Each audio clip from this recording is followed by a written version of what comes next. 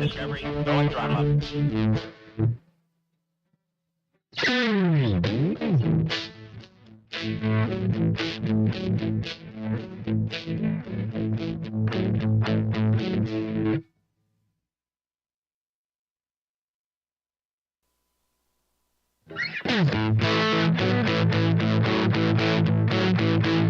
Discovery, go and throttle up.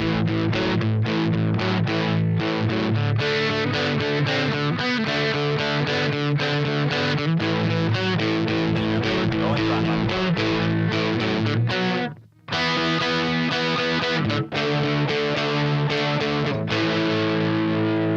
Discovery, go and throttle up. Discovery,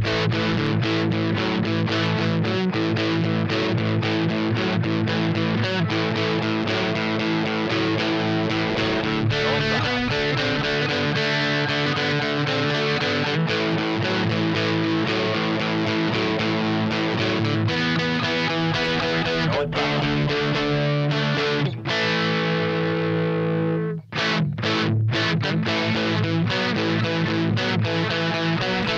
Go and throttle up.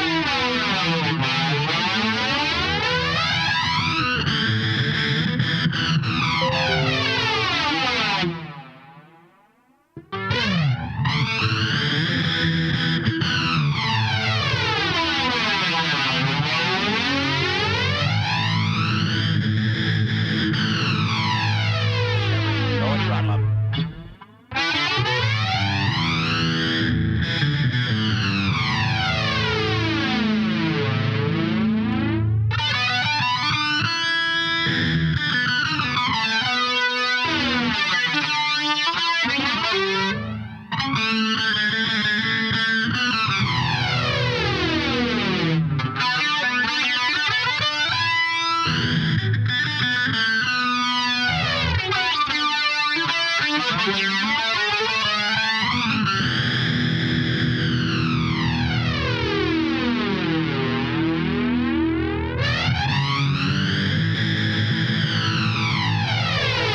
throttle up.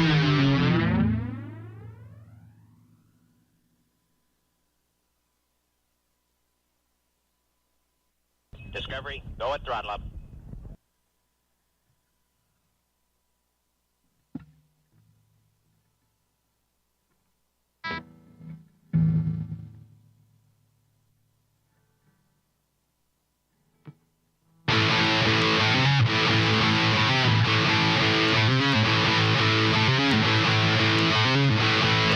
go at throttle up.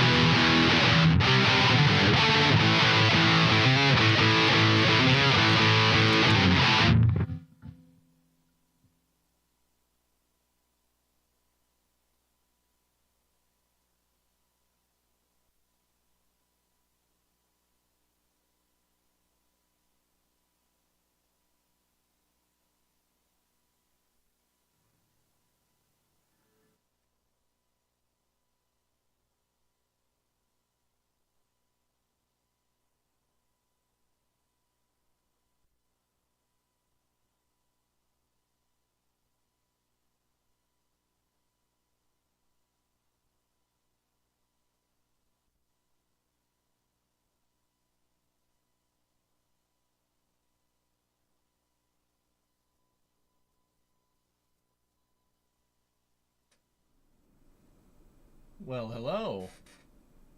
How's everybody doing? Good, bad, maybe? Oh, man. It's been a while. It's been a minute, dude. Why is the camera all bad? Ugh. What the heck's going on here?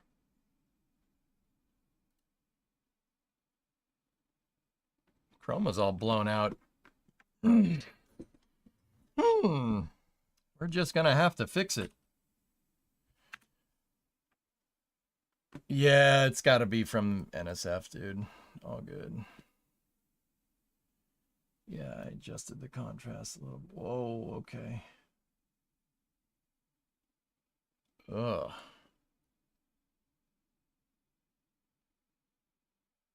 Wow, this is very bad. I think I'm getting sick.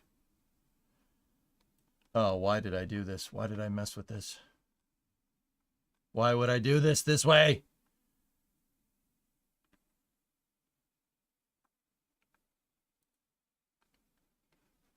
Oh yeah, we're completely blown out. This is terrible. Probably, it probably would have been smart to like check this before we, you know, did anything. But hey. Oh my god. My face is gone. All right, it's back. Hey. How you doing?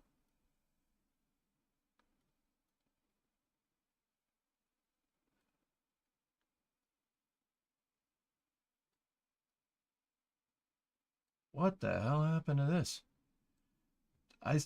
There's no way I screwed this up this bad. I mean, I may have. You're using the new camera, right? Drummer, I got it. Still a little bit blown out.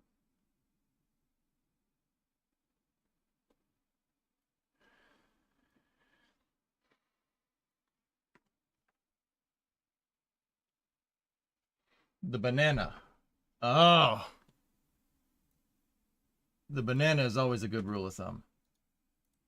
If the banana won't chroma, that means we got it right. That's where we need to be on the similarity for the key, right? And then, right, we got to make that background lighting go away.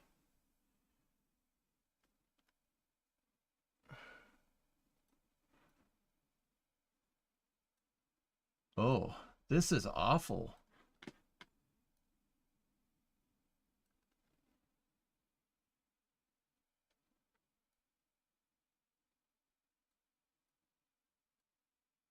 There.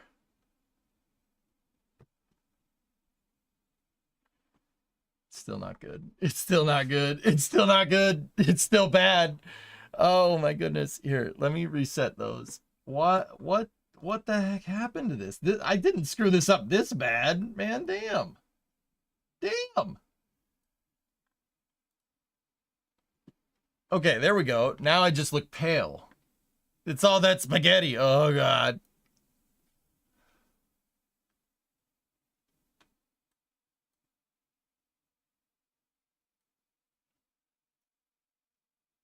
The Chromanana.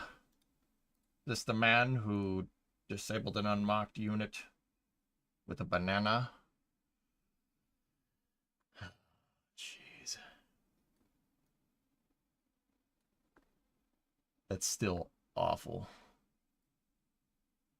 There we go.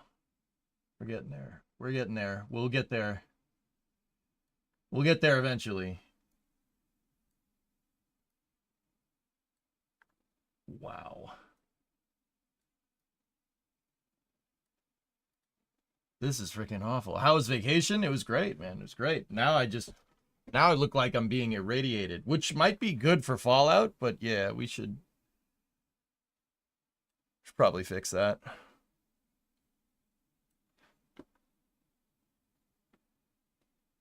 Camera color temperature is still matching the light. Yeah. Hey, over on the YouTube chat, what's going on? Now we just got to get the chroma situation figured out. Like, this is close to right, but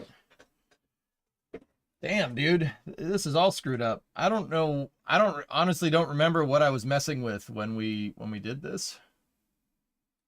So yeah, I don't remember at all what we were messing with.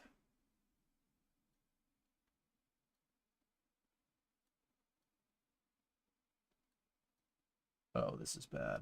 Why did I mess with it is more the Chromanana.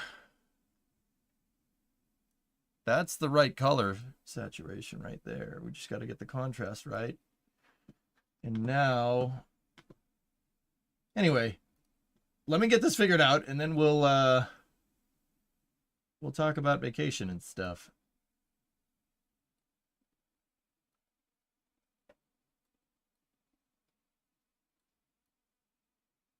Wow, I hate this. This is no good. Let's go on to the main screen. Anything chroming out here? Yeah, just a little bit. We could turn down the intensity on this light just a smidge. And that should get us where we need to go. Oh, still blown out. Hold on. Let me mess with the saturation just a little bit. There we go. That's about right. Ciao, come stai? Tutto bene? I tweaked something for the NSF Live trying to get rid of the pixelation for NSF Live. I don't know what that vMix client is doing, but I look like I'm broadcasting on a potato every time we go on there.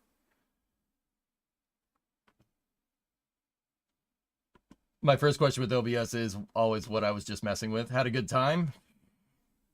You could say that. Yeah, you could say that. That'd be fair.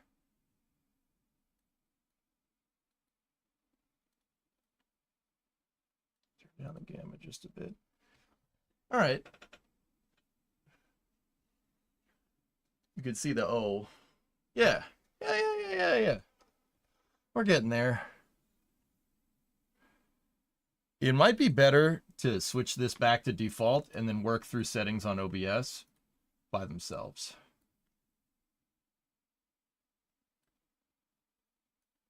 Just bear with me here, okay?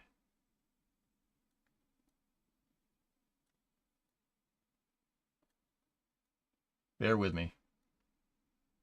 Or duck with me, I don't know, whatever. I don't know, bah, puke, whatever. All right, let's default that. Okay, so that's default camera settings on the camera controller. And this is default settings on the chroma for OBS.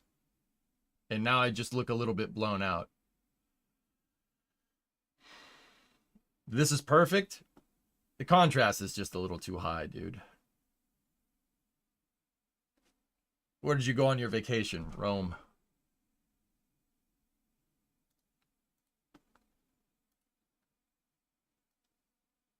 Let's turn down the contrast just a smidge. Turn down the brightness just a smidge. Turn down the camera. There we go. That's good enough. Yeah, we went to Rome, dude. That's where I went. It was ridiculous. Yeah. Looks like you can use LUT's save to 1 for stream and yeah. When in Rome. Yep. Sometimes you just got to look at the task you have to do and say when in Rome. Yeah. Rome, like that. Yes, this. Yeah, it was nuts. It was yeah.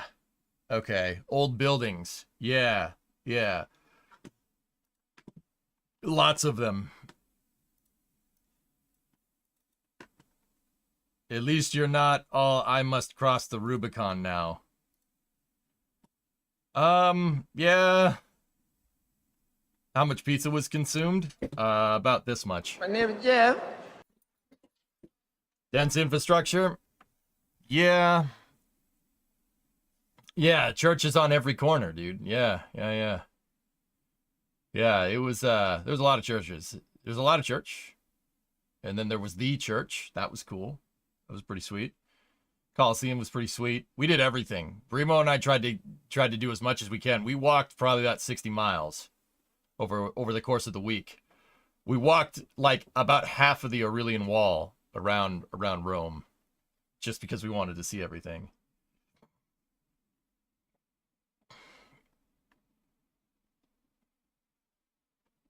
Yeah, about 100 Ks, give or take. How many steps? I don't know. I lost count. We got all the spaghetti, dude. We got... Yeah, we did a lot. We did a lot. It was a good time. We saw everything. We saw the Colosseum. We saw the Roman Forum. We saw all the Emperor's Forums. We saw Palatine Hill. We saw the Capitoline Museum. The Vatican Museum. Every church that that had its doors open, we walked into.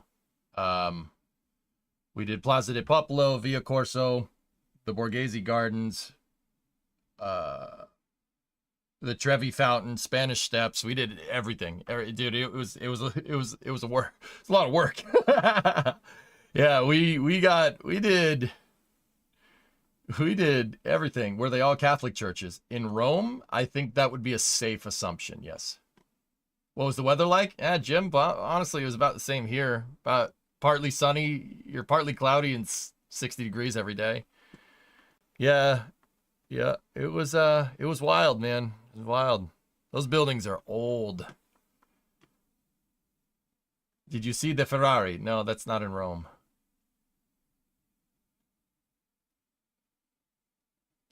What was it like standing in places that people like Julius Caesar once stood? It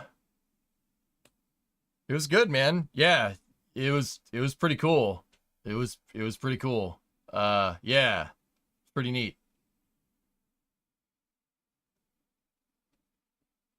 Taking her on this trip, you know how many cars we could have gotten fixed up? Yes, I do. Yeah, we did a lot, man. And then on one day we took the high-speed rail to Naples and we went to Pompeii. And then we went to downtown Naples.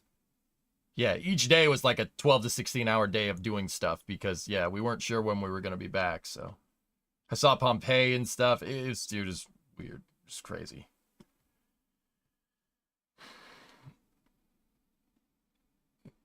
Yeah, I'm sure you can, Creeper. I just have to go and figure out how to. Yeah, we went. Did you visit the Vatican? Yeah, of course. The red train. Yep. Freccia Rosso. See. You got to make the most of it. Didn't go all the way to stay in a hotel all day. Bingo. Next time, Milan and Florence. That's what everybody tells me, Marco. Everybody says, "Oh, well, you saw Naples and you saw Rome. Now you got to do Florence." I'm like, okay, okay. Should send you some Discord pictures so you can show chat. Welcome back from vacation. Hope you had fun. Yeah, I did. Yeah, it was a lot. It was a lot, but yeah, Bria, I'll send you some pictures so we can, yeah. I'll send you them. I was about to text them to you. Whoops.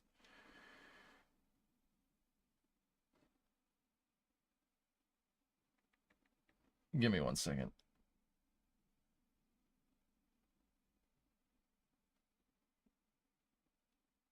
All right. Honeymoon? Yeah, that's what it was. So what was your favorite town and or food you had? I had, dude, between the Neapolitan pizza and the carbonara in Rome, Italian food is ruined for me. Just ruined. Ruined. Ruined. I can't look at Italian food save for my parents cooking, save for my parents who really are good cooks. I cannot, I'm never ordering Italian food out ever again. Ever. Like, ever. It's not happening. It's not happening, dude. I can't do, dude. It's permanently ruined. Just permanently. That food was so freaking good. I'm like, wow, this is what this is supposed to take. Dang it. Not even pizza. Pizza's fine. It's the spaghettis and stuff that are. How was the wine? Bro, I had the best Chianti there that I've ever had. Like, it was not okay. I'm like, wait, wow, we eat really crappy food. Here, I'll show you guys some of the pictures that we took. They're all compressed because Discord compressed the crap out of them, but hey, whatever.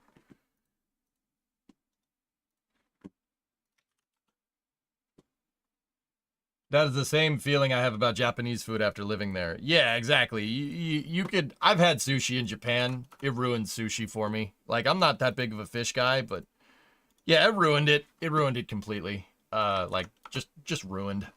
Just ruined completely. Here's some of the pictures that I took. Take a look. Here, let's see if we can get these to. Discovery. Oh, where been us? Dang, dude.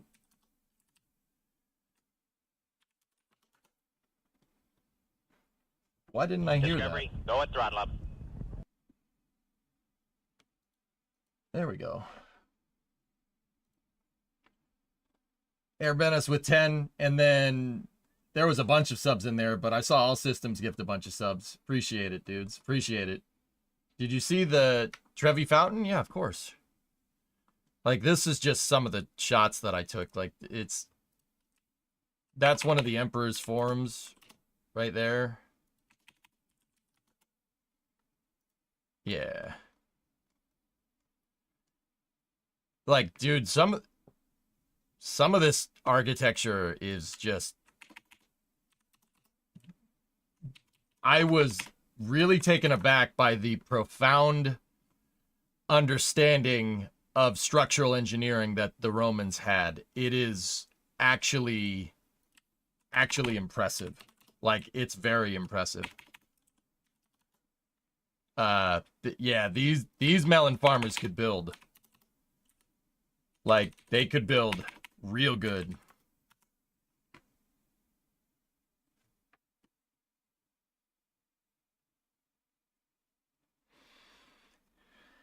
Yeah, like, here.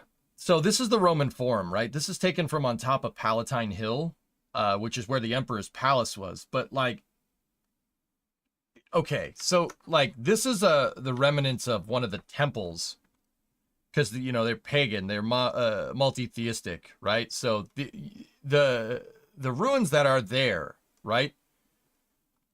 These columns, so that's a fluted column right there. It basically has these cuts in it for for strength, right? And I get it, there's not a lot of it left. There's only 3 pillars, but every pillar that I saw here, and this is just something that I noticed, every single pillar that I saw, what was left of Roman ruins, is perfectly straight, perfectly true. It is plumb straight, which just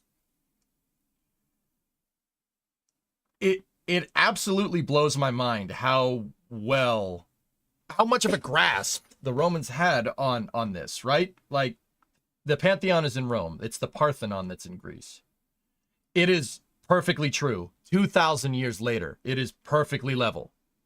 Like, this is in a geologically active region, seismically active, and the soil around Rome isn't exactly the best soil for building. It's basically swampy and waterlogged. The fact that this thing is still standing perfectly straight up 2,000 years later is insane to me. Let alone that arch right there. That marble encrusted arch must weigh at least 1,000 tons. It's perfectly straight. Perfectly straight. Like, there's no cracking in it. There's nothing. It is perfectly straight, perfectly true. You'd think it would have done a leaning tower at Pisa and, like, sank into the ground or something, because this is between Capitoline and Palatine Hills. So between this hill and the hill that I took this on, it's not exactly good terrain for building. But this just shows the mastery of engineering that's going on here. Like, the structural engineering is what got me. It's unbelievable. It's unbelievable how perfect it is. Like, guys, a building that's partially standing up is not supposed to stay standing. Usually when you take away one part of a building, it compromises the structural integrity. Not this stuff. No. Yeah, it's their cement. They were using a certain type of aggregate with seawater and lime, and the cement actually self-heals. And so the thing is that those columns are made out of marble. They're not. Here's the kicker. Those columns are made out of marble. Most of them. They're marble and granite. And the thing about it is that the columns aren't self-healing. It's what's below them, the foundations, the travertine. Basically what they would use for a foundation for stuff, these big volcanic rocks called travertine, and they would cement, like, at the very bottom for the subgrade for a building. So, like, the bottom of the foundation, they would use these blocks, and then they would put cement on top of that, and then they would put the building on top of that.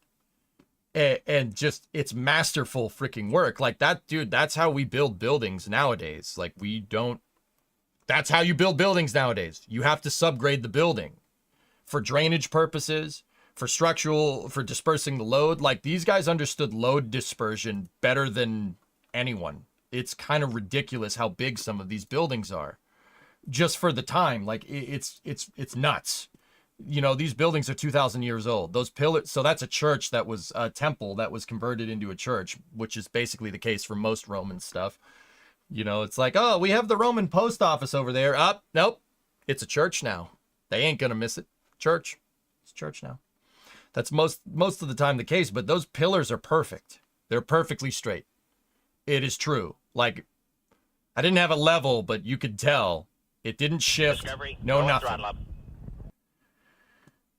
It's absolutely mind-boggling to me, like how nice some of this stuff. I mean, it's ruins, right? But even the ruins, they're perfectly straight.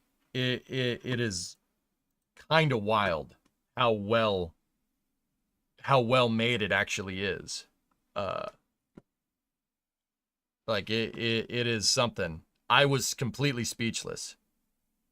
Brimo and I walked through the Roman Forum and we didn't say anything to each other for probably a good hour. We were just like,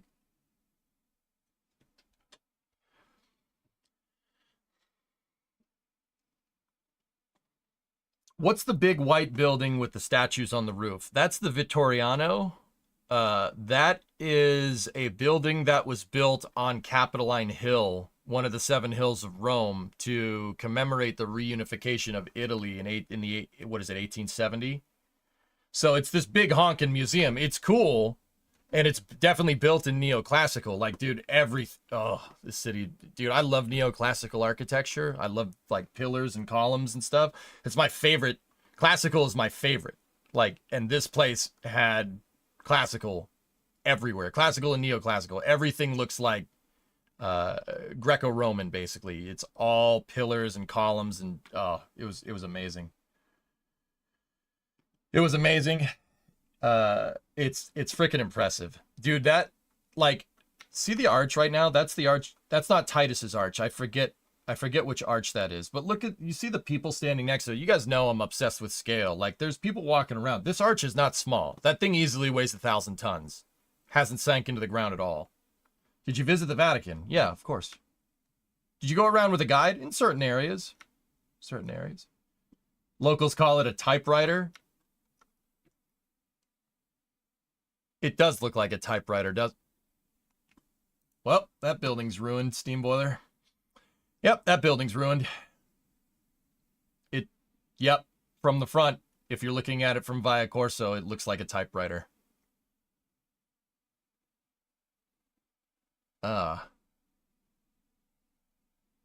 Yep, nope, can't unsee that. All right, well, thanks. Thanks for that one. Dude, to be honest with you, like, it's cool. Don't get me wrong. We didn't go in there. I was much more interested with this stuff. Rip typewriter. Sorry. I was much more interested in the Roman stuff anyway. I think I took a picture of it. I mean, there's a cool museum in there and stuff, but I was not interested in that. Here, let me see if I hope you got some world-class gnocchi. Joe, that Italy ruined Italian food for me, like, permanently. The only Italian food over here that I can consume is the one that my parents make, because they're really good at it. And that's the only food that was on par. Everything else, I can't order Italian food here anymore. I just can't. I can't do it. It's ruined permanently. Like, we ain't getting it. That box is open. You ain't getting it back. It's not, ruined, completely ruined. Here, hold on. Let me see if I can belt out some of these Colosseum pictures here. Like, and then the typewriter as well. It's just ruined. Like, I'm telling you, man, ruined completely. Just...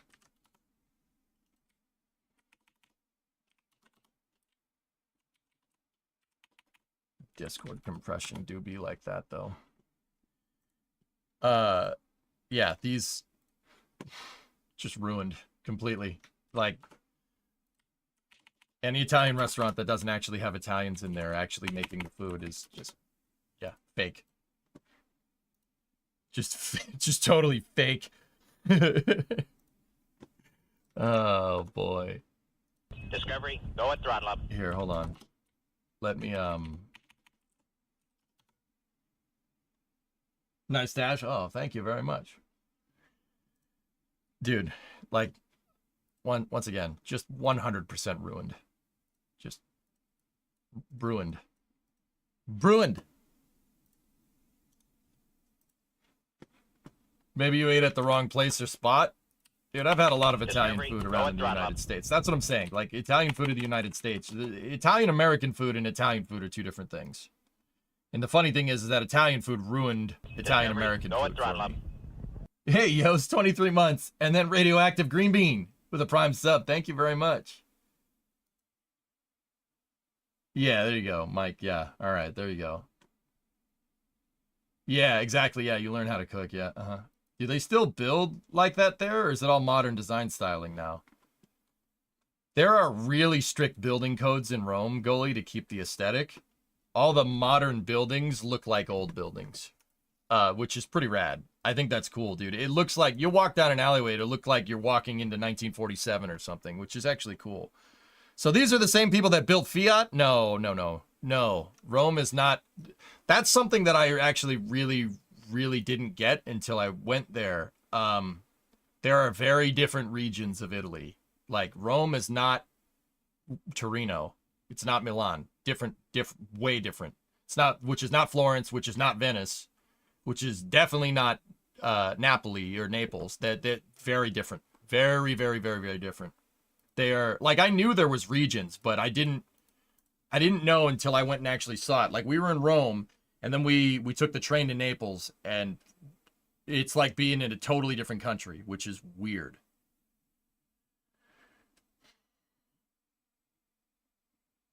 Yeah, Buffett's all right. It very different. Yeah, those are not the same thing at all.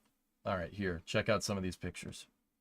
These are some of the pictures I took. Any supercar areas? Not around Rome. That's a northern Italian thing. Dude, look at this freaking thing. Like, come on now.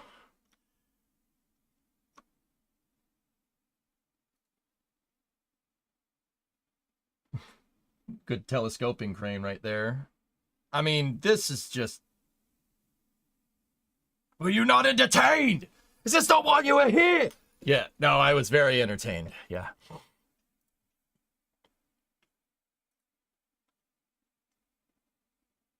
No, I didn't, Clayton. We didn't have time.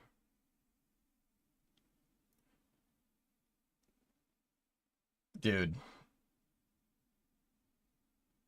The regions are so different. Marco, like, I just thought it was like in the U.S., you come from a different state. Like, don't get me wrong. Somebody from New York is not somebody from Boston, right? But in Italy, it's like you're going to a different country. Like, Sicily is not Turin, or like Syracuse is not. That's not Milan. Those are way different things. Right? It's wild, dude.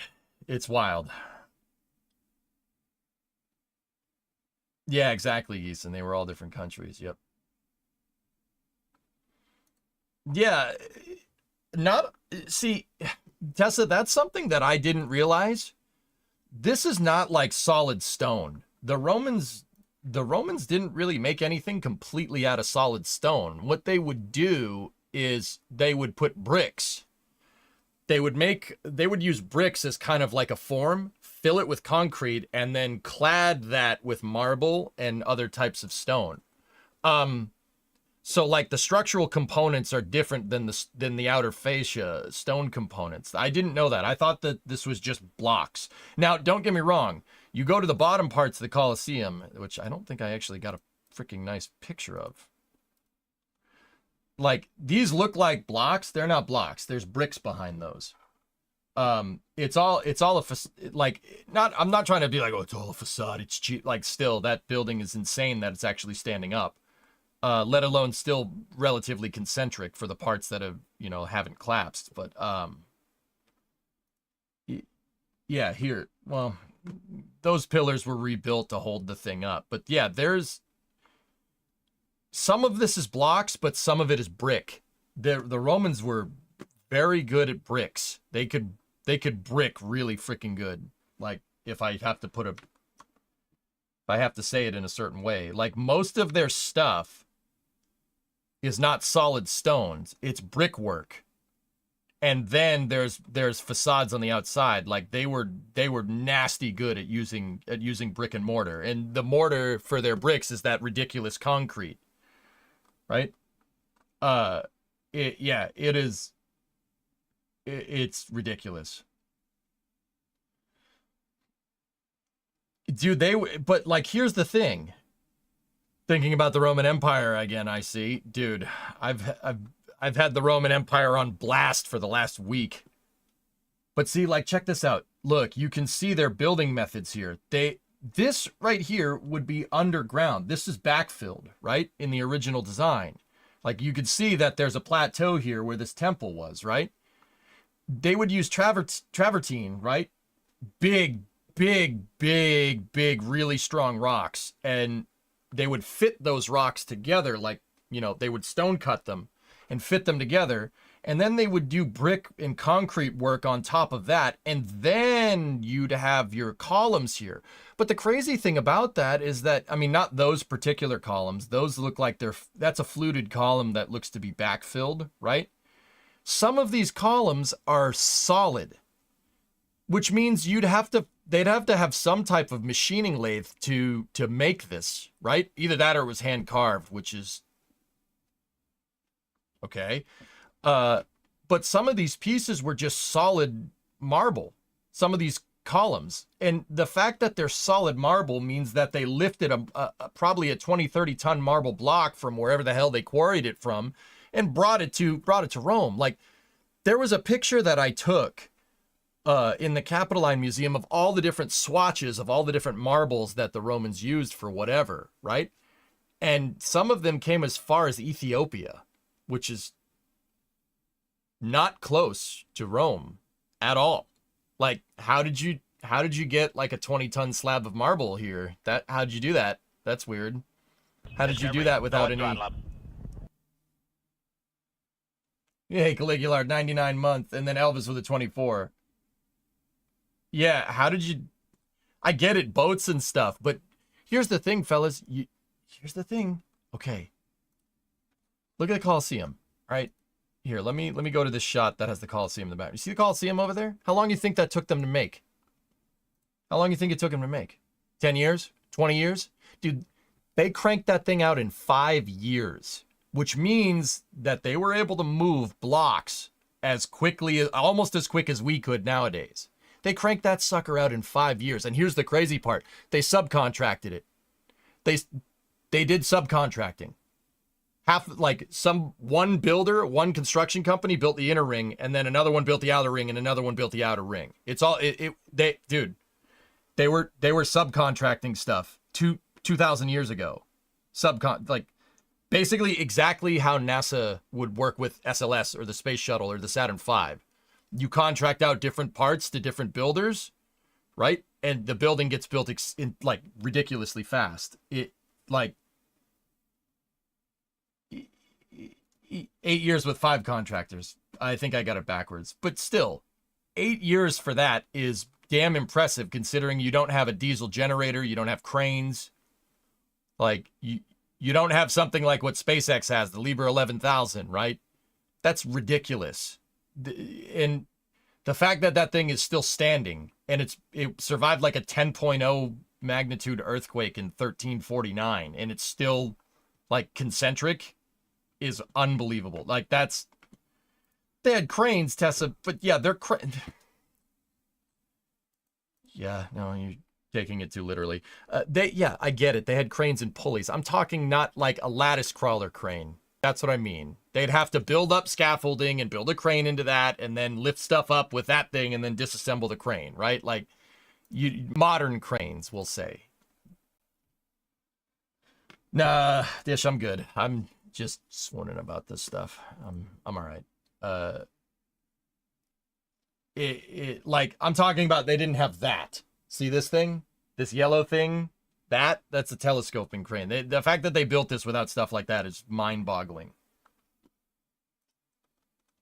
And they would just crank this stuff out, no problem.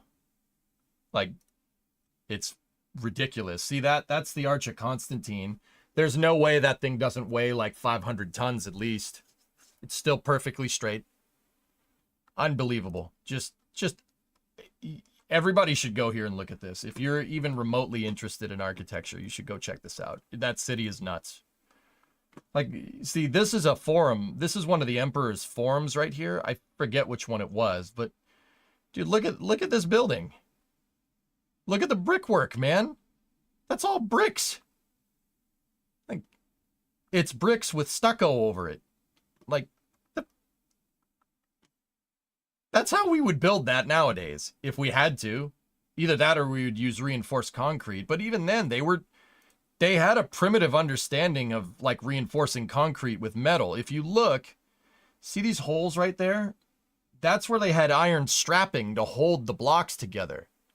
It was a very primitive form of reinforced concrete, which the reason why I bring up reinforced concrete is because without reinforced concrete, we don't have a society. We don't get to build the stuff that we build. That's reinforced concrete is the reason stuff like Starbase exists, or like why a skyscraper exists, for instance.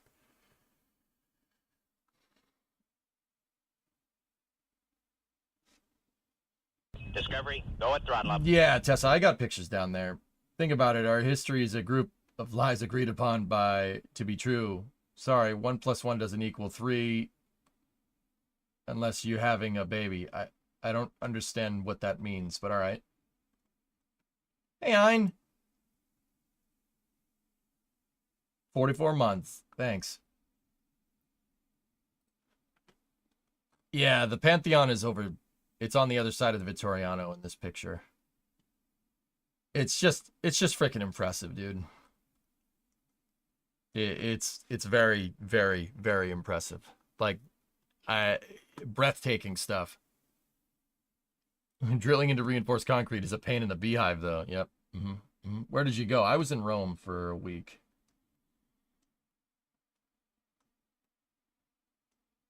No, that's not Greece. It's Rome. Yeah, dude. I'm telling you, man. It's just these structures. You know, I kind of had to go and look at like people. Like I had to go look on YouTube at like and just different places because it's really hard to grasp what this structure looked like from just a bunch of stubs, right?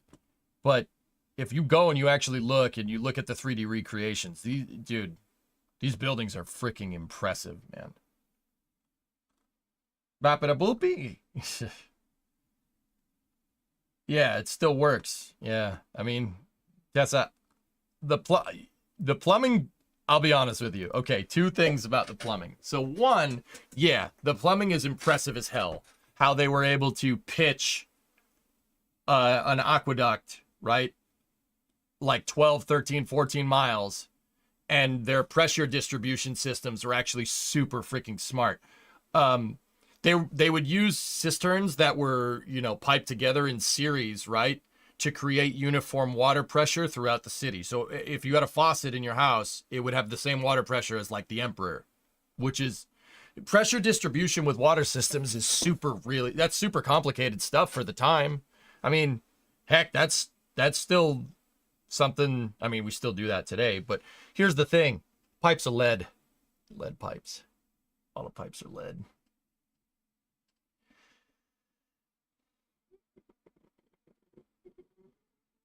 Yeah. Yeah, the pipes are all lead. It's still complicated, judging by almost every hotel shower. Yep. What led you to that conclusion? What, you want to live forever? Yep. Yeah, they're all lead pipes, but the crazy thing is when I was in Pompeii, we saw the lead pipes, dude. The lead pipes look exactly like our flat iron pipes that were used basically as like industry standard till about 40 years ago, which is weird. Maybe lead was less dangerous back then. Yeah, oh yeah. Did you go to the Vatican? I did. Yeah. Yeah, it was very cool. The surface corrosion in the lead will prevent the most lead ingestion. No,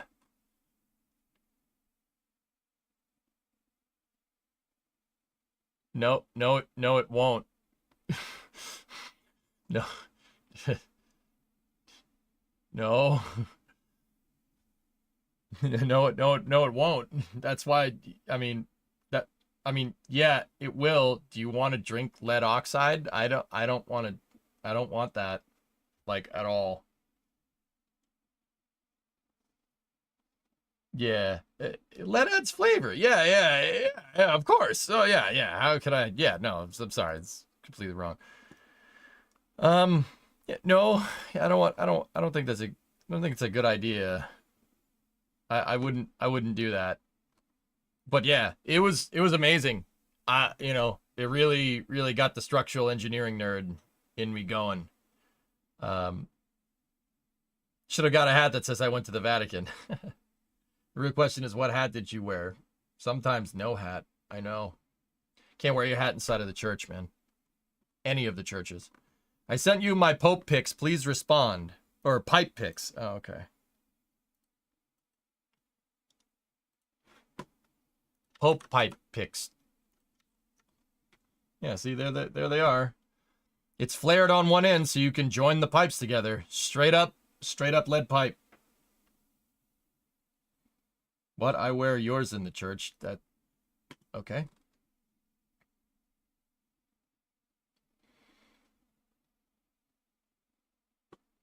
Yeah.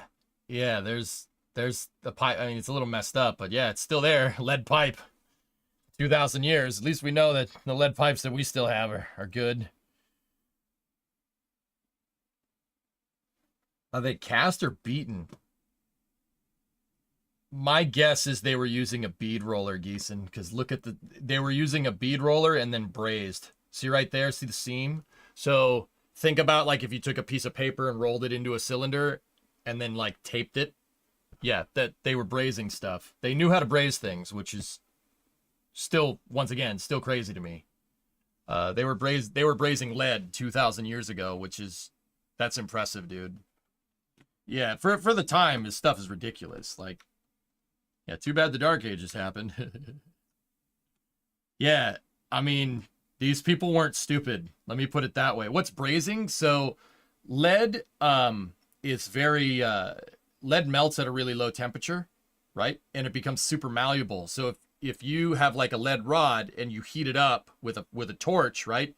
You can basically solder with it. Brazing is just soldering two pieces of metal together for the most part. Like it's a little bit different than soldering. That's why it has a different name. But yeah. So basically they would take a sheet of lead, right? And they would put it through a bead roller, which would roll it up like a piece of paper. And then you just braze the seam and boom, you're good to go.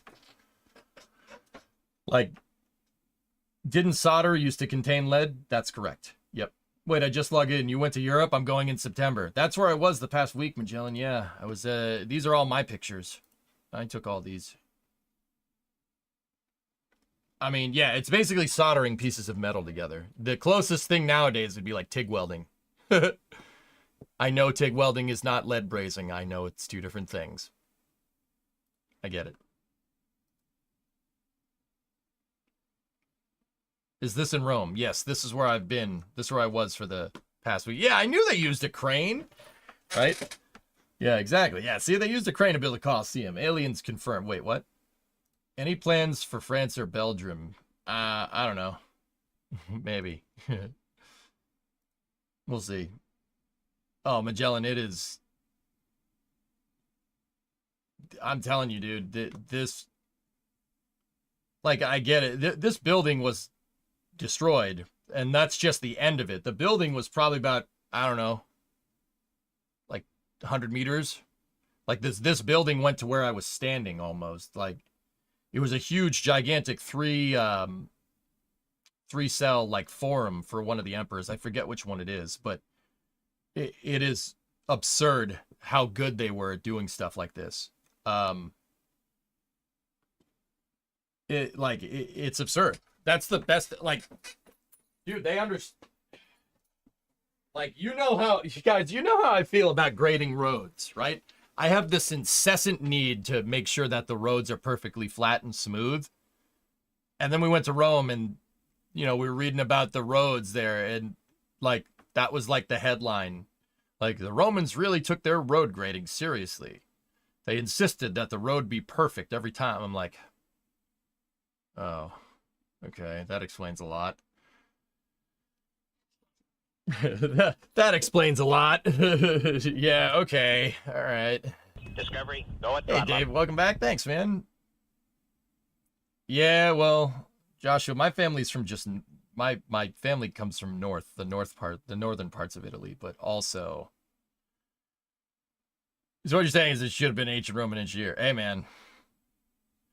AP, I have this incessant need to get stuff right. You know exactly what I'm talking about. You guys have seen it many times. Has to be perfect. Like I'll sit there and I'll fiddle with this until it gets done right, right? Like that is literally the definition of that city. Like sit there and do it right, and this stuff is still standing 2,000 years later. It's look, man.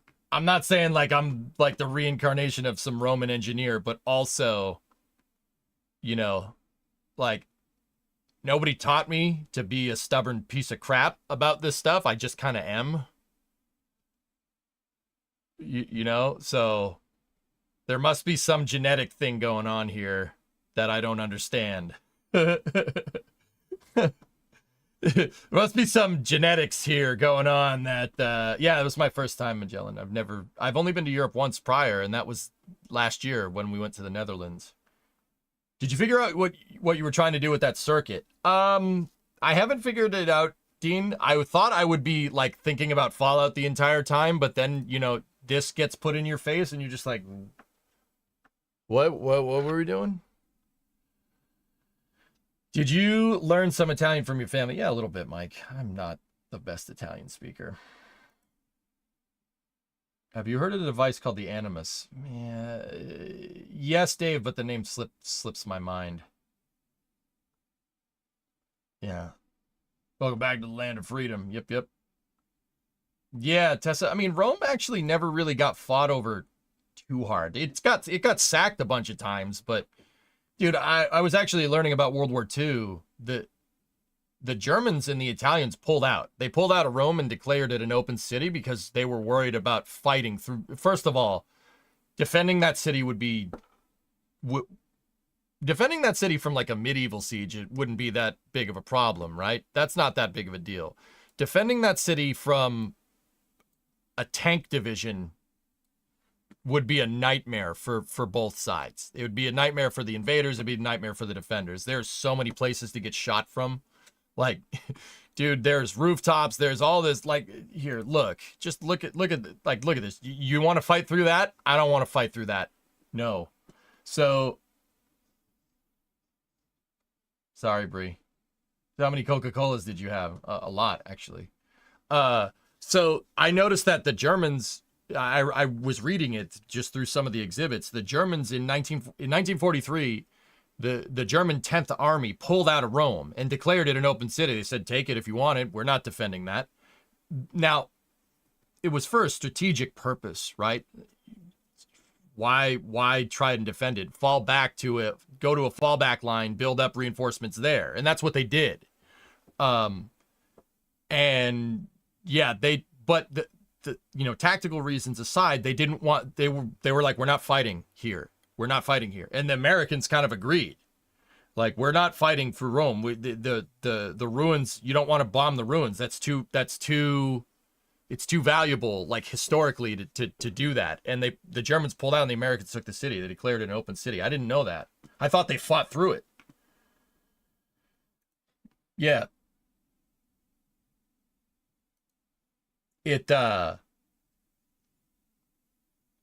I learned about open cities and stuff. So it's funny because like they declared it an open city and the German 10th Army escaped, and the general that was in charge of the U.S. Army, the 3rd Infantry, one of the divisions in the somebody from the 3rd Infantry Division, I think his name was General Mark Clark or something. He wanted Rome, right? And by taking Rome, even though it was declared an open city, it allowed the 10th German Army to escape. And then they had to fight them later, and a lot of people died because of it. Yeah, that guy, Mark Clark got accused of being a turncoat. Yeah, I was reading all about that. It was actually super interesting. But yeah, The Allies didn't land in Rome. They landed at Anzio. That's where my grandfather landed. My grandfather fought in the Italian campaign on my dad's side. So it's super cool to see it. I didn't go to Anzio, but we flew over it when we were landing at the airport. And I took a train, not exactly through it, but to see the areas that they fought through. Oh, God. Fighting through Italy would suck. That would suck a lot. Like, modern warfare through there, dude, there's too many hills. There's too many freaking hills, man. Like, they had too many hills, man.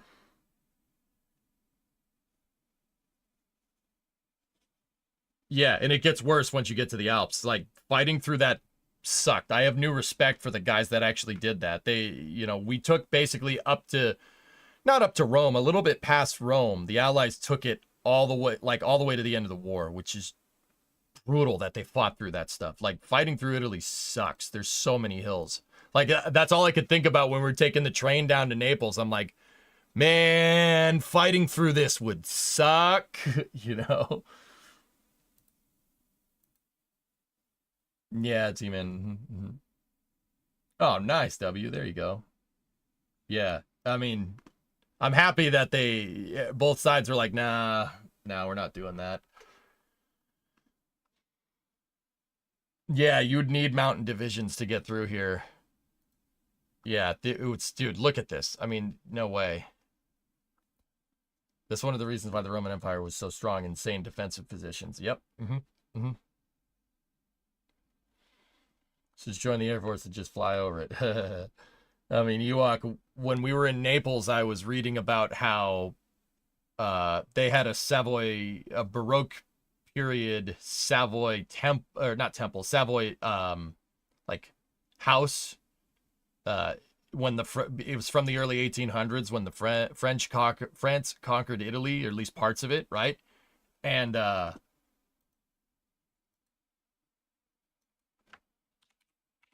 cool.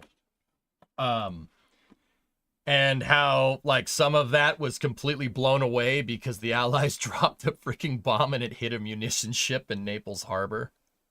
And it basically did a Lebanon and blew up like half of the harbor. Whoops. Okay. Oopsies. Yep. Yeah, okay. You remember a couple years ago where that ship in Lebanon blew up? That. And like, yeah, we destroyed a lot of historical stuff. But hey, we rebuilt it later. Does that help? Yeah, Monte Cassino, yeah. Just Monte Cassino is insane, Captain. Like, insane. Fighting through Italy is nuts. Like, I knew it was bad, but when you go and see the terrain, you're like, okay. Yeah, exactly, Alucard. The Allies bombed Naples Harbor and hit a munition ship, an Axis munition ship that was moored in the harbor, and it had like 1,000 tons of like explosives in it. Oops. Oops. Whoops. Like, yeah, and it blew up like a good deal of that harbor. Well, okay. But yeah, it was an awesome time. Yeah, basically Halifax Chimbers. Yeah, exactly. Yeah, that. Yeah, munition ship popped, and yeah, Halifax in World War One. Yeah. That was bad. Don't store munitions next to an open flame. Like, I don't know. But yeah, the whole entirety of Rome was absolutely nuts, dude. It's yeah, that's right. Yeah, James. Yeah, fascist Italy failed pretty bad, and Germany bailed them out. And yeah, yeah, exactly. Dude, crazy. No, we were using Aer Lingus.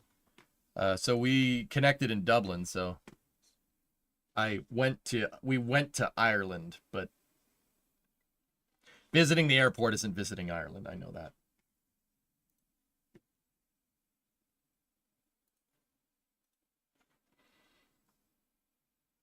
Did you feel like you were in your ancestral home? All Rome did, Hellfish, was really put a lot of context into why the way that I am, why I am the way that I am. Like, dude, half of this stuff is not half. A lot of stuff in Rome was built completely out of spite. Like, yeah, it's just being like everything here is stubborn. I'm gonna build a bigger building than you because frick you, I'm better than you. Like that's Rome in a nutshell. Like, yeah. It's just, it put a lot of context into why, yeah, the stubbornness, I guess, if that makes any sense. No, Nero was not a good person. That guy was a jerk. No. Nero's a little bitch boy. There we go. Yeah, I'm just gonna go outright and say it. He ain't no Caesar. He ain't no Marcus Aurelius. Okay, he's a little bitch boy. He's a little bitch boy. That's why they demolished his house, because they were like, nah, frick this guy, and they built the Colosseum on top of it because they were like, frick this guy. Frick this guy. This guy sucks.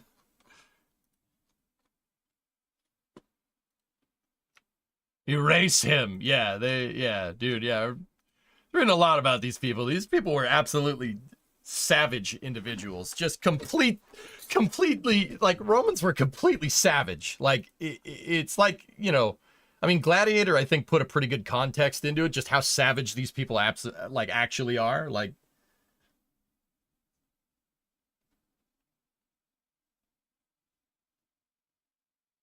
yeah, like, these people were cutthroat, man. Like, they didn't screw around. Like I'm trying to think of like an example, but hey, Yum Food, missed you. Yep.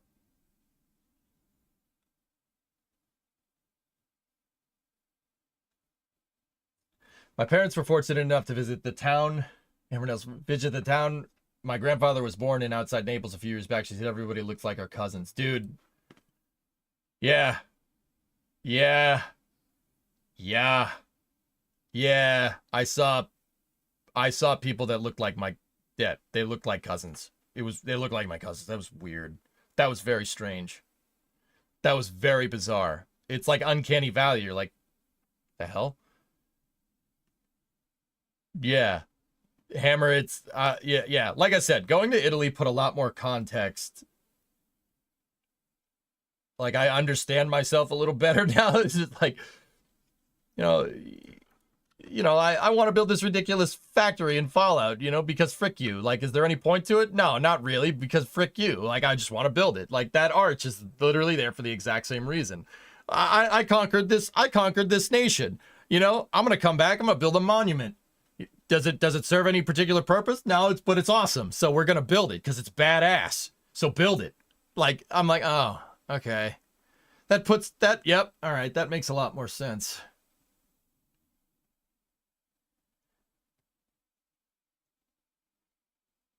Yeah. Yeah. Yeah. That's, yeah. Okay. Makes a lot more sense now. I'm gonna build a big monument. It's gonna be, it's gonna be for the gods or something, but I'm gonna put my name on it. But yeah, it's gonna be bigger and better than anything you've ever seen. Why? Because it's awesome. Because I'm gonna build this. Because we can. Like, I'm like, okay. Yeah, that makes a lot more sense.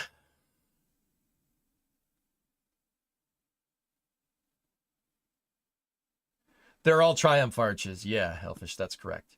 The columns with statues on top of them too are columns dedicated to like different wars. See that column back there? That's Trajan's column, I think. It's all dedicated to like the wars that the emperors went and fought, and then when they came back, they're like, I'm gonna build a monument to that newly conquered territory. Like, one of these things has so Rome fought against the state of Judea in like early or late BC or something, right? And they fought against them, and they went and they conquered them, and they took their menorah and put it back on a plinth in Rome. And one of the columns depicts that. Like, you see the soldiers coming back with a bunch of menorahs in their hands, and I'm like, oh, okay. Like, yeah, these people were like, no, we're gonna take the thing, we're gonna conquer you, we're gonna take the thing that's most sacred to you, we're gonna put it as we're taking it as a war prize, and we're gonna put it on a big monument in our city, just to show that you've been conquered, because frick you. But also, we're taking your culture too. It's like these people were absolutely savage, like just savage individuals. Like, savage. It's like when the Germans forced the French to sign their surrender in World War II. They forced them to sign it in the car that the German military signed the Treaty of Versailles in. Just absolutely savage behavior. Like, just, oh, okay. Oh, it's like that. All right. Whoa. Are there a lot of monoliths in Rome? Yeah, they're around. Yeah, yeah, dude, that's Rome in a nutshell. It's not about fighting. It's about sending a damn message. Like, dude, it's kind of crazy. These people are nuts. Like, all right, there's some absolutely just savage behavior going on.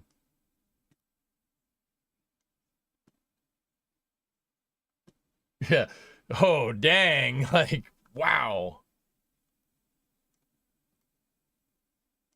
Yeah, it's pretty nuts, dude. You guys should go there. It's crazy.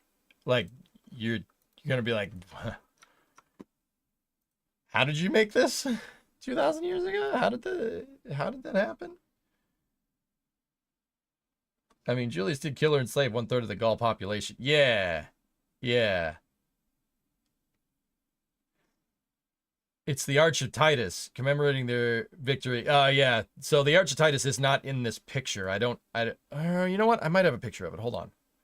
It might be in one of these pictures. Yeah, there it is. There it is. It's that one. The Arch of Titus, which was the entrance to the Forum. Hey, Flash Booty, 58-month resub. Dude. Yeah, it's crazy.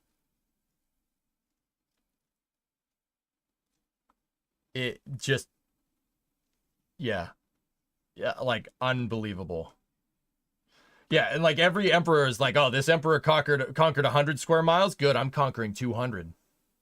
And then like every emperor is like, I gotta outdo the last guy. Screw that, I'm taking an entire country. Let's go fight him. Frick you. like the whole thing is just one big, oh, it's just a big spite show. It's funny as hell, man. I'm like, these people have mastered like geometry and trig and stuff because they lifted it. I mean, they lifted it from the Greeks, but and the Egyptians to some extent, who they conquered both of, by the way. Like, oh, that's nice. You guys can build well. Good. We're gonna, you should give us that, or else we're gonna take it. What? Yeah, no, we just took it. You just got conquered. Oh, too bad. Oh, geez, sorry about that. Like.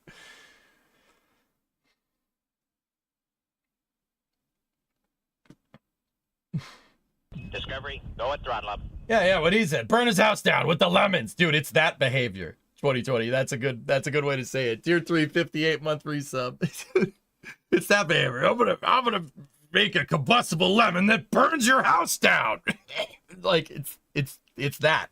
But for like 1,500 years. It's pretty funny, man. Oh, man, sorry about that, but hey, you win some, lose some. Yeah, sorry. Hey, we're gonna build roads for you. Here, look, you got indoor plumbing now. Isn't that nice? Isn't being conquered not so bad? It's like, wait, what? Sarah, hey, what's up, man? Why is your name in all caps now? Discovery, go and throttle up. Actually, Tara, when you sent me that message, I was like, I just had taken this picture, believe it or not. Like, I got your message. I'm like, oh, hey, man, hey, like, for emphasis. Oh, all right. Well, do you feel emphasized?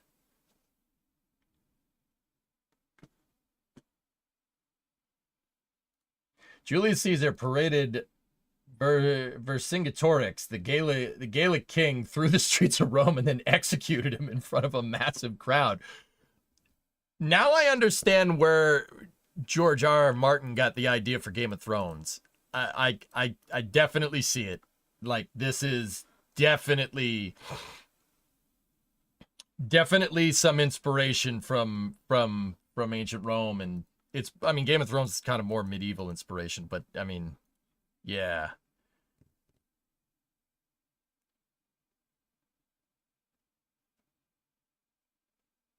It's, yeah. Yeah. Europeans are nuts. You guys are crazy. This is crazy freaking behavior, man.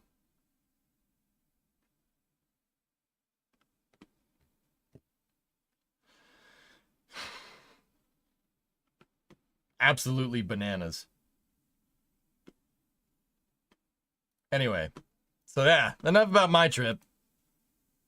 Dude. Yeah, that place is, I don't know, man. That place is on another level. Dude, it's crazy. Like, now I get, like I would say like old buildings around the United States are people like, 200 years old. That's cute. Like, bro, yeah, these buildings are 2,000 years old. Just, all right. Yeah, coherent. It's just absolutely savage behavior. I get 12. I got 12's all week. Oh, all right, Joe. See you, buddy.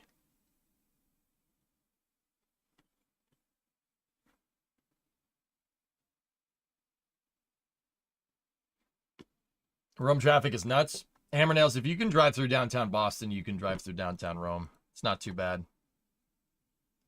200 years, it's brand new. Dude, Geeson, it's so funny, dude. Like that one, that thing right there, the Vittoriano, it's an impressive building. It's one of the tallest buildings in Rome. Not interested. I don't care. I'm like, oh, that's great. It's 200 years old. Who cares? It's built in 1870. Not even 200 years old. Who cares? I want the 2,000-year-old stuff, man. I need the vintage. You know what I'm saying? Like,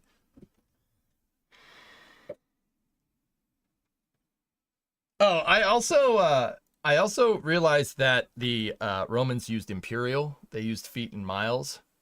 Uh, Cope and seethe metric people. Yep, cope and seethe. That's just, yeah. What can I say? I did go to the Vatican, Hammer Nails. Yeah, yeah, imperial. I mean, it makes a lot more sense now. And now they're all dead. The United States imperial. Anyway.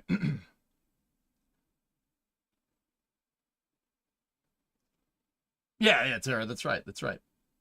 The UK uses imperial well. We just pretend not to. Yep. That's where the name imperial comes from. Yeah. No, it's a good idea, Bio. It's a good idea. Hey, why not make it? Why not make it a measurement of somebody's foot? Why not? Screw you. I don't need your kilometers and meters and kilograms and kilo stupid or kilo feet or whatever. I don't care. No. Rome used imperial. We're going to use imperial. It's fair. It's only right. It's only right. Yeah, coherent for real. In New York, if you're not on the accelerator before your light turns green. Yep. Actually, Italians don't beep their horns as much. I thought everyone would be like, hey, get out of the road. No, not much.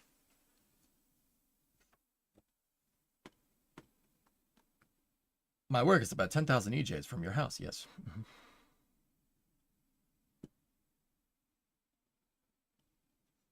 The metric system was invented by the French. Only good thing to come out of France apart from the cheap.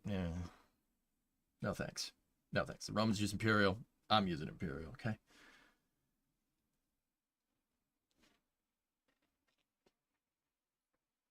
The noise suppressor worked hard on that last Italian impression. No, no, Italy's awesome, man. Rome is really cool, and it's not expensive either. That's the crazy thing. I was thinking, it's got all these Roman ruins. Everything's gonna be so expensive. No. You get a good meal for two for like $30. Yeah, dude. I make this a thing anytime I go to another country to try McDonald's to see if it tastes the same. And Hammer Nails, listen to this.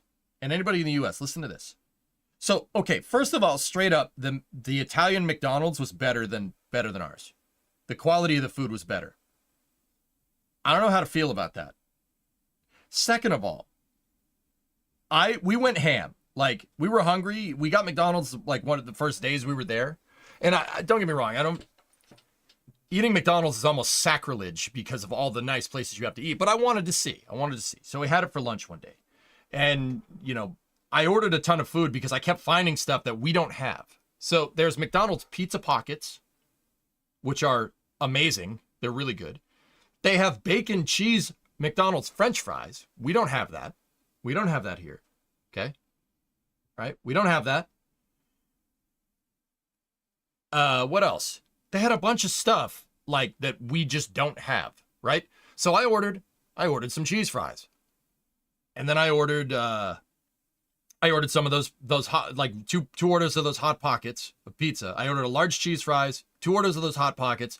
I ordered 2 large French fries. The large French fries aren't as big as they are in the United States. And then a 20-piece chicken McNugget, right? I ordered what I usually order here sometimes, right? When I go, I don't eat fast food that much, right? And then I ordered all the stuff that I didn't see. Like like those pizza pockets, cheese fries. I ordered all that stuff.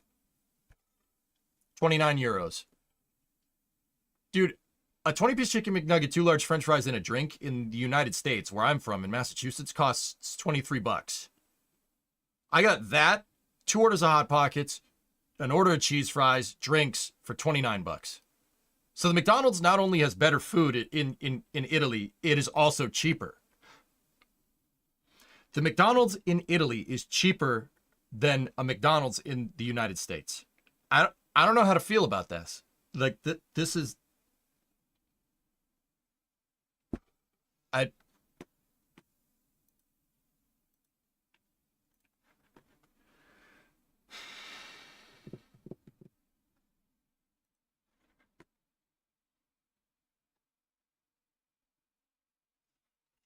Like, it...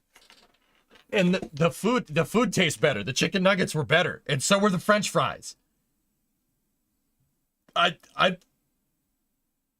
Is high fructose corn syrup banned there? Yeah, the Coke's better too. Ugh.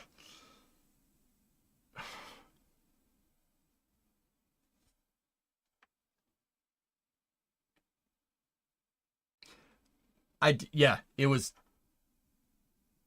I don't know, drummer. I lost count. It was very annoying. It was very annoying. Yeah, the McDonald's was delicious. And that food was the crappiest food that we had there. You're not going to find a bad meal in Rome. You're not going to find a bad meal. Every restaurant is good. Even the touristy places, it's still good. The food is delicious. Yeah, high fructose corn syrup. Yeah, gross. Yeah, dude. Unbelievable. It's an unbelievable place. It's just, yeah. Yeah, Ray, I know. I know all about that. Processed food will kill you. Like, badly will kill you. I've been shying away from processed food for a long time, and this just reinforced what I already knew.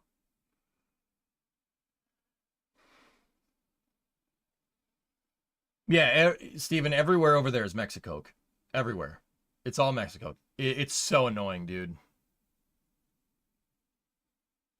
Yeah, Jarritos. Yeah, exactly. Coherent. When I drink Coke, when I drink Coca-Cola, that's what I get. We get Mexicoke. Because it's sugar. It's made with sugar, not high fructose corn syrup. Dude, and the sugar tastes better. That's straight up. Like, it's kind of weird that Coca-Cola, an American drink, is better overseas Discovery, than throttle up. in the United States because it was made the way that it was originally intended. That's really annoying. Does anybody else find that annoying? Hey, Ka, what's going on? Oh, it tastes delicious, man. It's so screwed up, dude. Solo a formato. Yeah. Yeah, no, processed food is awful for you, dude.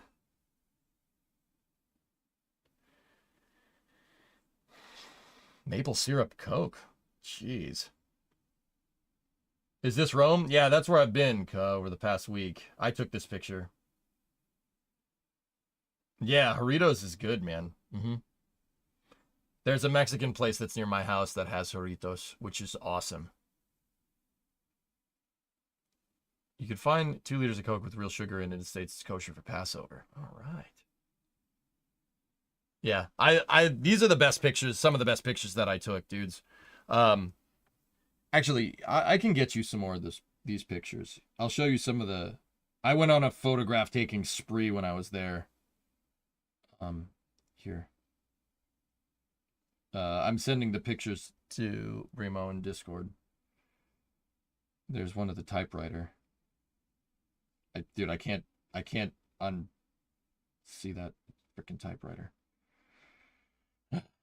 Anyway, here, let me show you. Discovery, go at throttle up.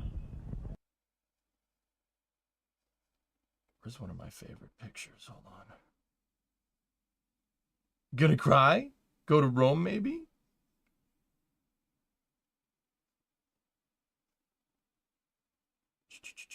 Did you go inside the Colosseum? Yes. Yeah, dude, we went everywhere. I'm just picking through a bunch of my favorite pictures.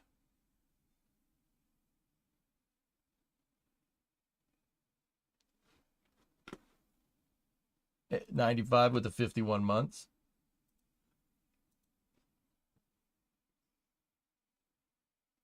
Were the lines bad? Don't go to the Vatican during the day if you want to see anything. We went super early in the morning.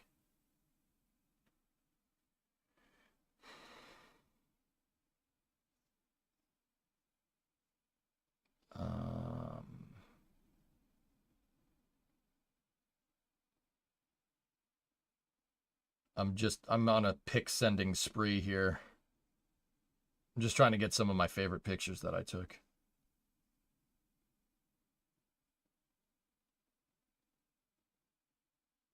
How many statues did you touch? All of them. All of them.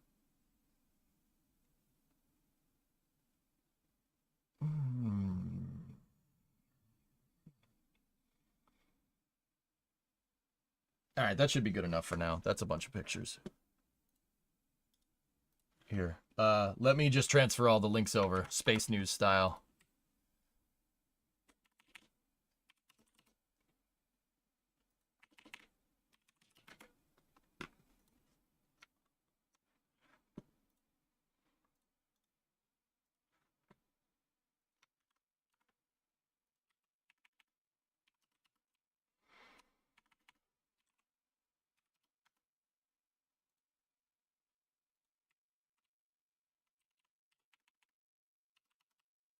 It's so annoying that Discord you have to freaking adjust every single picture or else it's a pixelated pile of poop.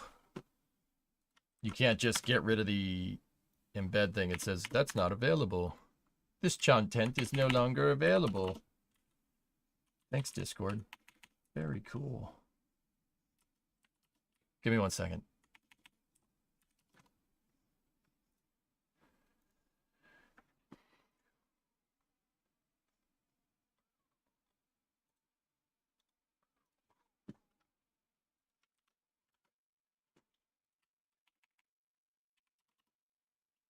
Some of these are vertical pictures because it needed to be done.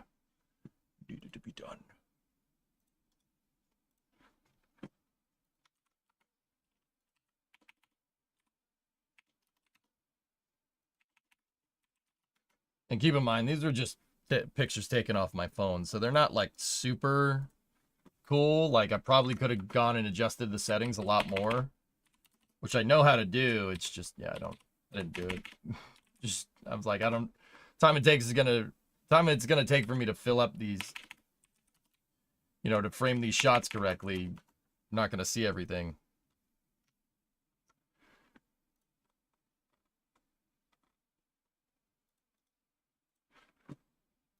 What I was trying to do though when I took pictures was try not to take pictures where everybody takes pictures. Try to find a different spot and then take pictures from there. So I do have angles of like the Colosseum and stuff that you just wouldn't get.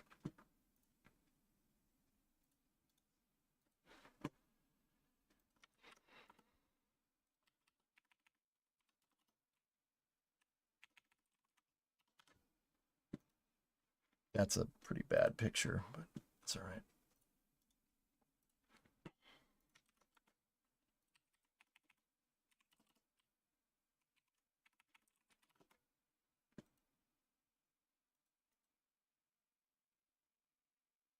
Yeah, coherent. That's it, man. They were great, dude. They put a subgrade in on the roads. Metro CA needs to verify that you're a person. Oh, maple flavored soft drink. That's cool, man. How big is Modern Road compared to the city's ancient footprint? There are Aurelian walls, Hellfish. I can show you. I can go onto Google Earth and I can show you them. Give me one moment.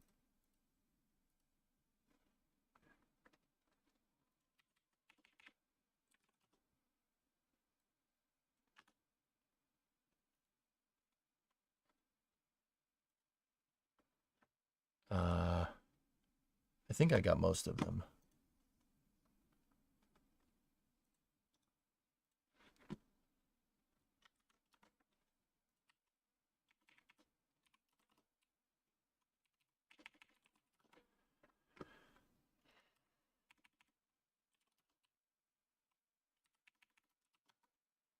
Okay.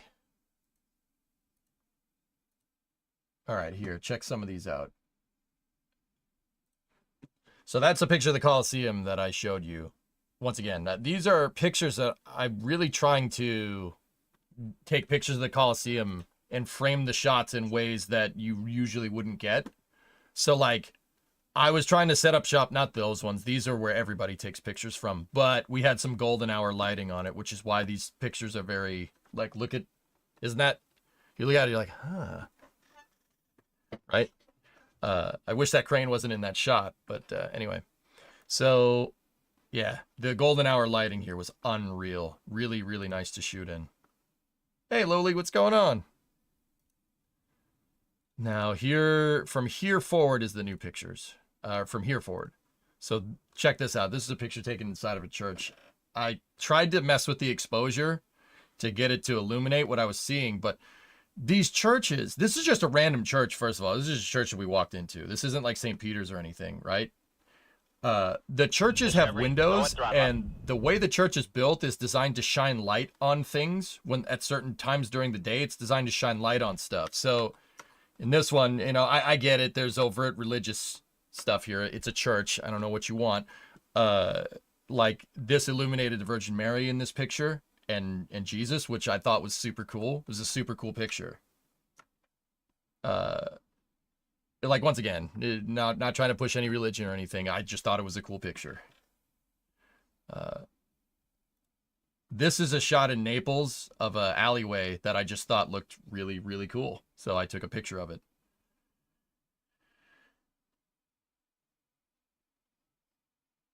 You could do that in the US too. Tara, Rome ruined churches for me. Ruined. Completely ruined. Completely, like, ruined.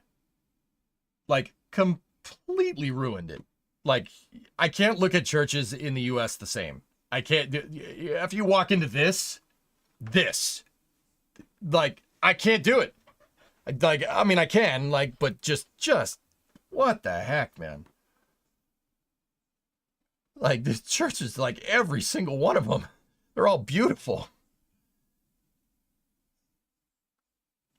Imagine driving any of your vehicles up that alleyway. They couldn't fit. Maybe the 59, maybe. Anyway, that's just an alley in Naples that I thought looked cool. This is the church that's at the top of the Spanish Steps. The obelisk is written in Egyptian, which I thought was cool, but the lighting in this shot is what gets it. That's why this is one of my favorites. Just look at the lighting and the contrast that you're getting on all the work here. Is it from Egypt? That one probably is lifted from Egypt, yeah. Like, just the contrast, and I did mess with the settings a little bit on this picture. I turned up the high dynamic range to mess with the contrast.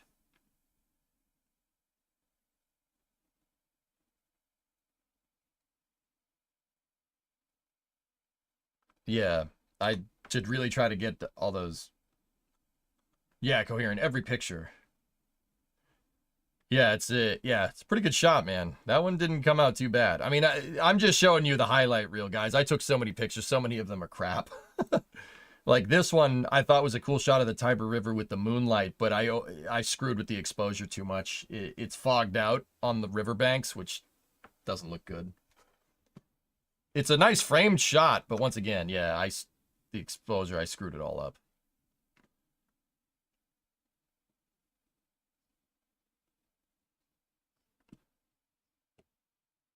Here's another shot that I thought was cool because of the way the light was cast. This is in Trastevere. This is an old part of Rome.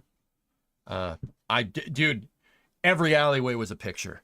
Every single one of them, dude.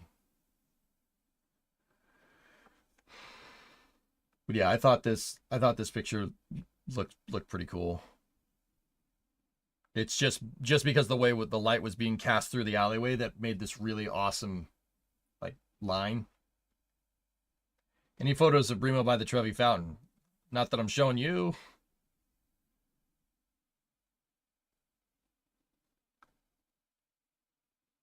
This is inside of St. Peter. Once again, the light is designed to cast.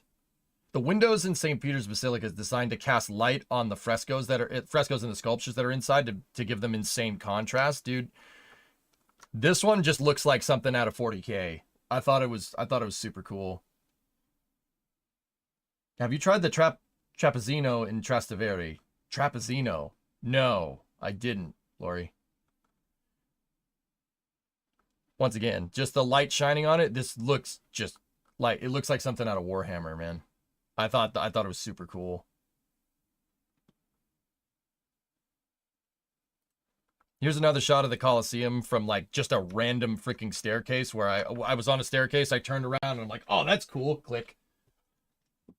This is looking west. This is near where the bathhouses of Titus would have been. It's a DJ. What's up, a geek? Hello. It's a typical food. The Trapezzino. It's typical food in Rome. Maybe, Lori. I was packing this. Bremo and I packed the schedule so hard. Some days was just a blur. Yeah, Tessa, exactly. Mm-hmm. I'm telling you, man, they were good. They were good at stonework, but the brickwork is what makes it, dude. They were masters of working with bricks. Unbelievable. Yeah, there's the typewriter. This is a bad picture because I took it while I was walking, and you can kind of tell because I had the exposure set from another shot. So there was like a plane flying by and a couple of stars, and it blurred the stars. I was taking that while I was walking, but yeah, that's a shot of the Vittoriano. It's a cool looking building. It's a big museum, dudes. It's pretty cool. Did you plan it all out or use like a travel agent? Bremo did all the planning. I did all the navigating, Michelin. No, Hellfish, but that's cool.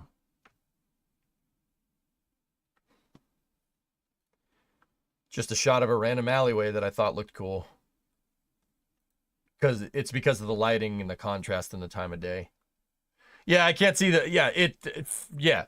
Freaking steam boiler, man. What the hell? Dude, it absolutely looks like a typewriter. Dang it. I also sent you another church picture.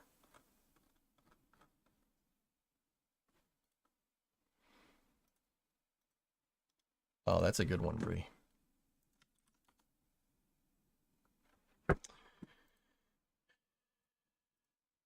It's a freaking WebP. Hold on. There we go. Yeah, the infinite ceiling. Just. All right.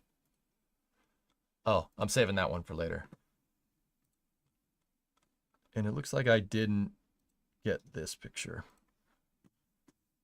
Yeah, the ceiling is painted to look like it's open, which is just... The ceiling is arched, so getting it to do that and forcing the perspective on an arched ceiling, that's really hard to do. It's really, really difficult. And yeah, the perspective was a little bit off, but it's still pretty dang good. I don't know if Michelangelo painted that one, to be honest. Yeah, we'll get to that one later. Here, this one. This ended up being one of my favorite pictures. You know why? Because this picture is not it's not like a particularly like crazy street or like some really popular place to go. It's just an alleyway. That's just a street. Just like, this is just a street. That's not the Sistine Chapel, Everest. That was not the Sistine Chapel. That was just a church. Yeah, this is just a street. Just a street. And I was just like, click, you know, like, did you leave Rome? Yeah.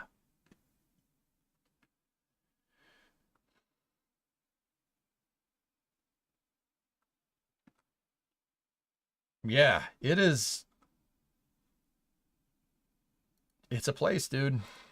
It is a place of all time. Just like, yeah. So, that brings us to this picture.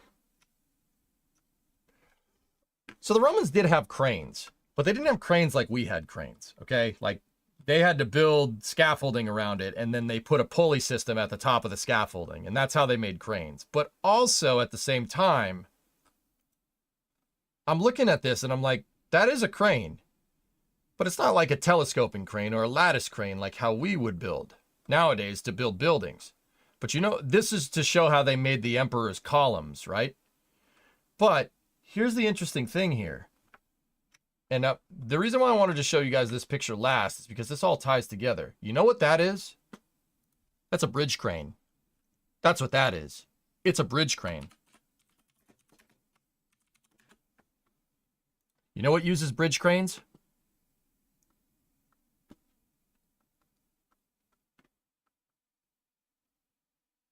It's a bridge crane. That's what uses bridge cranes. It's even built the same way. Discovery, go at throttle. Hey, Alexis, 66-month resub. Good evening. How was the holidays? Amazing. That's a bridge crane. Some rockets use bridge cranes for integration to put the rocket together on a launcher and then roll the launcher to the pad. That picture, that's a bridge crane. And they even built the stuff in segments. That's a gantry crane from 2,000 years ago. You see the tracks up there? See the two tracks right there? You can move this thing back and forth. Friggin' bridge crane. That's what that is.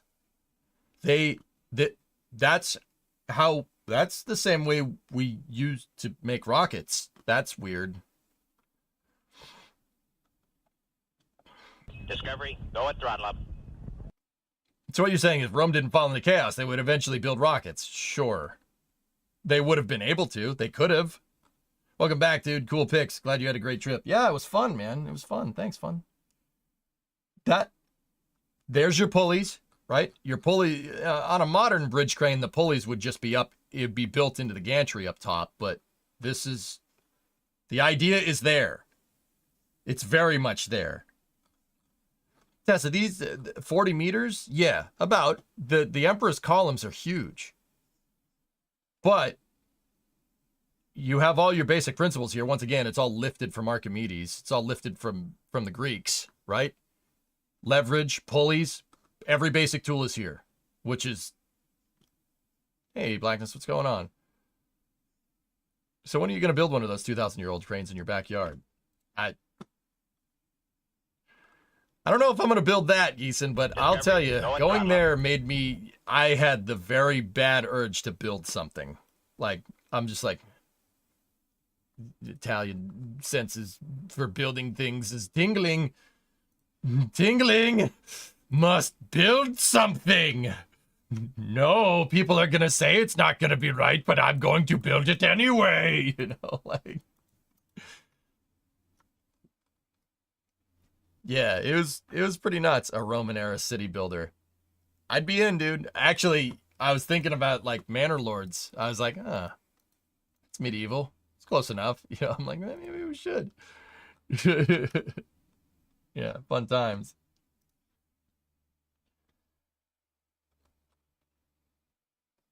Geek, the most important question, you went to Italy, how was the food? Geek,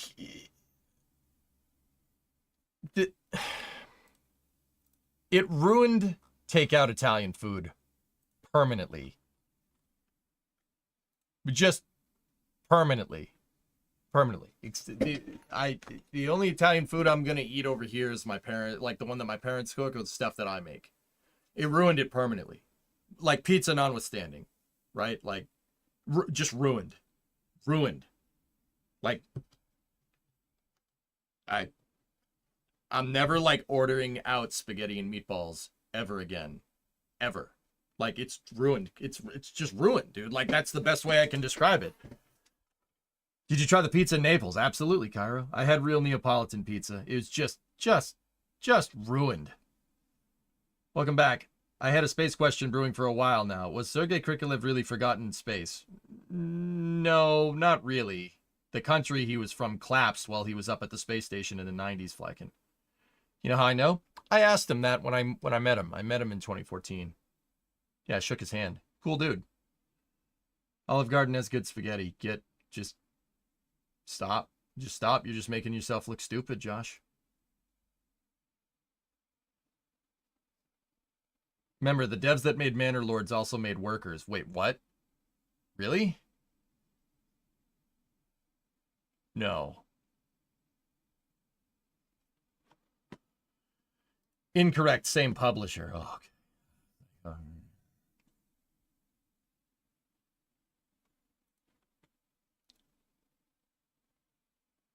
Manor Lords, yeah, I was like, isn't Manor Lords made by one dude?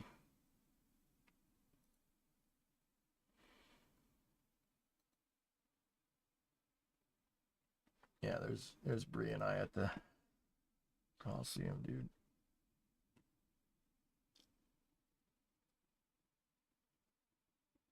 Just absolutely insane.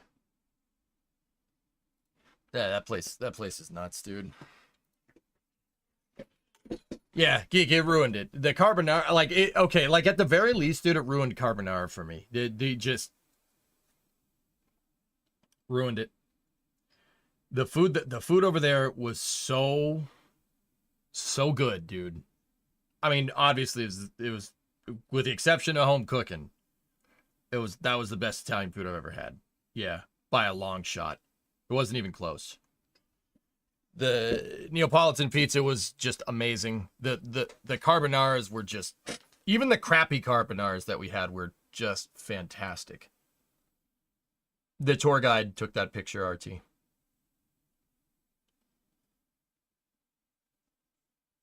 Did you catch the latest Smarter Everyday tour of ULA? Yeah, Lamar, isn't that cool? Tori Bruno, it's a cool dude. He's got a mustache. That's why I did this.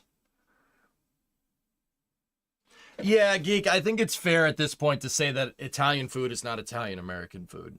They're not the same. Italian-American food is good, but it's not Italian food.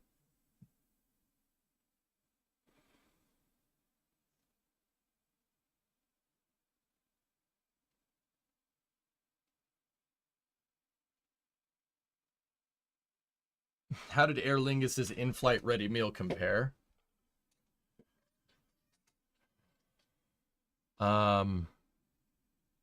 Probably about the equivalent of eating a toilet paper roll. Drummer, if I had to, put that out there. Yeah.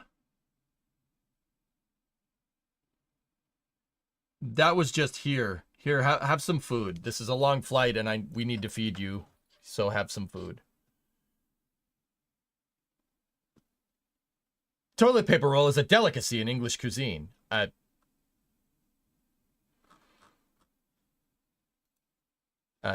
Yeah. Sure.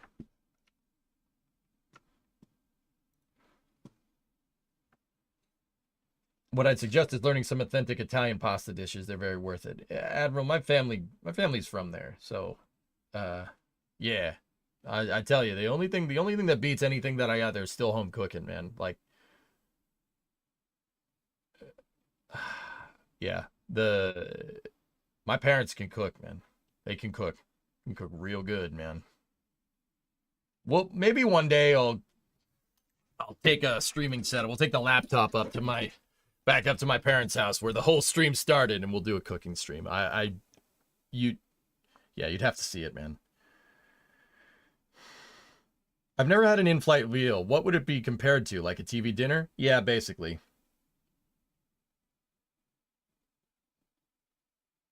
Yes, that's right, reindeer. Mm-hmm.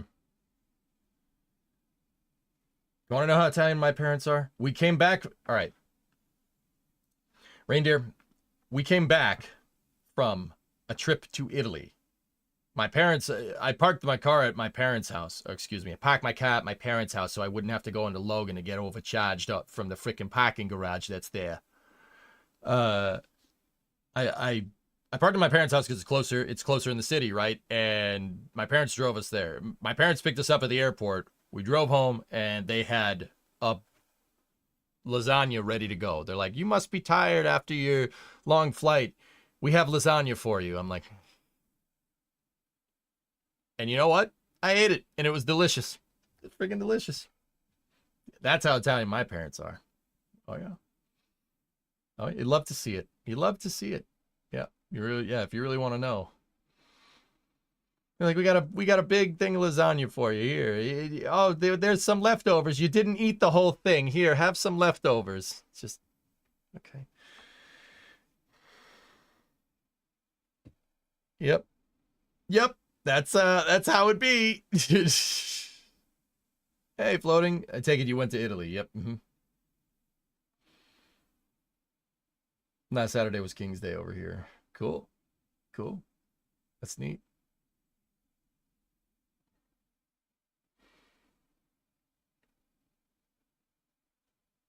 Yeah, the big thing of lasagna, and I ate probably half of it, and it probably wasn't the best for you. Like, but damn, is it good? Damn, is it good?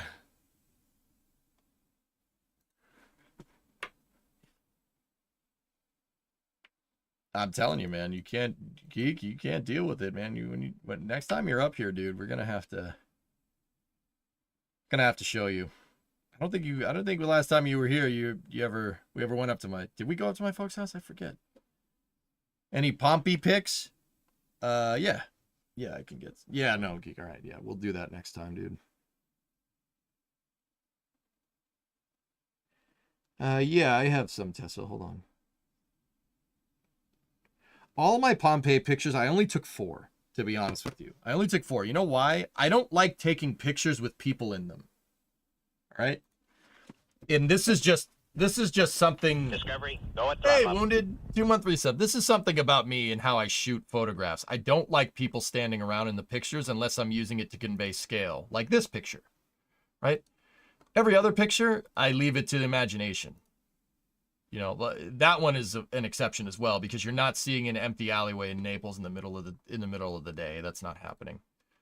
Like, and these people up on the staircase, that was kind of inevitable. But you don't need the staircase to convey the coolness of this shot, right? I don't like having people in the shot, unless it's intended, right? Like this one. There's a bunch of people sitting at these tables when I took this picture, but I framed the shot out of it because. Yeah, I don't like doing that, right? So with that being said, in Pompeii, it was very, very difficult to do that. So I only really got a couple of pictures from the few times where I could take a snapshot of an alleyway and not have anybody in it.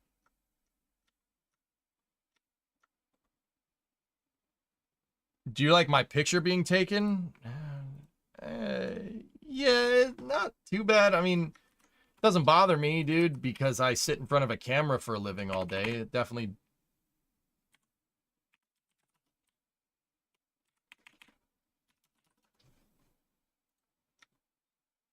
Yeah, those walls are like 2,000 years old. So is that road. Did you get pictures of the people? Yeah, yes, I did. Actually, Brimo has them, but even then they were hard to get near because,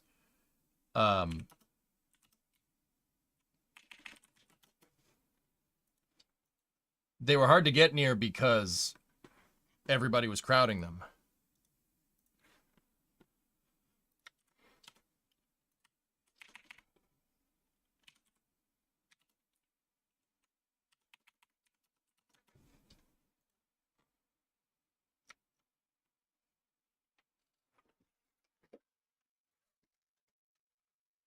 Was the volcano steaming? Vesuvius wasn't, but I think it was a caldera next to it. Yes, it absolutely was. I got you.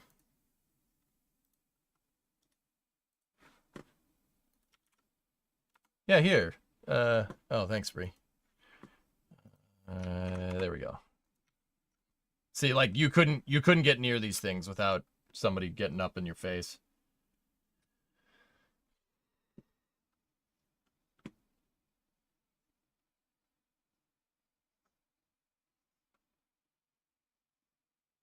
Did you have extra legroom seats? Most of the flights, drummer. The flight back from Dublin to Boston, we did not, and yeah, that wasn't fun. This guy all right? This person's probably didn't have a good day. I actually learned that Pompeii didn't necessarily have a pyroclastic, like, not pyroclastic flow. They didn't have lava flow. It didn't get buried under lava. Herculaneum got buried under lava. Pompeii actually, there was no lava flows through Pompeii. What happened to Pompeii is it got covered in ash and toxic gas, and that's what killed everybody. So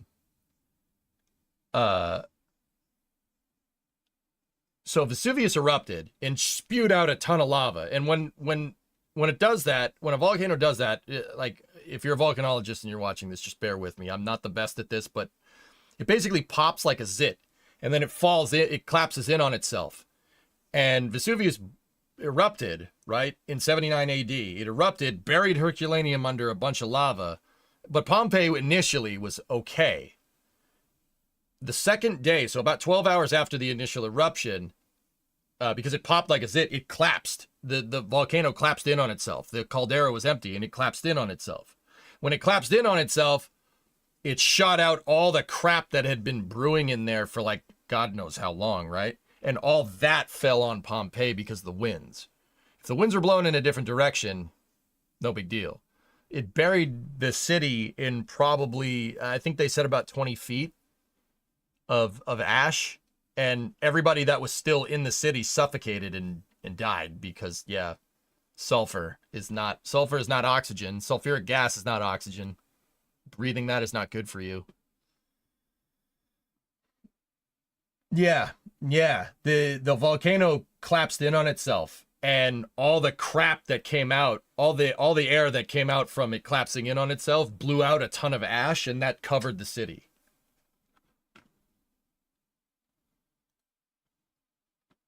Yeah, Pliny the Younger, a guy basically wrote about it, and they found his testimony about it.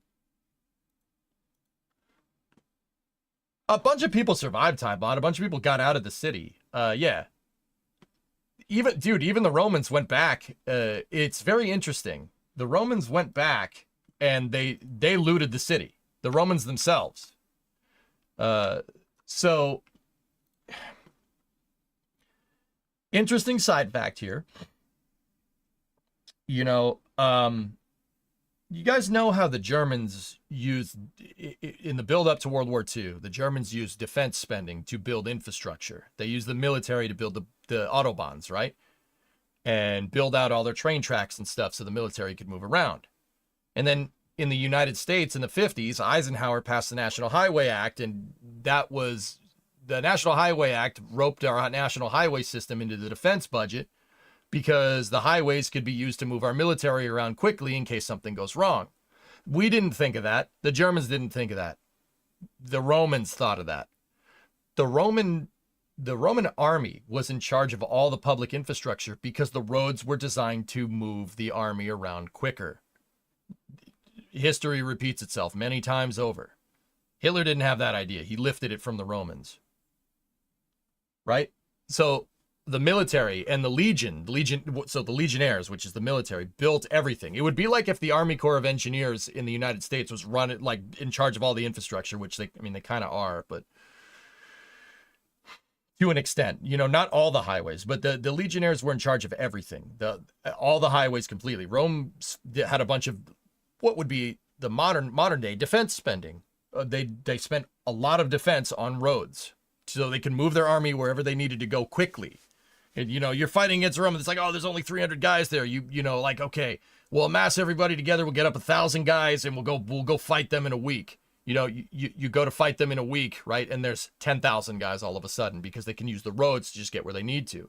The Romans graded roads. They subgraded roads. They graded roads. They cut terrain. They built bridges. Like these highways, you could go up and down the Italian peninsula in a couple of weeks by horse, which is bananas. That's ridiculous. So now, what does that have to do with Pompeii? So part of the city didn't get totally buried in ash. It didn't get totally buried. Like the main forum didn't get totally buried in ash. So the Roman army, the legionnaires, went and lifted a lot of the roads, a lot of the structures. They lifted as much as they could because they basically said, well, this city's a write-off. Everybody's dead. Okay. Hey, let's take it for parts. And that's exactly what they did. They used it to build other things. They looted their own city, which after a disaster, to build other stuff. So a lot of Pompeii was like looted by the Romans. They looted their own cities. I'm telling you, these people the Romans are absolutely savage people. They're just savage individuals. Like, oh, this city, oh, that sucks. This city with 1,400 people, they all died. Oh, part of it's not covered. Hey, we can use that stone somewhere. We're going to use that. Hey, yo, get the army. Let's lift that. So that's exactly what they did. They looted their own damn city after the volcano buried most of it in ash and killed most of the people living there. They were like, resources, you know, like, oh no. Anyway, yeah. So it was kind of crazy. Like, there's a lot of Pompeii that's intact, but most of it isn't intact, and it's not intact because it's not like all completely intact. The parts that are not intact aren't intact because it's just ruins that are 2,000 years old. It's intact because they sent the Roman army and they took all the pieces. They took all the good stuff that wasn't buried. So like, that's why you see, you know, some of this stuff, you know, you still see these nice fluted columns here, right? But the portico that was on top of it, oh, they took that. They took it. They used it to build other things.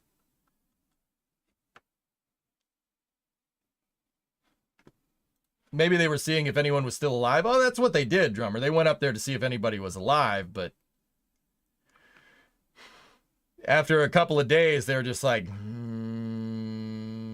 yeah, let's just take what we could see, and we'll just leave this here and just pretend this didn't happen.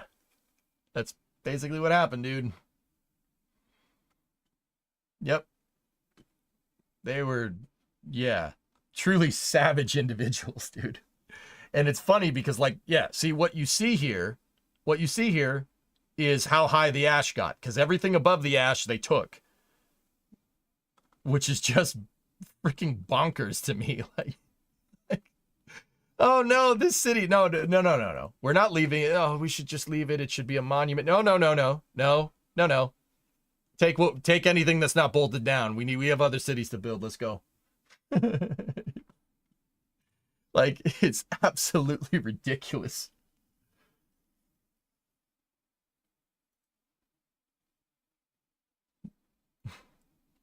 Leave the gun. Take the Ashola. Yeah, they were very practical, if anything, dudes. Yeah. They're being sustainable. Yeah. Okay. This is good stuff. I'm taking this home. Like,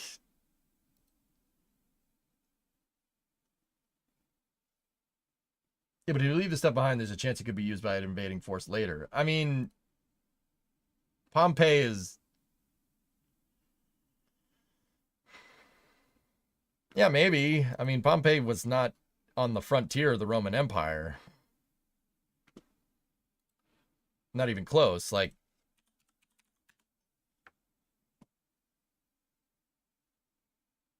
if anything, like, it wasn't on the frontier of the Roman Empire till well after the Western Roman Empire collapsed.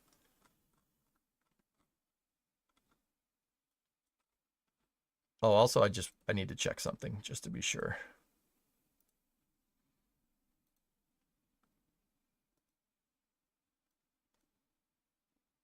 Yeah, okay. So did you go to any cool racetracks? Go Faster and Left. I went to the Go Faster and Left, man. It was pretty awesome. Where's that dang volcano? Oh, yeah. There it is. Yeah, can't miss that. Discovery, There it go is. at throttle up.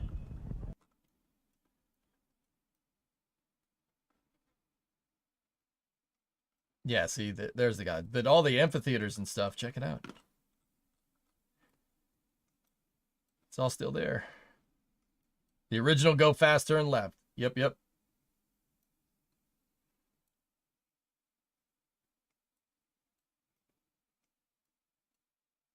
Vesuvius is nothing compared to Campi Flegrei.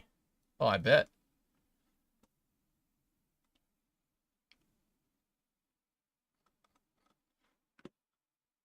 Yeah, see, like the forum right here. This is the main forum there. They took everything. Because it's like, if you look, it's like kind of on a hill. So that didn't get fully covered. So they're just like, yeah, we're taking this. We're going to use this for other things.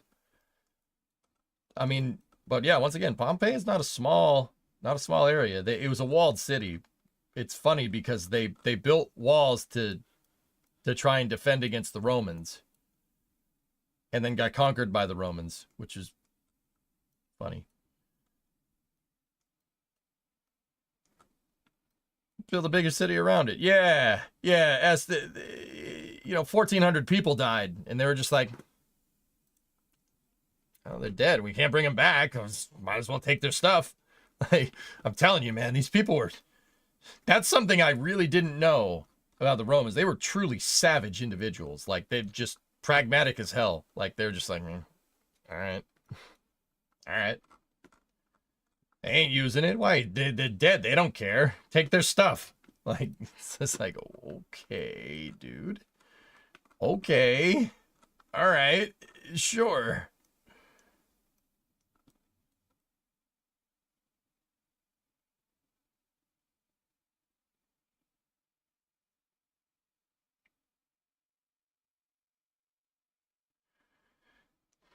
I meant more so, aren't they worried it could erupt again? It did erupt. It erupted in World War II, believe it or not. Dude, that whole area is just... It's one of those places like, why did you build a city here again? Like, see all this stuff right here? See all this? This is... So, this right here was quite literally smoking when we drove by it. All this stuff, smoking. Yeah, it was just venting gas. Because, yeah, see, 1, 2, 3. There is a giant pool of fun. There's a giant pool of fun underneath this thing. Did you go under the platform in the Coliseum? Yep. Mm-hmm.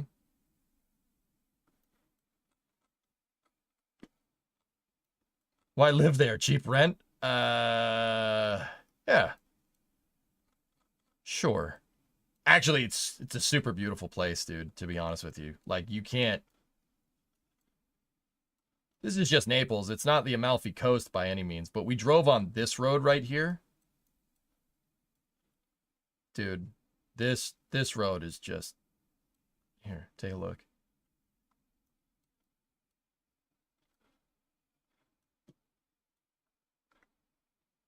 This is a place where people live.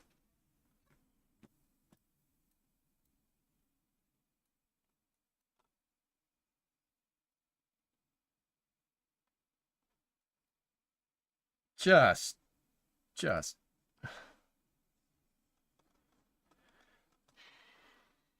It just. Yeah, here. And then we were on this road. We drove around the perimeter here. Look at this. Look at this thing.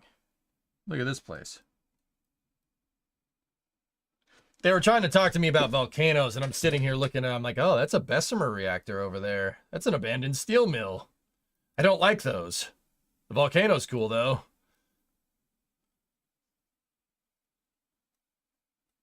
Yeah, dude, when we drove by here, this whole hillside was just smoking. Like there was just, it looked like there were clouds here, but they weren't clouds. Without going into detail, how expensive? It's expensive to get there. It's not expensive to vacation there, dude. Geek, Bree and I were getting, okay, fine dining 3-course meal with wine, everything, $170.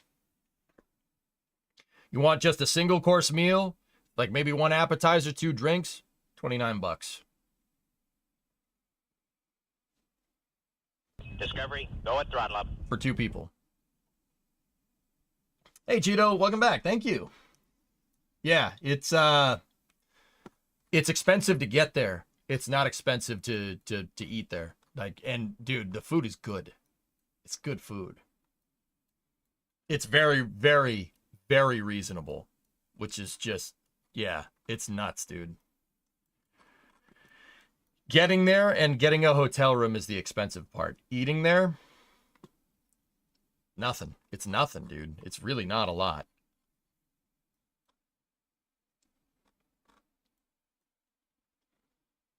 You ain't getting a bad meal. Discovery, go at throttle. Yeah, something like that, Hammer Nails. Yeah. The hotel was expensive, but dude, the hotel we stayed at was in the center of town. The hotel that we stayed at is in this picture. So, food for thought there. It wasn't $2,500. Hotel and airfare were $5,000, guys. We spent about $1,000 there eating out every night for a week. And that was included. That was with all the tours that we took and everything. So eating out of that was like maybe $200 to $300. Go at throttle up. I'm telling you, it's not expensive. Hey, WD-40 went in Rome. That's right. Yeah, that included tours, and one of the tours was taking a high-speed train to Naples and back. So, like the train fare was included. There's the circus. They haven't excavated it, man. And that's a shame.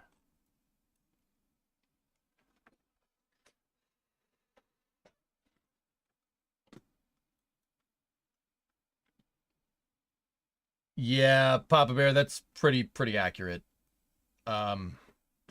It's kind of shameful, to be honest with you. Yep, go faster and left. Most of the original Circus Maximus is there, guys. It's still there. Like this is the only part of the original Circus Maximus that's uncovered. Everything else is under about 20 feet of dirt. But they know that the Rebel's there. They just don't excavate it. They have, I'm not sure exactly why, but yeah, the original stadium is still there. But I'll be honest with you, Circus Maximus was cooler than the Coliseum. Like, if you know what was here, I mean, the Coliseum is cool because it's there, right? And you can see it. But if they had uncovered Circus Maximus, when they do that, I mean, they might. Like, everything is, they're constantly getting funds to dig for new things, right? And like dig stuff out, right? But I'm telling you, if they dug out Circus Maximus, the Coliseum would seem just meh compared to it, you know?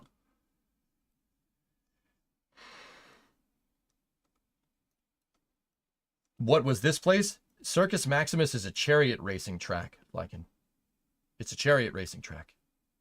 The original go faster and left. It's a short track. It's NASCAR, man. This was a stadium. Here, I'll show you. I'll show you. You can't really tell. It just looks like an open field, right? Here.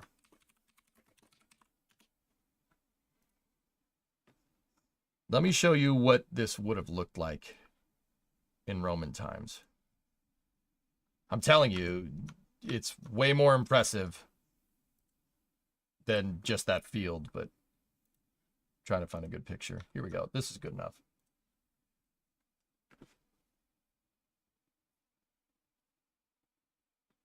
That's what Circus Maximus looked like. So see right here, Palatine Hill, see that curve? See the curve?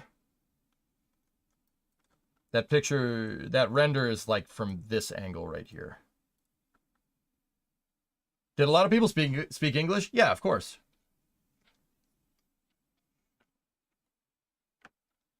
Like I said, this was way more impressive to me.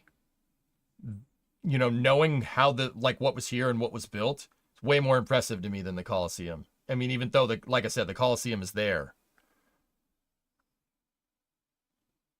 What are the dimensions of Circus Maximus? Dude, bro, it's a short track.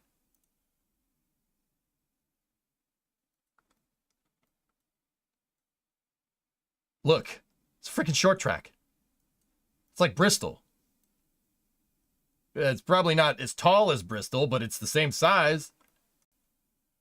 Is that nuts? Thing's almost it's more than a quarter mile long.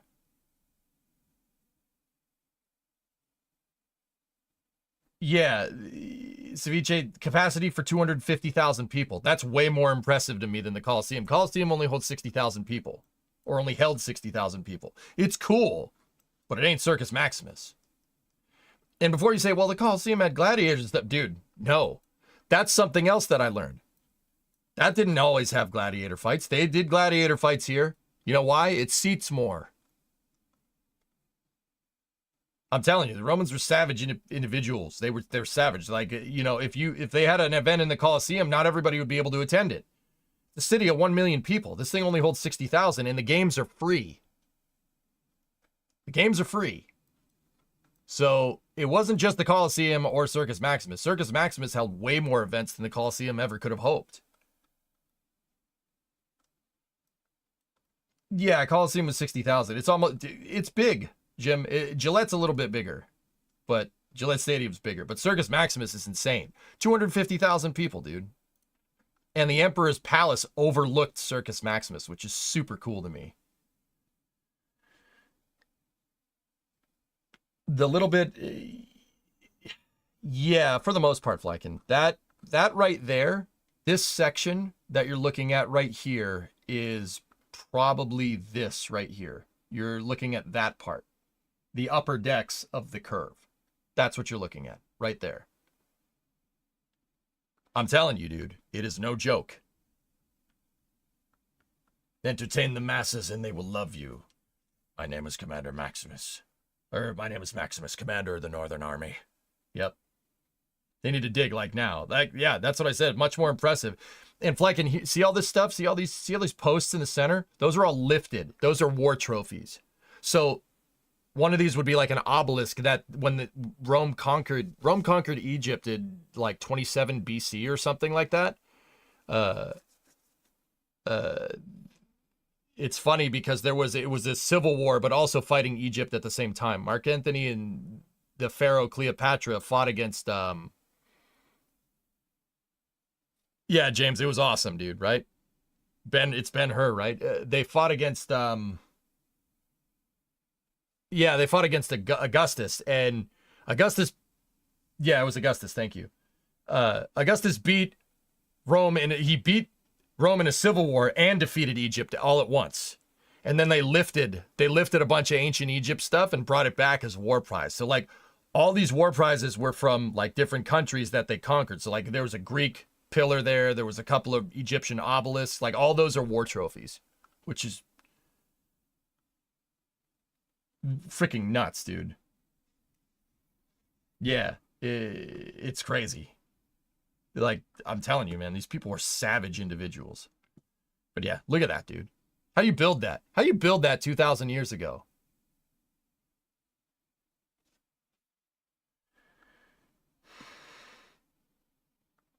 Yeah, Coherent, that's probably right.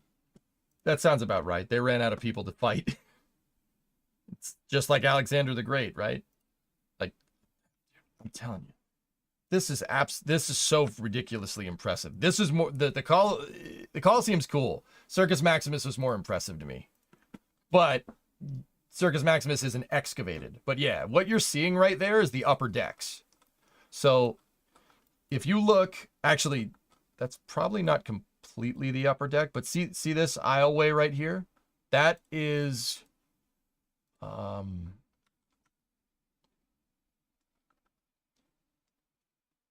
yeah, that's that right there. I'm pretty sure. From what we were reading and what we could tell, that right there, that's the aisleway. And because back here would be the portico. The portico would be like all the pillars with the roof on top of it. That would be right there. So that right there is the upper deck. That's that. Dude, I'm telling you, it's impressive. No, Tessa. It's not one level down. Right there is the that's where the portico would be for the stairs. That's the top of the whole thing, dude. I'm telling you, it's ridiculous. Yeah, it's sitting under there, dude. We need to they need to excavate that immediately. It didn't sink, Ivan. Discovery, go at throttle up. So the thing about Rome, hey, Facha, what's going on? 51 months. How do you think this would look in your Minecraft server? Surface Maximus? You can build it if you want to. Excavate and rebuild. Yeah, right. So the thing about Rome is that Rome is built alongside the Tiber River, and it's built kind of in lowlands with the exception of the hills, right? The 7 hills and whatnot, right? So if something gets abandoned and the river floods, it's going to deposit a bunch of stuff in there. That's how stuff gets buried. Like, look at how close Circus Maximus is. All it's going to take is 1 or 2 good floods, and then it's under like 20 feet of dirt. I'm still saying they need to build an F1 track around Circus Maximus. I don't, maybe.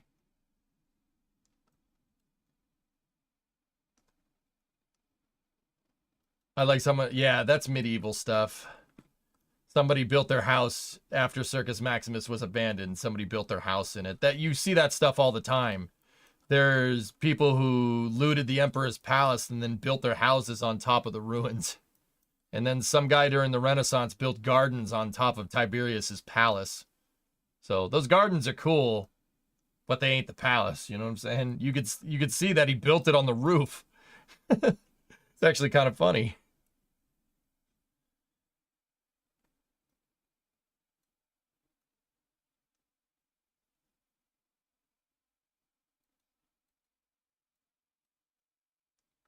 Yeah, it was a wild trip, dude. It's really, really freaking cool. Yeah, roof garden, right? Yeah. Dude, see that? That was all this entire area when the Empire became a thing. This is all the Emperor's house.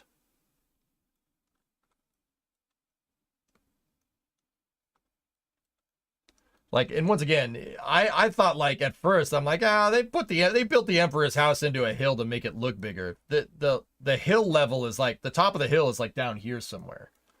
This was a gigantic structure, like ridiculously big, and it goes all the way to Circus Maximus. Like once again, if we look at this picture, that's what it looked like. It's not so much built like the house is built into a hill to make it look bigger. It's built on top of it, and because people looted it and it all collapsed over the years, those gardens are on the roofs of this.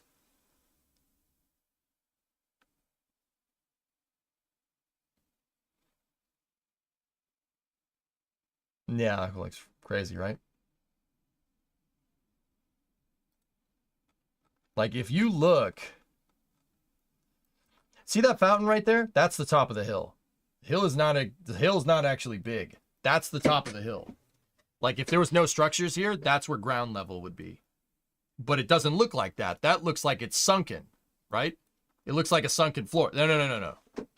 The house is underneath this. They haven't excavated all of it. They were excavating stuff when we were there, which is actually super cool.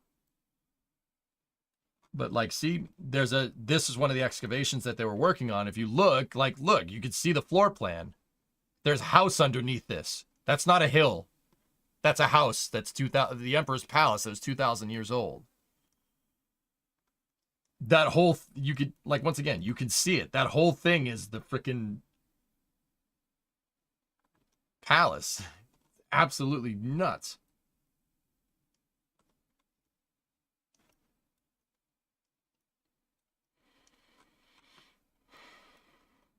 Yeah, you got, if you like architecture in any way, shape, or form, you should go there and see it. It's still bananas to me. Like what they were able to accomplish that long ago is just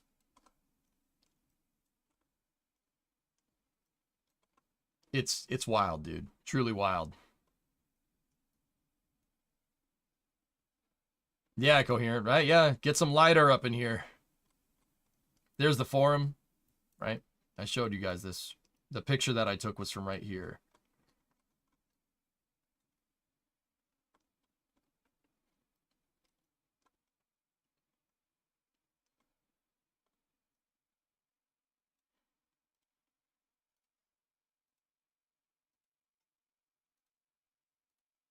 See?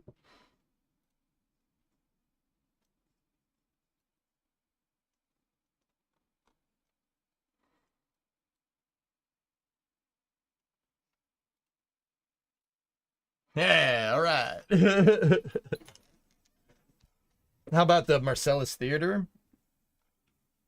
I didn't realize it was packed that tightly. Perspective. It's smaller than you think, Hellfish, but the structures are still impressive. Coliseum is not as big as you think it is. Yeah. That was my biggest thing. We stood up in here. Not as big as you might think.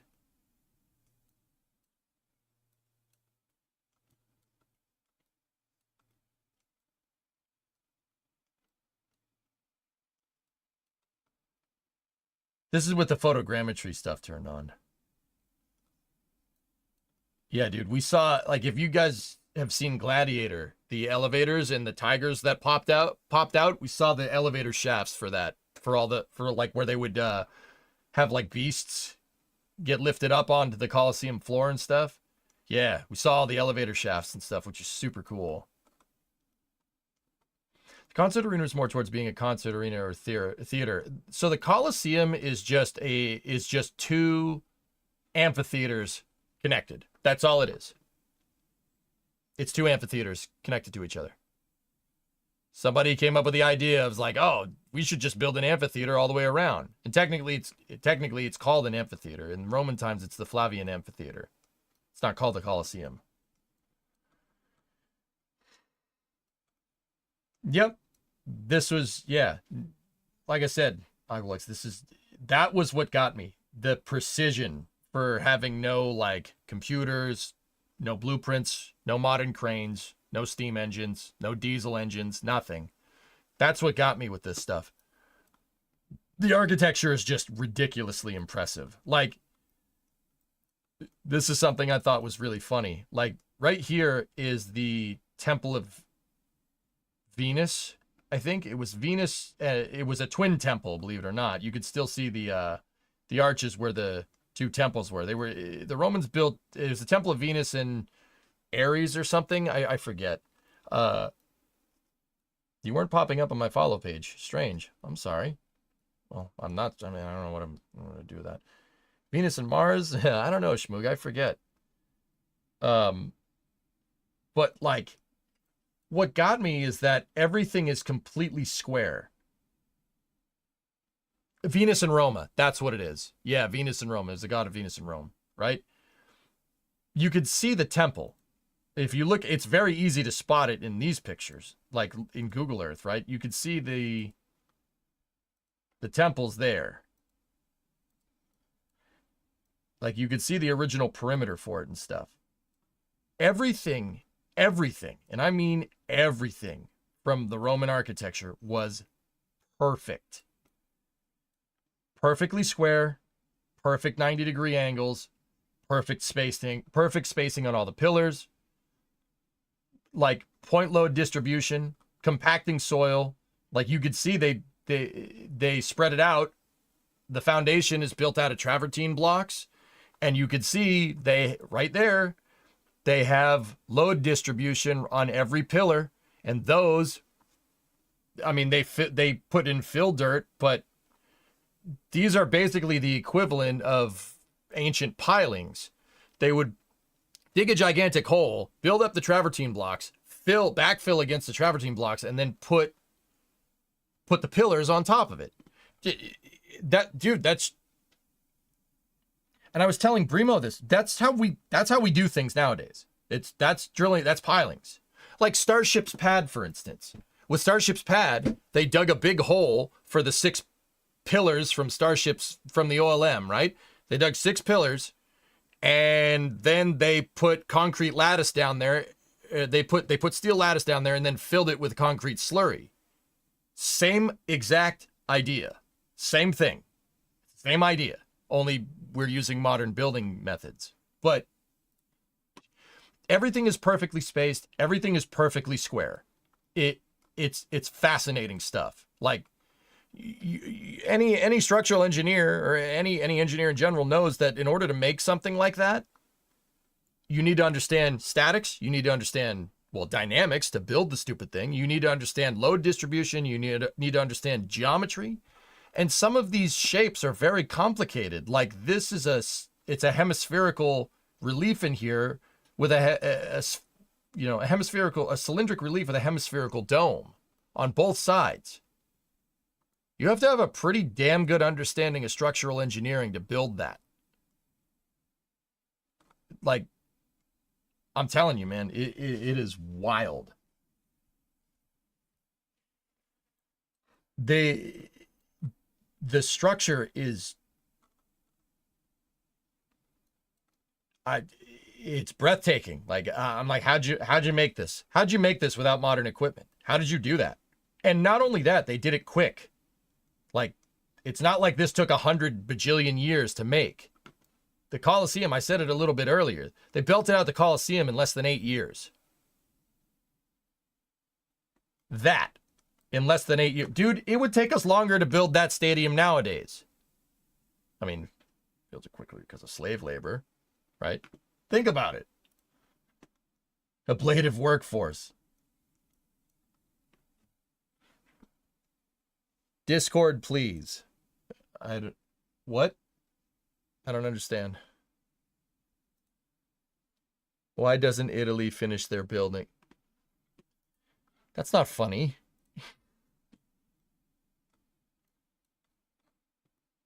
No government red tape. I am the red tape.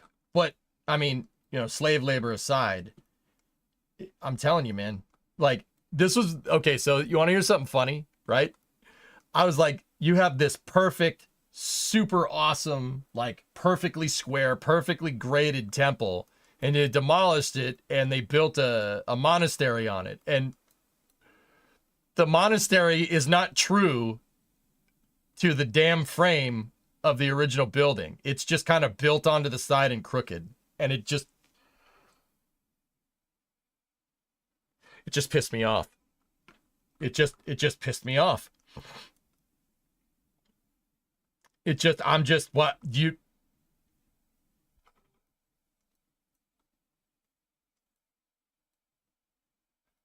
I'm like, it's crooked. It's crooked, and it's not even centered. I'm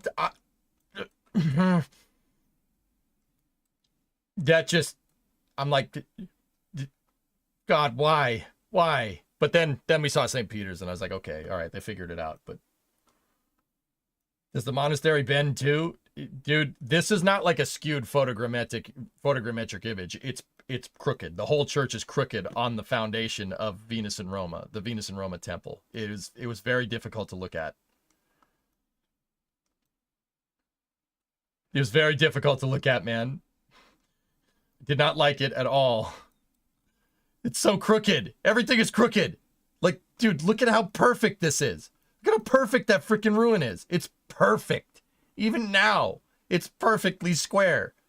And it's beautiful. And then you see that, and you're like, what? Bro, come on.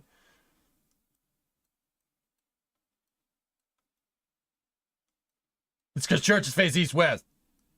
The damn temple is crooked. Maybe. Yeah, I know the Colosseum had the retractable roof, dude. Yeah, crazy. It had a retractable overhang. Like, you see all the Roman stuff, and it's all perfectly true. That's what blew my mind the most. Like, you'd think there would be something kind of crooked, right? You think there'd be something kind of crooked, something maybe a little bit off-center. No, these buildings are perfect. No. They're perfect. Like, perfect. Explains your fascinations with grids. Yeah, maybe.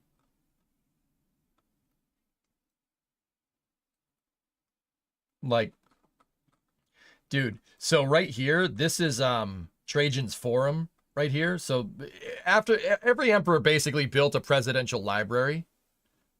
It's the equivalent would be a presidential library in the United States, right? They call them forums, right? But they all built them right next to each other, as opposed to like building them in a city where that president came from. Like Obama, for instance, has a presidential library in Chicago, right? JFK has a presidential library in South Boston, right? So yeah, bear with me here. Johnson has one in Texas. So they all built these big buildings that are dedicated to basically themselves and their reign, right? Dude, I was looking. Brima and I were walking on this street, and they removed this street to excavate Trajan's Forum right here, right? See those blocks that made up the floor of the original thing? They were smooth enough to land an airplane on. Like, obviously it's not long enough, but those blocks were perfect. Like, I don't have a better way to describe it. They were perfect. They were like perfectly fitted, not crooked at all, like super straight. Unbelievable. Like, see all the pillars, perfectly straight up and down. They're true. They are plumb true with gravity 2,000 years later. That's what blew my mind the most about this. This stuff has been sitting there. No one's been taking care of it. I mean, not until, well, relatively recently. It's all perfect. Like, a lot of the ruins are ruins because people looted them. After the Roman Empire collapsed, they looted them and they used them to build their own buildings, right? Like, a lot of the Colosseum was used to make the Vatican, believe it or not. Yeah, they just lifted blocks from the Colosseum to build other buildings, right? But the stuff that is still there is either A, stuff that was buried that they couldn't get to, or B, stuff that they just couldn't move. Like the arch. You're not moving that. You're not moving that arch. That's not moving. That thing weighs like 1,000 tons. It's not, yeah, you're not moving that. There's a spaceflight analogy in here somewhere. Something about losing expertise and trying to do something again. Yeah. Yeah.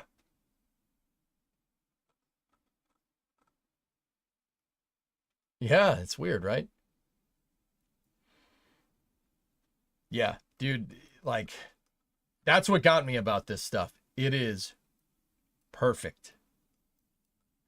Like the pillars. So that temple, it was a temple to some Roman god, right? And you could tell that the building was destroyed, and then the Catholics were like, we'll build a church on top of it. All right, and sweet, that's a nice foundation. We can use that foundation. Let's do it. So that's what they did, right? But the Roman, I mean, the church is beautiful, don't get me wrong, but the Roman parts, they're perfect. They're like, it's mind-boggling.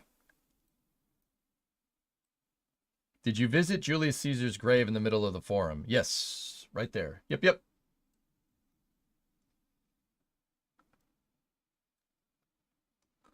Like, I'm telling you, it was wild. It's wild to see it. It is, the stuff is, like, not only is it's so smart, like no computers, no nothing, like not even blueprints to an extent, right? It's so well engineered and so well made. Like, guys, we still build buildings like this. Like, that's what got me the most. We still build buildings like this. We engineer roads the same way they engineer roads. The Romans had infrastructure engineering figured out 2,000 years ago.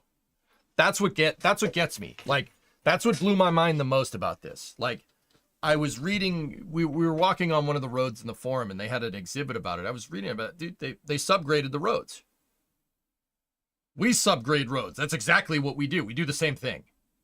The only thing that they didn't have is asphalt. So their road surface, because chariots, not automobiles, right, was made out of like smoothed out stone, like buff stone. So it would have been cemented stones in place, right? Like, they also didn't have potholes in their roads. Yep. We really do need a proper Roman city builder now. Yeah, Tessa, exactly. Took to the Victorian era, yeah.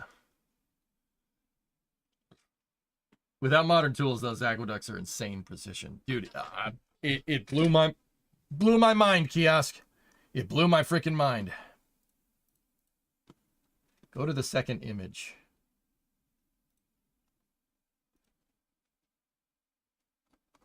Yeah, that was the image from the exhibit, dude. That was the one that I was reading about. Look.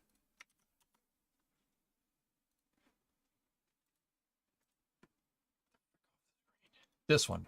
Dude, we still build roads like this. We dig it out, then we put gravel down, right?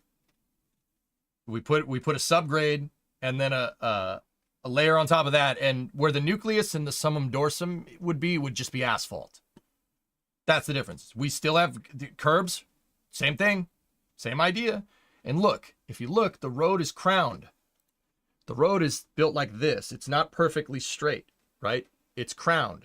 It's an arch for drainage. Same, dude, we do that. We still do that. Everyone does that. Doesn't matter if you're in China, doesn't matter in the US, doesn't matter in Europe, doesn't matter where you're, everyone does that. That's why sewer drains are on the sides of the road and not in the center. We still make roads like this. That's how roads are made. It's really, really kind of nuts. Someone's back from a week of slacking. Oh, come on. Well, I guess Rome does go on the bucket list now. Help us go. Dude, just do it. It's, yeah, I had a lot of anxiety about this trip, but yeah, no, that's gone.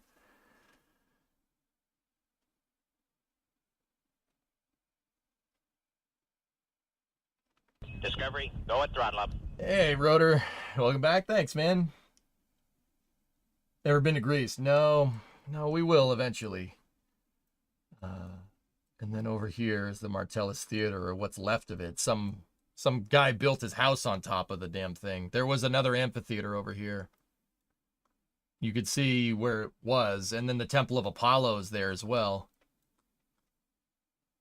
Dude, even these pillars, perfect. Perfect 90, perfect plumb. It blows my mind. That's the precision that you needed to do that. Like, you can't do that with just a hammer and some tools, right? You can't build something like that, like a fluted column. You're not doing that with just basic hand tools. It's wild to me that they did this. It's unbelievable.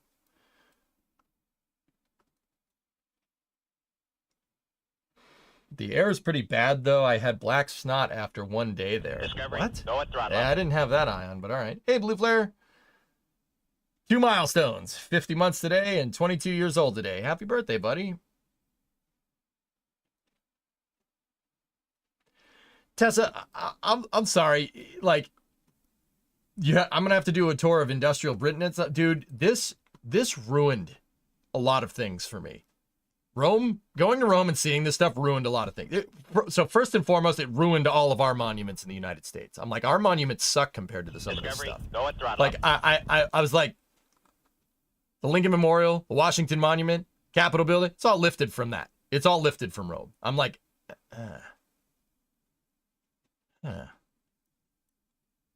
like it ruined it. Like all of our monuments, it ruined our churches. Like, I can't look at a church the same way after you've been inside of St. Peter's Basilica. You're just like, yeah, this church is good, I guess. Right? They have at least 3 more years than us. Yeah, it ruined a lot of things. Like, it just ruined.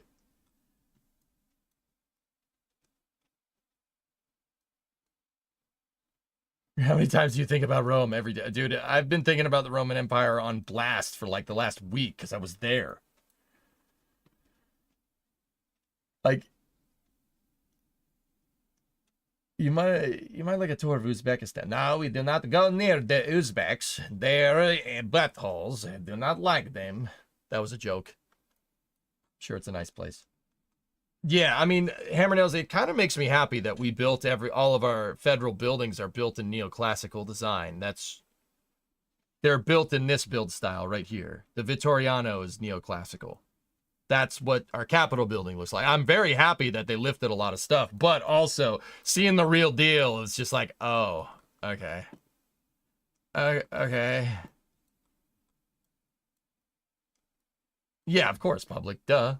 But yeah, this just like ruined it. Like in Boston, we have Paul Revere's house, and it's like 250 years old.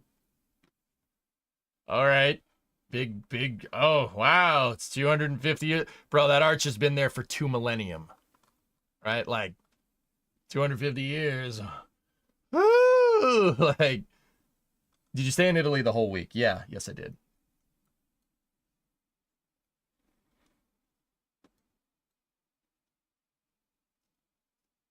Yeah, I know, Tessa. I know that the British Isles, yeah, Londoninium is where they got the name.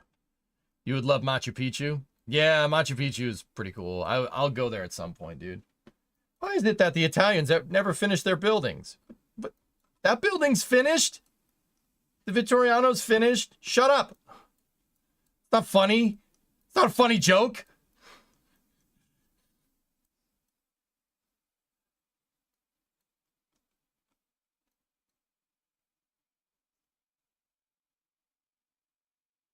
Come visit the Great Wall sometime. I would love to see that, Panda Man. Yeah. Yeah, I mean, the Great Wall is awesome. Like, don't get me wrong. But yeah, what got me, like, once again, what got me with the Roman stuff is the precision. It is so precise. These buildings are perfect. Like, the foundations for them are, like, exact. Like, it's, I'm just like, I'm just sitting there going, how'd you do that?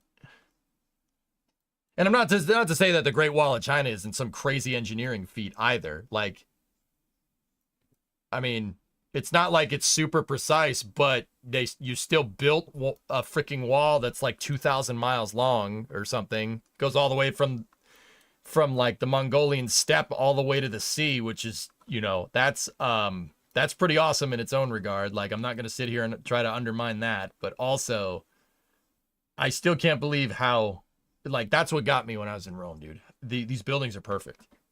They're perfect. They are perfectly square. Yeah, I'm just like, my brain was having trouble with that one.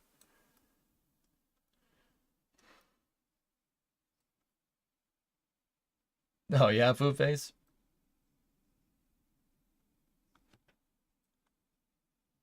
How was your trip?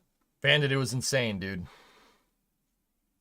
Math is a hell of a drug. Yeah, indeed. Want to blow your mind? Google says more than 13,000 miles. Yeah, I just guessed a random number. That's still impressive. I would love to see it, but this is like a different kind of impressive. Excited to try the next gen update in Fallout 4? That's what we're going to do today when I'm done swooning over how perfect these buildings are. But yes. Like, it...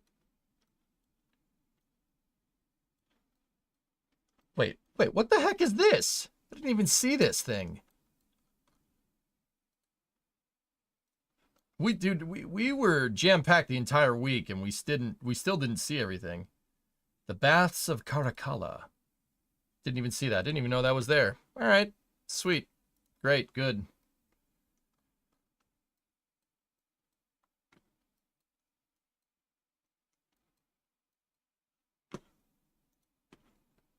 I know about Hadrian's Wall, yeah.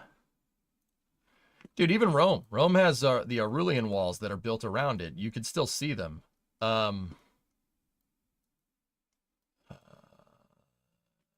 Yeah, here we go. So Plaza de Popolo. See him right there?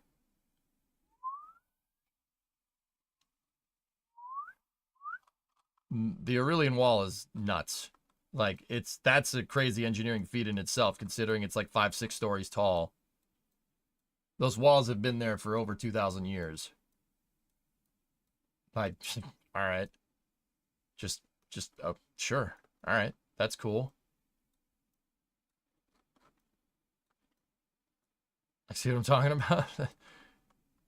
That's cool, I guess. You know, that's pretty neat.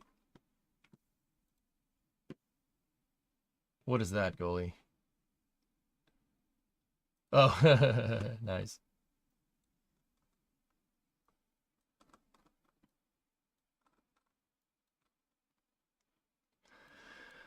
Oh yeah, the Aurelian Wall leads me to the freaking trains.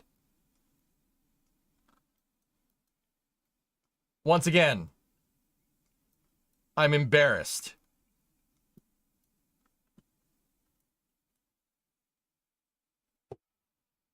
I am embarrassed. Yep, that's the best way to put that. It's embarrassing. Yeah, that's embarrassing. You know, we can't build one train like through Southern California. Meanwhile, the Italians have built high-speed rail through probably some of the most treacherous volcanically and geologically active areas around, and they made it work. Excuse me. Excuse me. What the frick? What the actual frick? Like, what the actual frick? They have trains, they have high-speed rail that goes around volcanoes and mountains and cliffs and ocean and...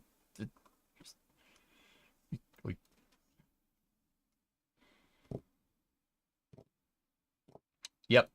Pretty embarrassing. Not gonna lie to you. We got highways, though. Yeah, so do they. Dude, and I'm not saying that we should have all trains, just in case anybody doesn't, just in case you don't know me. I'm greedy. Not just trains. Now we have the sphere. Yeah, great. Sphere is nice.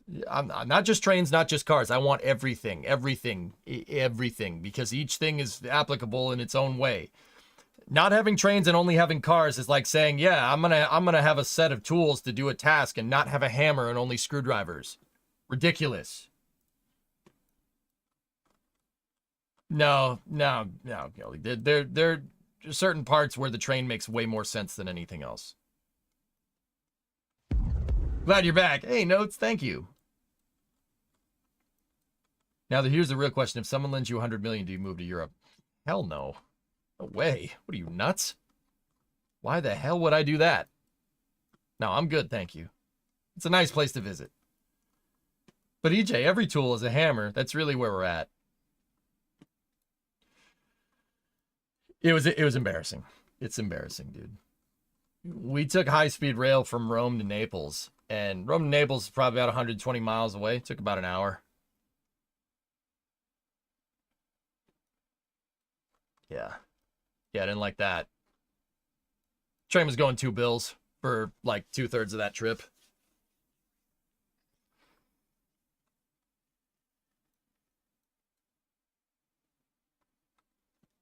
We're not talking about the Netherlands bio. We're talking about Italy. Yeah.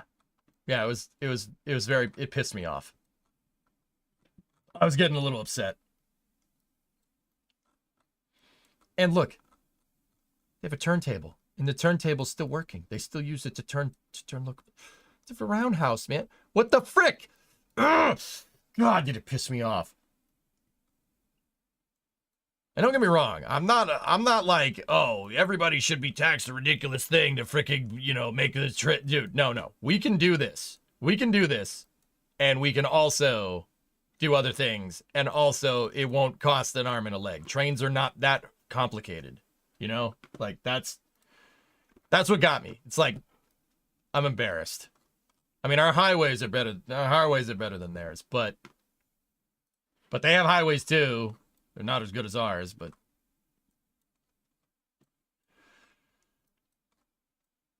Man, was it upsetting. Like, see, they got highways. That was a pretty good highway. This is a highway that goes to the airport. It's a pretty nice highway. Not bad. We have trains that can fly. They're faster and cheaper. Over long distances, sure.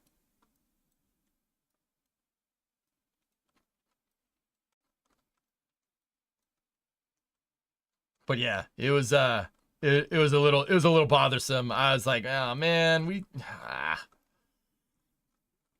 could really do with some of those. That'd be pretty sweet.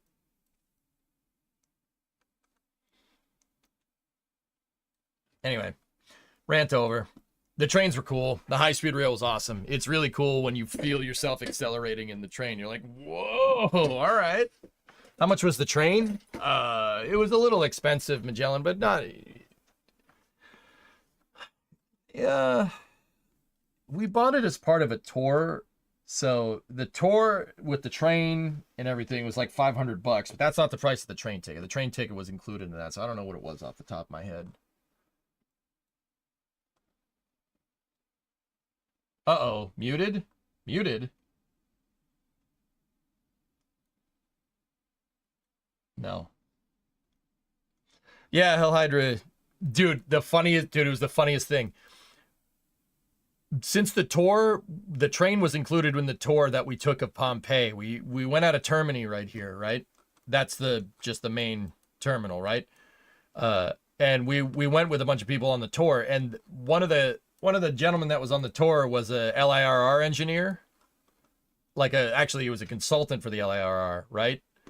And I didn't know that when we were taking the trip there, but I noticed the guy was like looking around, just like I was looking around. I'm like, oh, that guy must like trains. And I ended up talking to him when we were touring Pompeii and stuff in Naples.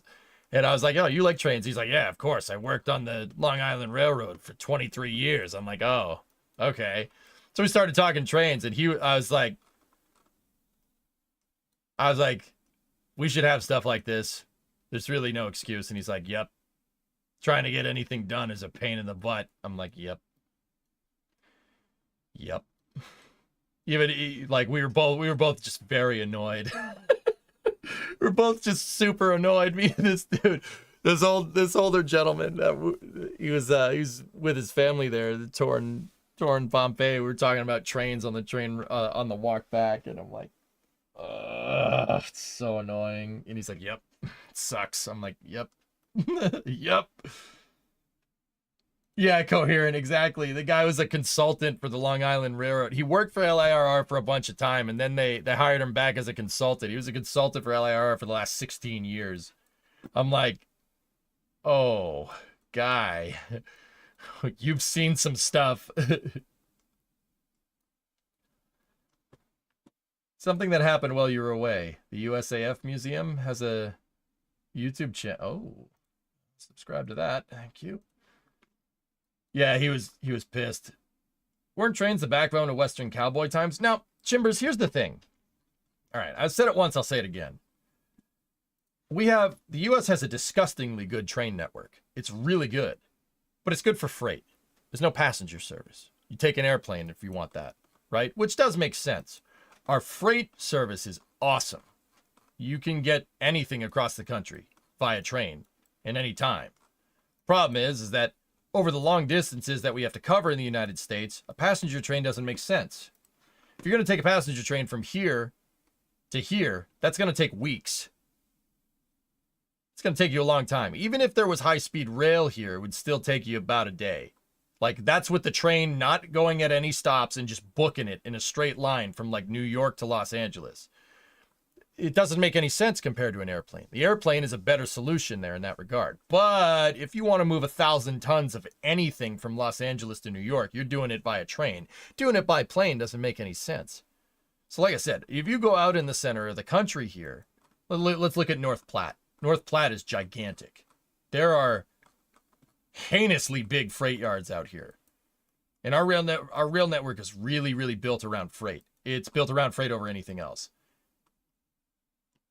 North Platte is nuts. You could see this. You could see the freight yards from space. Now, here's the thing. Out there, high-speed rail doesn't really make a whole lick of sense. Planes are where it's at. It's just the vast distances of nothing, right? Now, over here, specifically in this area right here, right there, we're at population densities that are really similar to Europe. So high-speed rail in this area makes way more sense.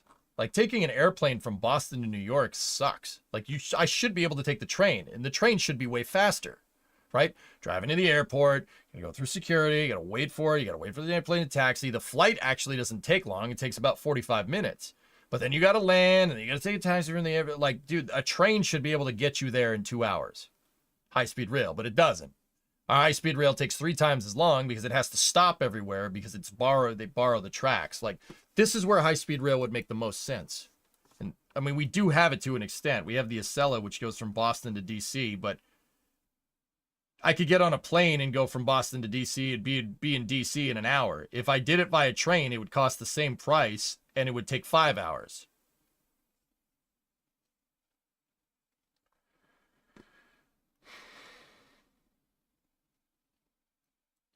You know, like there's no point in doing that. If it's going to take 5 to 8 hours, El Hydra, if it's going to, well, heck, if it's 8 hours, just drive. I can be in DC in 8 hours via car. Yeah, Yum Food. CSX owns the rails, just rents out to Amtrak. Such a fun commute every day. Yeah, that's our problem. The freight companies, yeah. But over here in Europe, you have population densities that are similar to the northeast parts of the US. So trains are the best. Trains found their real niche here. Going, you know, from like over medium to like short to medium distances, trains are king. You can't bump on trains. When it comes to like short distances, obviously people like walking, that's the easiest one. And then bikes and then cars are great for short distances. Trains are good for medium, planes are good for max distance. Like there's like I said, every form of transportation is a tool in your tool belt. And refusing to do one or the other is like not having a tool in your tool belt. So what happens, you know, if you have all the right tools in your tool belt, but you don't have a screwdriver and you have a hammer? You end up getting what the problems that we have in the United States. Did you take the Freccia Rossa? Yeah. Bikes! That's right.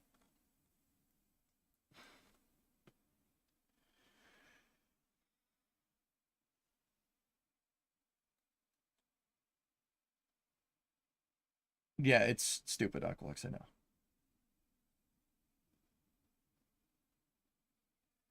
Yeah, it's a little ridiculous. Spraz, what? Oh, jeez. Did I say something wrong? Probably. Whatever. We're anxious about the trip initially. Yeah. I don't speak Italian, man. And I'm not going up to somebody and going, Bapida boopy. I'm not doing that. Someone's, like, at least 10 people have made that joke in this time that I've been talking about Italy. At least 10 people. I've seen it in chat a bunch of times, and I've been just conveniently ignoring it.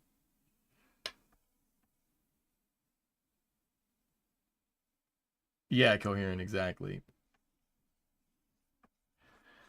But I don't know. You know, I didn't know. Is Rome a safe city? How expensive is things? Like I had a lot of, how are the Italians English? Everyone speaks English there, dude. But that doesn't mean you should just go around saying, yeah, do you have anything gluten-free? That they'll get annoyed with you. Don't do that. Just speak Italian. Or at least attempt to. And when they realize that your Italian is awful, they'll switch to English. But at least it's respectful. Like, that's what I noticed. You speak Italian, and if you start off speaking Italian instead of started speaking English, even though it's terrible, my terrible, broken, crappy Italian English, right? Yeah. Everybody's super cool. Okay, cosa? Cosa is spelled with a C.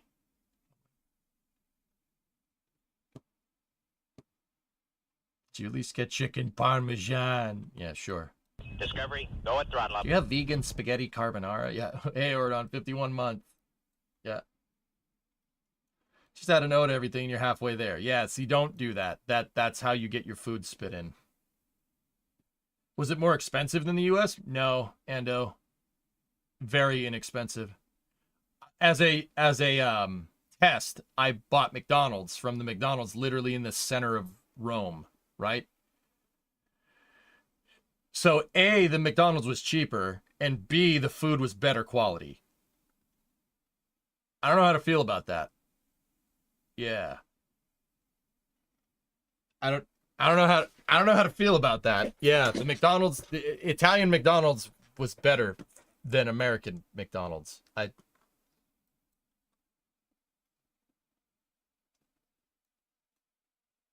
definitely noticed that even if you learn the phrase, do you speak English in the local language, the locals treat you much better. Yeah, Vasia, pretty much, yeah.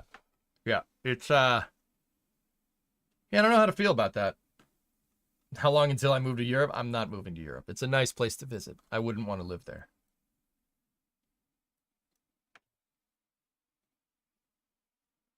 Yeah, but the shareholders. Would somebody think of the shareholders?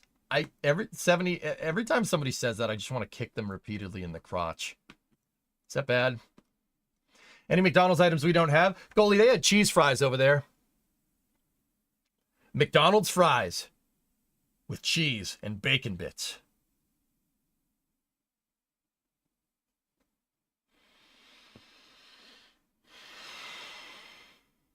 It was very discouraging. Can you think about that? McDonald's fries with cheese and bacon bits. It's bull crap, man.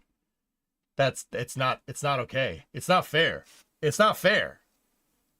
It's not fair. That's not fair. That's not right. It's just not right. How do they have cheese fries and we don't?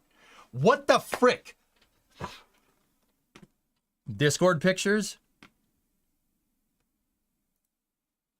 Yeah. Here, look. Brie has some pictures. Dude, they had pizza pockets at McDonald's. McDonald's, like, they're little mini calzones. And they were freaking delicious.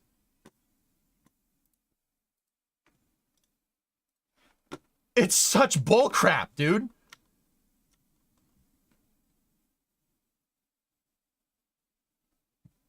Dude.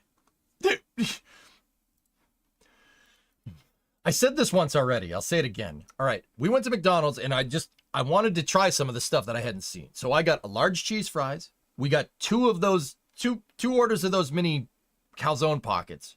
I got a 20-piece chicken McNugget, 2 large French fries, and 2 drinks. For 29 euros. 29.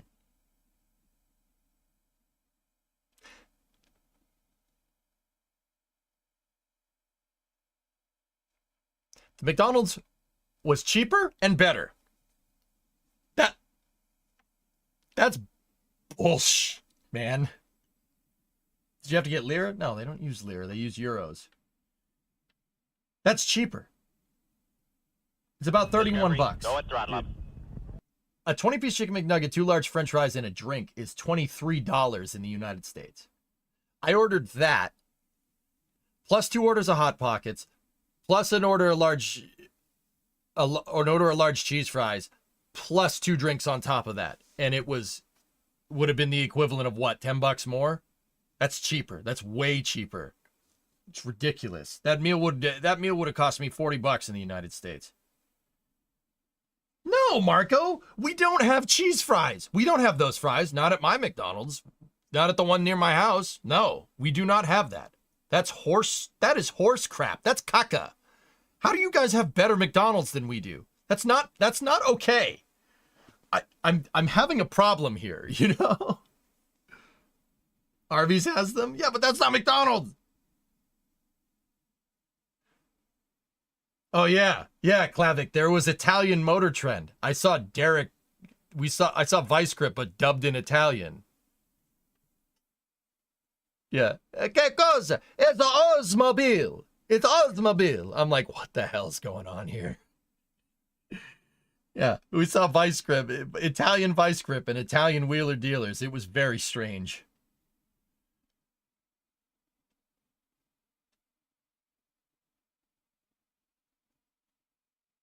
It's just I was a little upset. The McDonald's deeply upset me.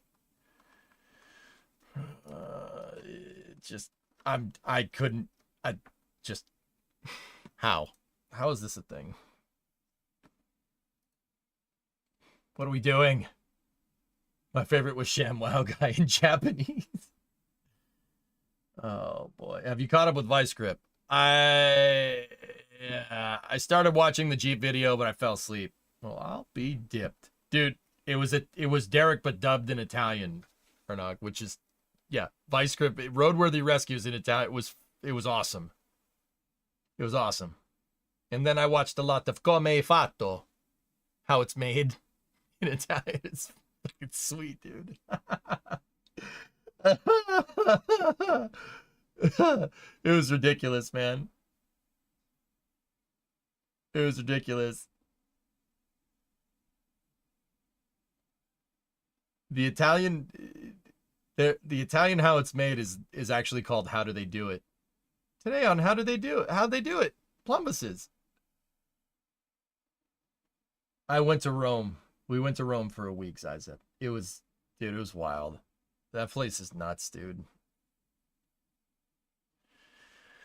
Just, so upsetting, man. Why was the McDonald's better? That's bullshit. That's so stupid. Oh, stupid. Was it Fiat Heaven? So, yeah, yes, it was. But there were a lot of Fords, dude, to be honest, and I was pretty. That's another thing. All right? That's another thing. All right? I've okay, so two things. All right? There are a lot of Fords there, and that's cool. I was really happy about that. It's Fords, Fiats, I saw Peugeots, Citroens, there are Renaults, there's all kinds of stuff, right? Okay. That's cool. Second thing, everything's manual. Everything is manual. And I'm just dude, the taxi cab that we took, Geek, was a Ford Transit van, like a small transit van, right? Small transit van, diesel manual. I'm like, this is like turbo diesel manual. Excuse me. I'm like, this is not okay. This is not okay. Everything is manual. Everything. Any F-350s. I didn't see one pickup truck, but hold on a second here. You know, I get a lot of crap because I like pickup trucks from Europeans. You guys have pickup trucks. They're just not pickup trucks. They're a van with a pickup bed on the back. You know, we hate pickup trucks. They're not pickup. Bro, you have pickup trucks. They're just vans. They're vans with a pickup bed on the back. You have like transit van pickup truck. Like, look, all right? Just because this is a freaking van, right? With a pickup bed on it, right? That's a pickup truck, all right? It's not a van, okay? That's a pickup truck. I don't give a frick what anybody says. You guys have them everywhere, all right? That is a pickup truck. You could sit here and you can cope and pretend like it isn't, but it is. It's absolutely one. Oh, we don't have pickup trucks. We're European. No. Cope harder. That's a pickup truck. But it fits in parking space. Those things are bigger than my pickup truck. Don't play that bull crap with me. Don't play that bull crap with me, man.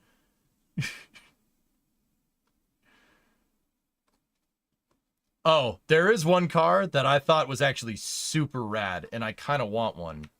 Hold on one second. Let me see if I can get a picture of it. Last. Yes, but all of ours are work trucks. People don't buy them for personal use. We're not talking about that, Tessa. Don't change the subject. I'm saying, yeah, 2 + 2 = 4. And you're saying, yeah, but what about subtraction? Yeah, okay, what about it? Don't change the subject, you punk. They all look like baby shoes. Yeah, our cars look like shoes. Europe's cars look like baby shoes.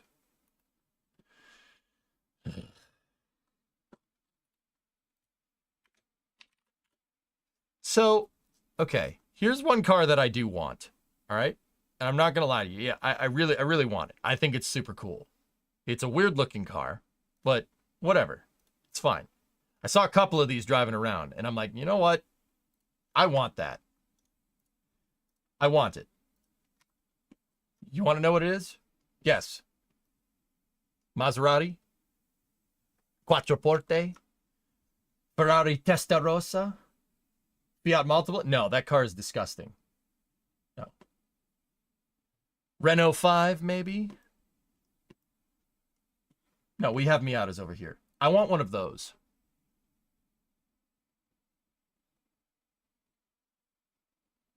I want one of those. Yeah, I think those are cool. It's a Fiat Panda. It's 4x4. That thing is 4-wheel drive. I want it. It's 4-wheel drive, dude. That's cool. Dude, it's 4-wheel drive. That's awesome. It's a little 4x4. It's this tiny car that's the size of a golf cart with 4-wheel drive. That's sick. I want one. Fun fact, the 4x4 sells for absurd money. Dude, I saw a couple of them. I saw a couple original Fiat Panda 4x4s. I'm like, I want that. I want that. That's super freaking cool. I really want it. No, I don't want a Jimny. Jimnys are dumb. Why would I buy a Jimny when I can buy a Bronco? No. I want that. That's cool. It's a 4x4 Chevette. Yes, it's cool, man. That thing is super sick. It's this little tiny car with 4-wheel drive. I think that's cool as hell. Can you imagine that little thing? You got a 4-banger, manual, 4-wheel drive. That's cool. I want it. I want it. I really want it. That's super cool. I know about 2CVs, Mike. We have 2CVs over here. You just don't see them very much. I'm not a fan. I don't need a weed whacker engine powering my car. Okay, that should belong on a weed whacker. Dude, Geek, it's cool. It's a cool freaking car, man. New Bronco or old Bronco? Old.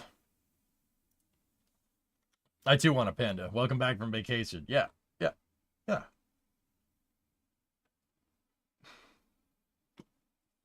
You dare? How dare you? Dude, a weed whacker engine belongs in a weed whacker, okay? What I will say, though, about French cars is Citroen with the hydropneumatic suspension is genius. That's cool. But that would have been in a Citroen DS, not a 2CV.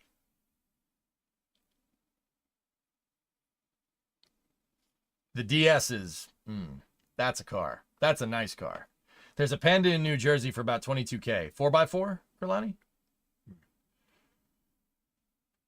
So what you ran about the EU having so many manuals? It's not, that's bullcrap, dude. It's bullcrap.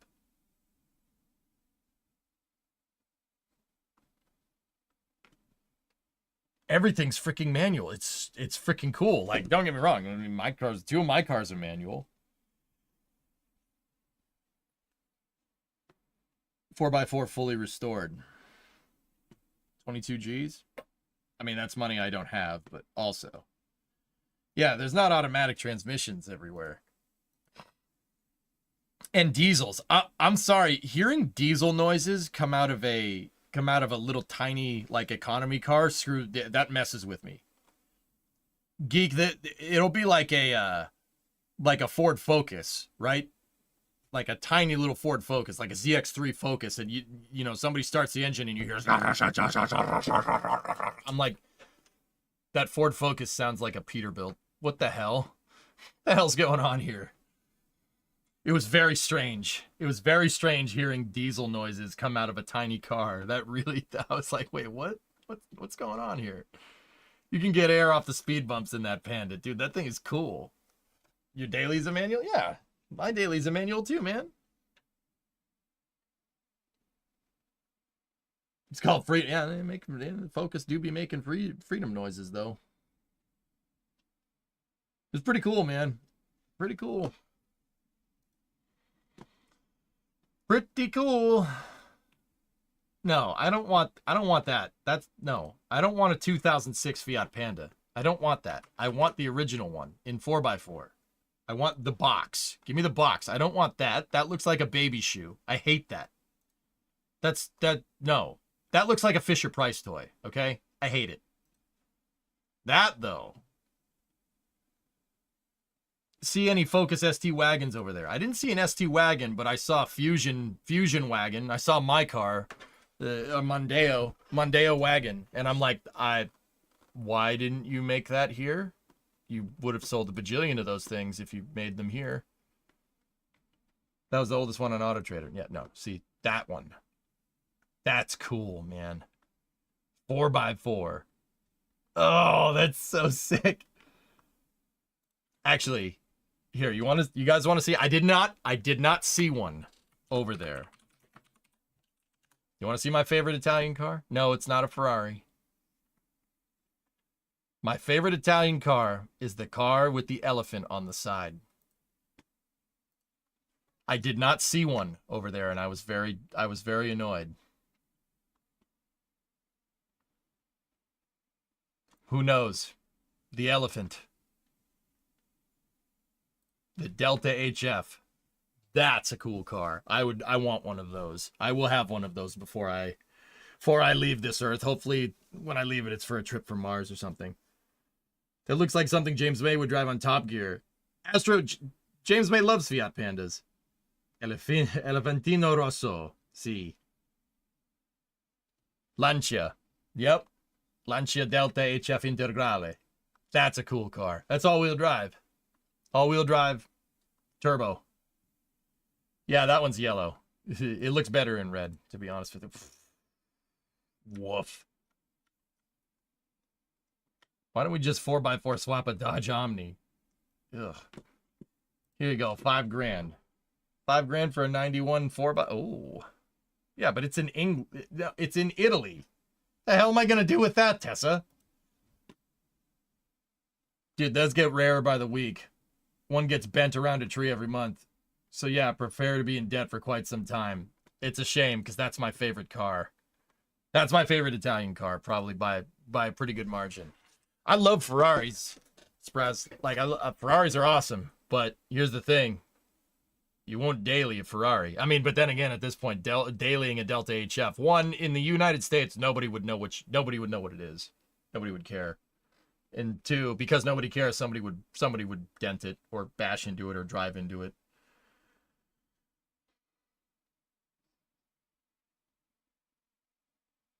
You don't want to daily a Delta, please no. Dude, it's such a cool car, man. It breaks when you think about it. Hey, man, Italians make good food. Cars, they work sometimes. You can't daily an HF in Italy? Yeah. A Piaggio? Oh, that thing. I know about that. This thing. I saw a couple of these things.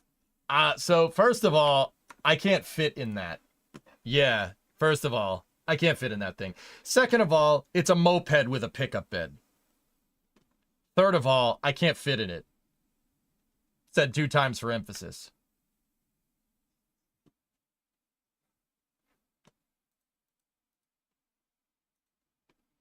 What's that size up? You got a line on one? How much? What's 99,000 kroners?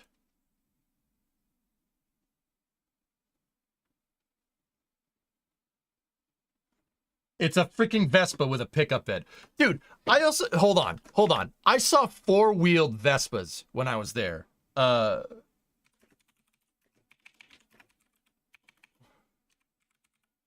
Dude, it was the hardest cope I've ever seen in my life. This thing. Bro. That's 14 Gs? I'm not... Jeez. How about a Type 37? Type 37s are cool, Adzio, but I don't think I could fit in one. I saw that. People were rolling around in that. That's the biggest cope I've ever seen. You know what they call a motorcycle with 4 wheels? They call it a car. Okay? Like, like, what? What do you... just buy a car. It was weird. It was very strange. I don't know what that is, Tessa, but yeah. And then you saw stuff like this. Like, just what are you doing? Like that's bike.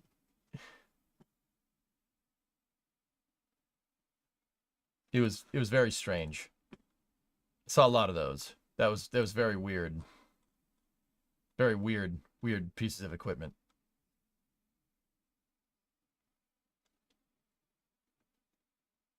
They're super popular in Monaco. Yeah, they would be.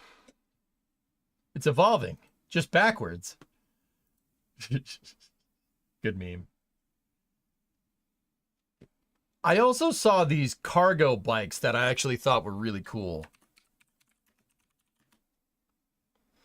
They had like a pickup bed in the front. Yeah. Here we go. I saw stuff like that. There's like, it's a bicycle, right? But all the cargo is up front. That was cool. Those are pretty sweet. I thought those were really neat. Bro, I'm telling you, the Panda is a 4x4 lifted Dodge Omni. Take a look. I know what an Omni is, dude. It's a K car. The Dodge K car. Yeah, Animal. I first saw those things in the Netherlands, but yeah, they're all over the place in Rome. I saw it drive, like, go by, like, when I was on the street. I'm like, oh, they got those there too, huh?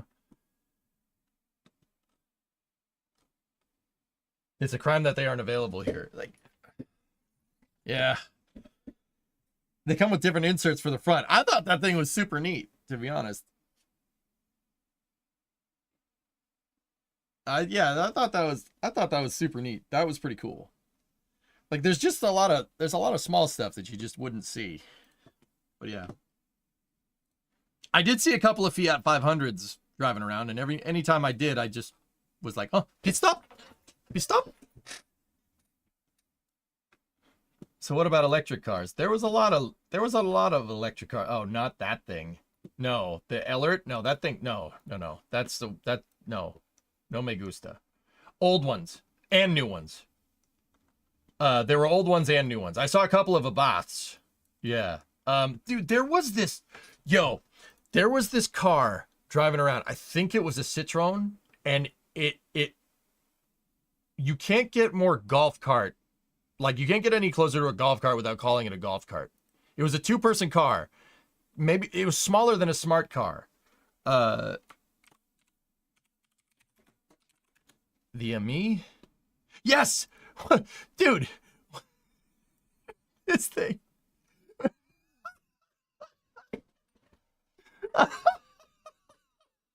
Yes, because there's that!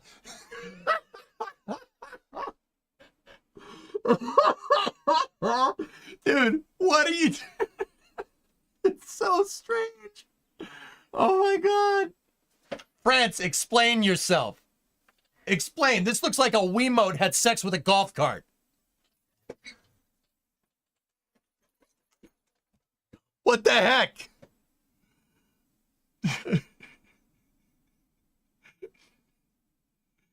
Dude. It was so strange, man.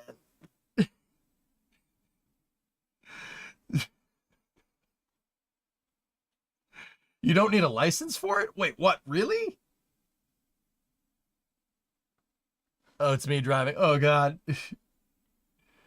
Those are only like 30 cc, so it's 14. What? Oh, dude, it is a golf cart. Oh, all right. Well, that makes a lot more sense now. It's a freaking golf cart. It is a golf cart. That's funny as hell. Licenseless cars are really big in France. Really? Oh, well, today I learned. But, okay, all right. I asked you to explain. You explained. There you go. Dude, it is such... I saw that drive by and I went, what the frick was that? Actually, speaking of French cars, I saw a couple of Renault 4s around. There was a couple of people tooling around Rome in a Renault 4, which I was not ready to see that. But yeah, there was more than you'd think.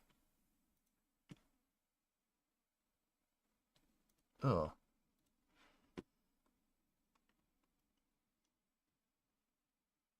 Joji Citrochang, which means Discovery, crammed go and seating. throttle That's up. awesome. Lig, what's going on? 74 months. They tested it in Monaco? That thing? Oh, jeez.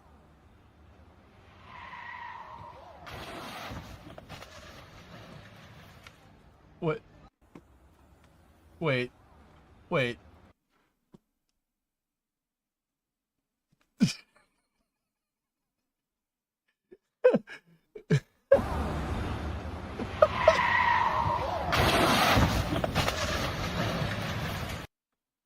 Oops. Yeah, I thought the Renault 4 was cool. I like this. That reminds me. You know what it reminds me of. You know exactly what it reminds me of. Oh my god. What has happened to you, sir? Sorry, my fault. Oh no, someone help it.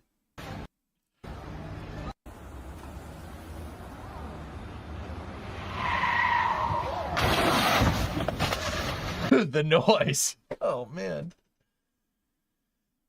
Can you flip me over, please? Dude. It's pretty funny, man. Pretty funny. Hammond! The Amis doors are exact same size on the exact same on both sides, so it's a cost-cutting.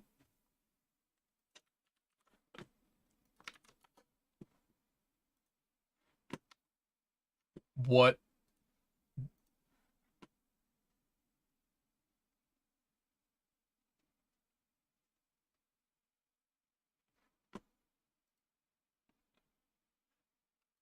Yeah, I saw a bunch of those, Marco. Okay. I saw a bunch of these as well. Yeah, all right. Shut the French door. I told you there's 2 seats, dude.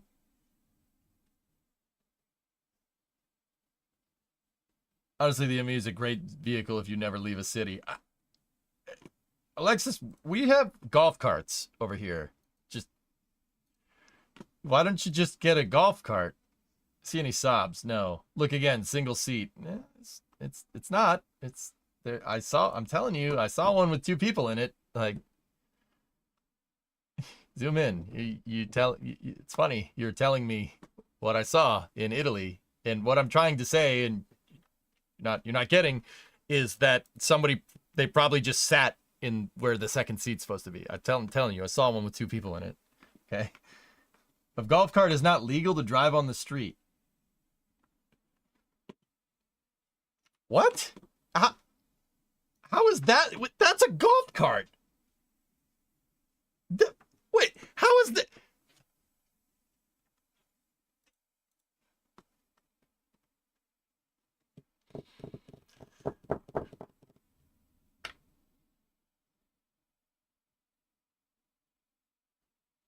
Believe it or not, that has crash protection. This has crash protection. You guys have talked yourself into this. What is this going to protect you against? A guy on a bicycle? Bro, if you get hit by a bus in this thing, you're done. The thing is plastic. Don't give me the crumple zone, DJ. The crumple zone. No. No. Crash protection. Yeah, what's the crash protection? There's something between you and what's about to kill you?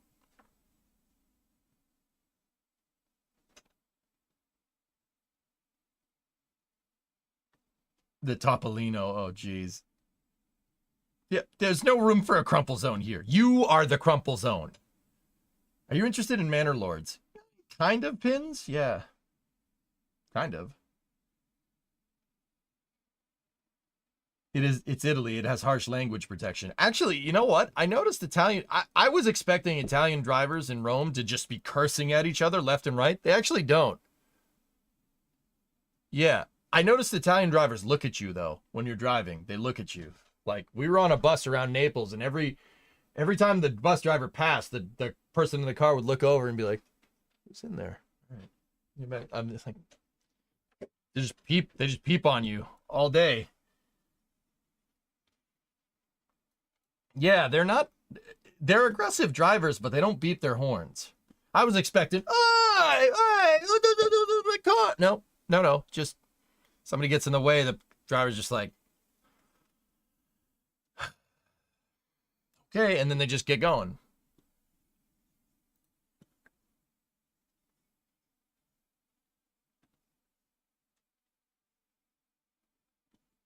Tessa, it's a golf cart, man.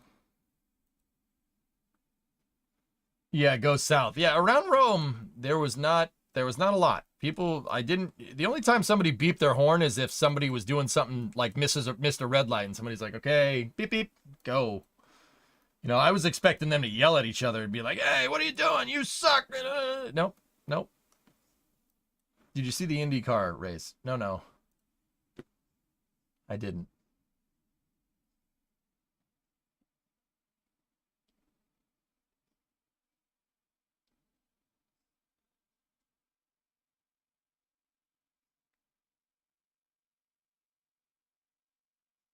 The mannequin fell over Foo Face? Jeez. Oh, yeah. We saw Somebody was driving around and they were unhappy about something. Did you see a 500 at Barth? I know about a 500 at Barth. I would want an old one. I saw a bunch of new ones, cuh. 500 at Barth's cool. I'd drive that. For real. And they do sell those over here. But I'm not buying a Fiat when I can buy a Ford. Sorry. It's not happening. Where's the Oracle in Rome? The Oracle? Question?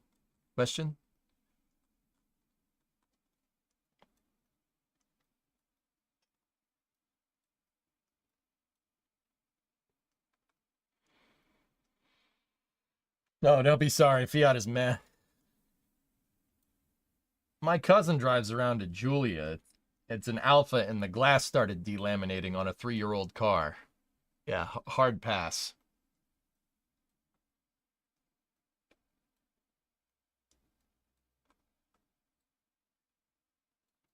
See, I'm looking right here. That's where the Temple of Jupiter Optimus Maximus Primus was. See that right there? It was right here. Jupiter Optimus Maximus Optimus Primus.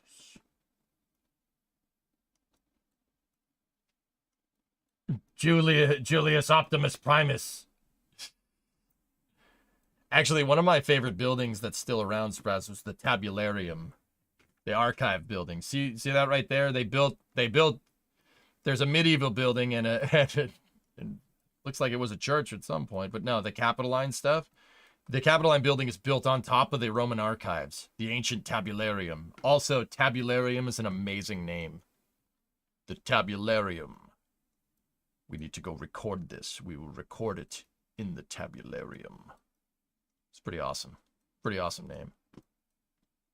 They had Transformers in ancient Rome? Yeah, right? Yeah.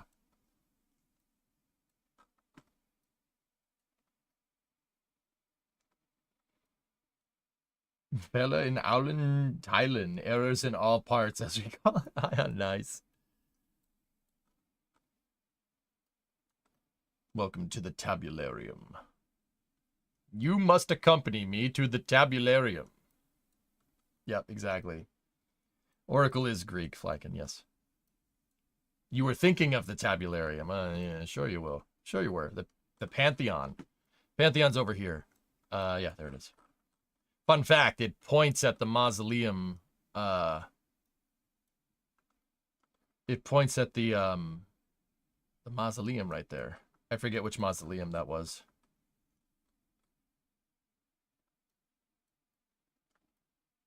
See, that doorway goes right to the front of the Parthenon.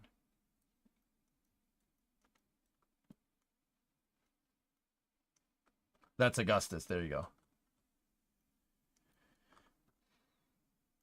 The Parthenon was insane. What got me is the Romans pitched the floors of the Parthenon. So the floors inside of the Parthenon, which, I mean, surprise, became a church.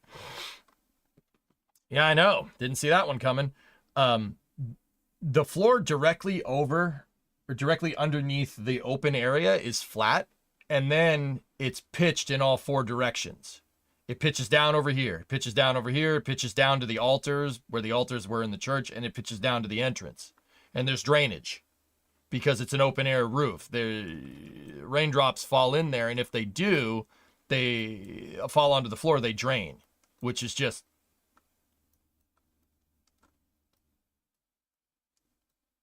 the square was crazy walking into it, not expecting it. Yeah. Danion, yeah. Brimo and I, when we first walked around, the first day we were there, we walked down this alleyway, and I'm like, oh, I think the Parthenon's over here. And we turned the corner and saw that and went, oh, okay. All right. Yeah. Sure. That still, to this day, is the largest freestanding dome structure. That dome's made out of concrete, which is not reinforced concrete, which is just damn impressive.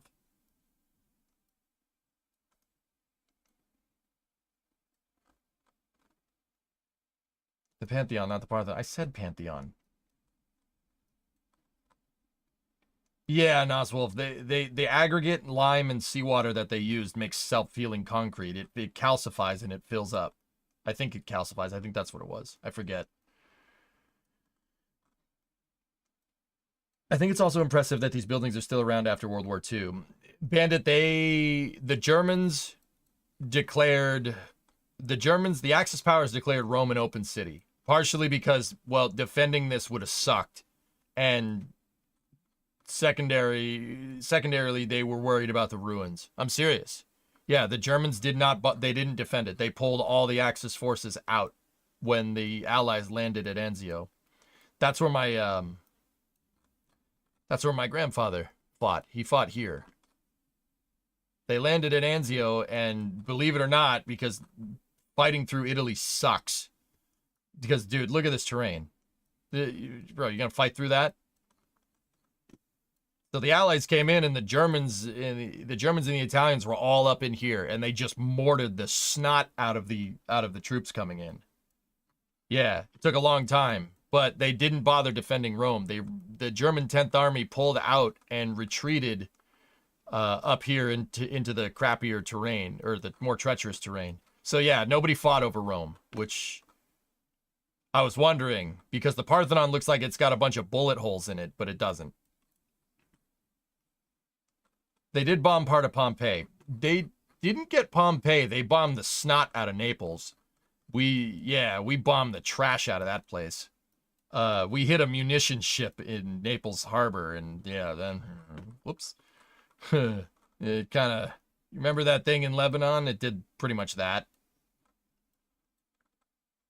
Did you go into the Vatican? Yeah, of course. You can go in. Sure. Got to take your hat off. Can't wear shorts. Can't wear shorts either. You have to cover your knees in the house of God.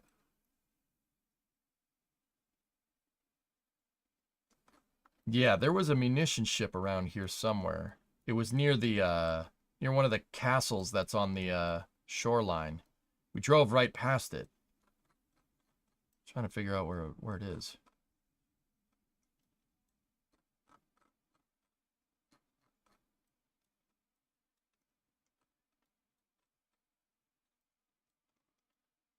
Isn't that wreck still in the harbor? I don't think there's any part of that wreck left. I don't know. The castle is somewhere around here.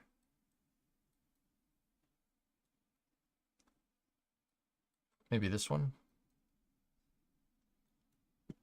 Naples is actually super interesting because there's a lot of like Baroque French buildings here, because that's where the French kind of conquered stuff. So you see a lot of French architecture coupled with the traditional like Italian stuff. It's very strange. Google it. Okay.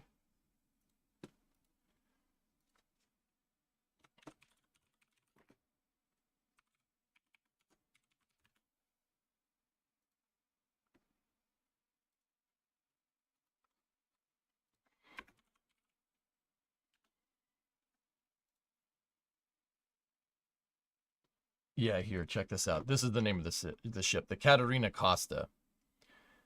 It was an 8,060-ton motor ship, and on March 28, 1943, while loading ammunition and supplies at Naples, the vessel caught fire and exploded. 600 people died and 3,000 were wounded. Oops. Yeah, it got bombed. It was being loaded with 1,000 tons of gasoline and 900 tons of explosives, tanks, and others, to be transported to Tunisia. It got. Yeah. It didn't get bombed. Okay. Fire broke out, possibly due to arson, which became uncontrollable. Whoops. I mean, Naples did get bombed. I thought the ship got bombed. They didn't say, but it just caught on fire. Whoops. I don't feel as bad now. Sweet. Sweet. Kidding. Jokes. It is a yoke. They had an anomaly. Did you get to see a soccer game? No. No, I didn't. Did you go to Venice? No, just Naples and Rome. That's it. What does mine say? Sweet!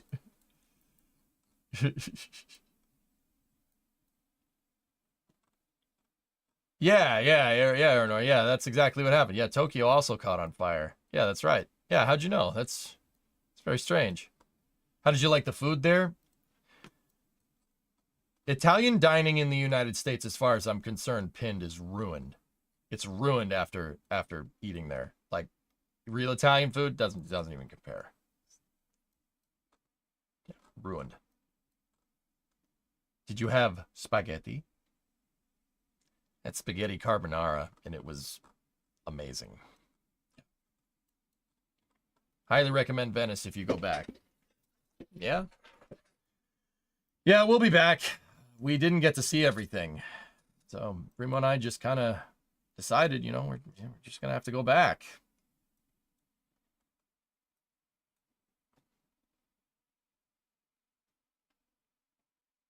Well, it's the same as American food in Italy. No, that's actually also better here. Sorry. I got nothing to say. I'm ashamed of that, dude. I'm ashamed that your McDonald's is better than ours. How the hell did you do McDonald's better? But then again, it's Italians. So it's Italians when it comes to food. Of course you're going to do it better. But also I'm a little annoyed. That's not okay, dude. That is not okay. I hate pasta. Can I still go to Rome? How do you hate pasta? It doesn't taste like anything. What do you mean? It tastes it's just noodly bread.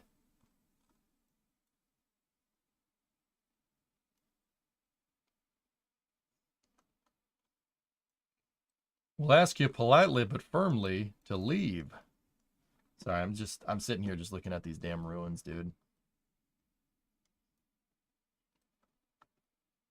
Yeah, write that down. Noodly bread.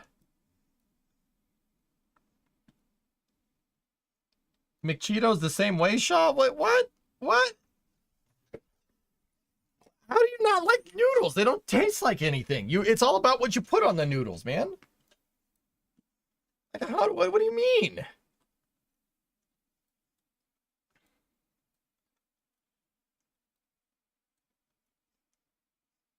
Pasta is just an inefficient food. I'd rather just have the sauce. What? Inefficient? I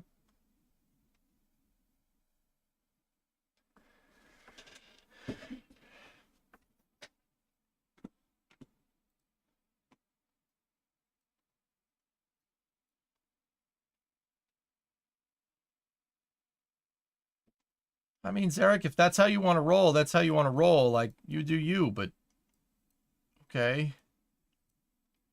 Or you got to you twirl the spaghetti and then you dip the spaghetti in the sauce. And any Italian, you're gonna have bread with it, so you could pooch the bread. You could pooch the bread in the sauce. So any sauce that you don't pick up the noodles, you pooch with the bread, and you put some Parmesan cheese on top of that, and you just don't need, you don't just eat the pasta by itself. You gotta have it with the sauce. You gotta have it with the bread. You gotta have it with some red wine as well. Like, or else it's just, what are you doing? Bada bing. Oh. Oh, whoa, hey, what are you doing? Oh, hey, hey. You gotta have the meatball in there. A good sauce is always gonna have meat in it. You don't have marinara sauce without meat chunks in it. What the hell's the matter with you? Repost. Why is there never any roofs over any of these ruins? Does there need to be? They've been there for 2,000 years, Flyke, and I'm pretty sure they ain't going anywhere. Japan's McDonald's are also better than ours. Yeah, I know, insane. I've had McDonald's from Shinjuku. Yeah. Frick, dude. How we get an upstage at our own game? That's embarrassing. It's freaking embarrassing. It's embarrassing, man.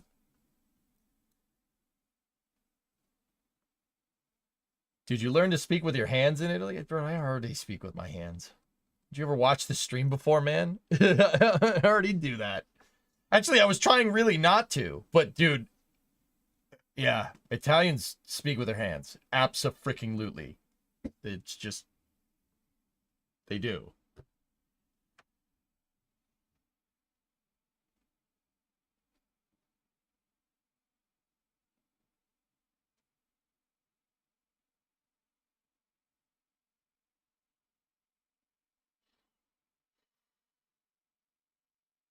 It's absolutely a thing. I saw a guy on a cell phone talking about something, and he was like,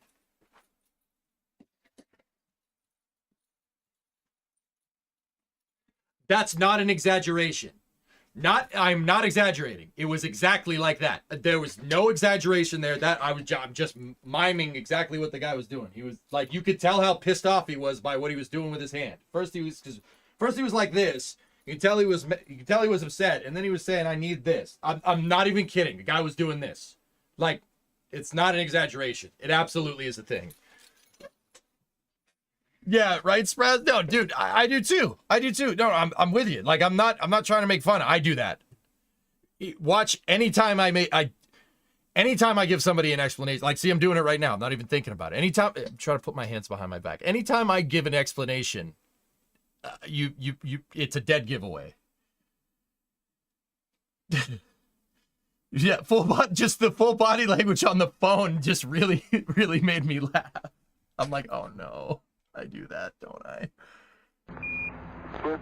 Yeah, it was not okay. The Eagle has landed. Your shoulders are still doing it? I don't know what you're talking about, man.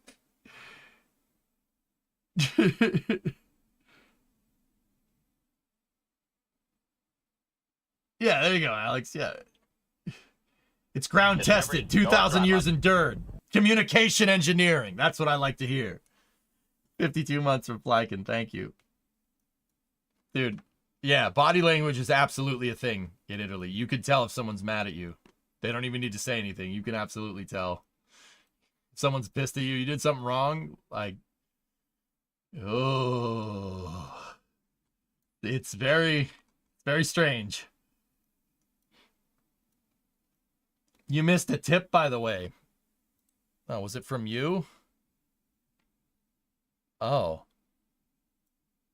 Oh. Oh, the headphone's muted. That's what it is. Oh no, that was $100. Thank you, Sirius. Thanks, man. Ono says, well, we better start the Return to EU fund. Oh God. Oh geez.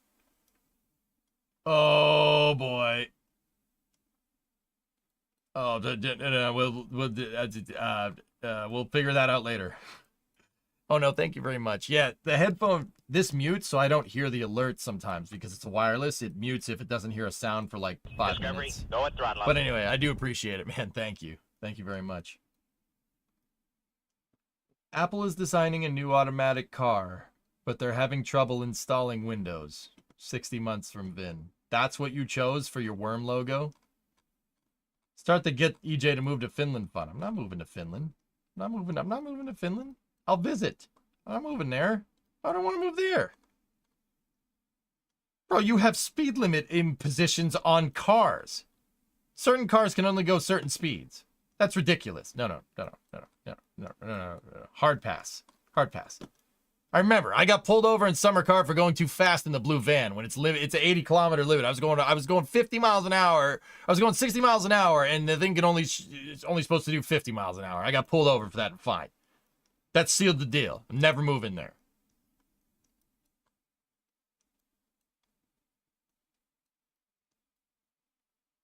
Hey, it's about 8 degrees Celsius out there currently. It's lovely. 8? I'll take my red, white, and blue. Thank you very much.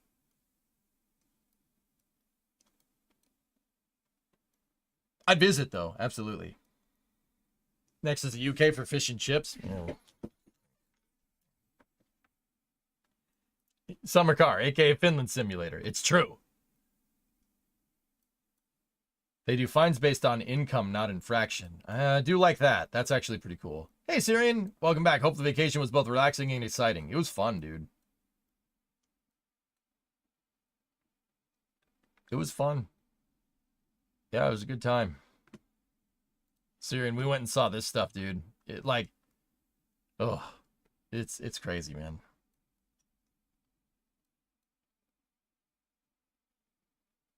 Come to New Zealand for fish and chips, maybe because we actually have fish and orcs.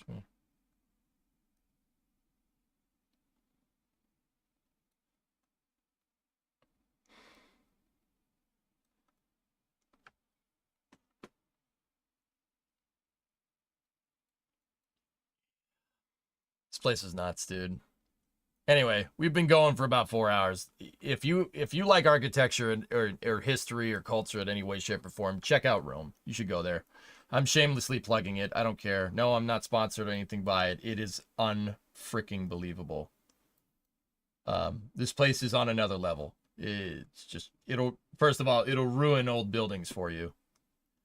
You know, if you're from the US, it's like, oh, we got a building that's like 400 years old. Yeah, that's cute.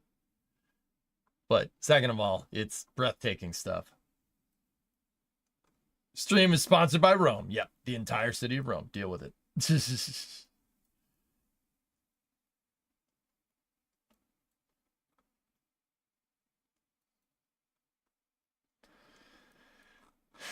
I just can't believe how ridiculous it actually is. Brought to you by SPQR. Yep.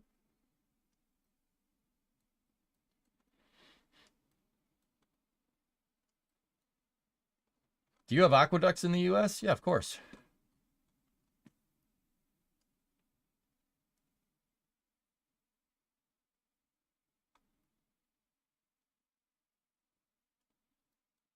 Sono pazzi questi romani.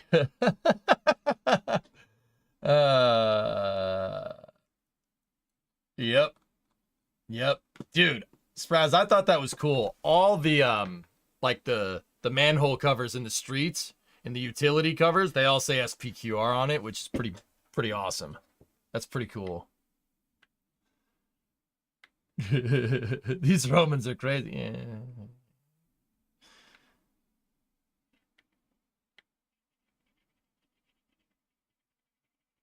Yeah.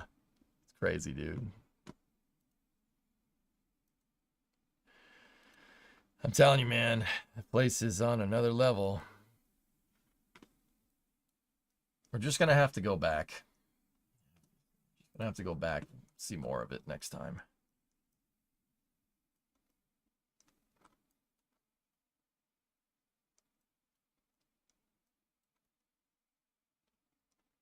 Did you see any other big American companies over there aside from McDonald's? There's a Burger King.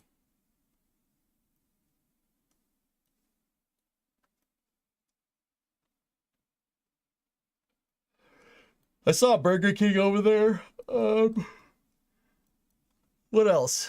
There was a bunch of stuff, but Burger King and McDonald's were the ones I noticed the most. But then again, like, I only got McDonald's because I wanted to. Whenever I go to another country, I always try the McDonald's just to see. I'm just curious, just to compare it to back home. Yeah, but honestly, going to Rome, you'd be crazy to have McDonald's more than once. There's so many better places to eat, and all the food is so good, and it's inexpensive. Doesn't cost a lot. Was your hotel an old building? How's the accommodations? We stayed in a Hilton, Jim, downtown. It was not, yeah, it was fine. The hotel was fine. You have KFC and Five Guys? That's pretty cool.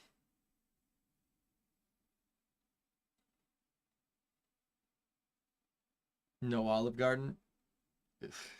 I don't think so.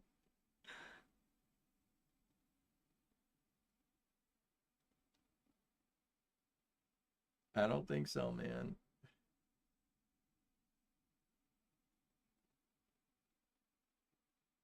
So question, was the Colosseum like a family thing, or was it where the weird people went? Trying to gauge whether or not it was more like a modern day circus or a modern day jackass show. The Colosseum is called the Flavian Amphitheater, all right? It was built by one of the Flavian emperors, all right? And so, Flykin, think of it like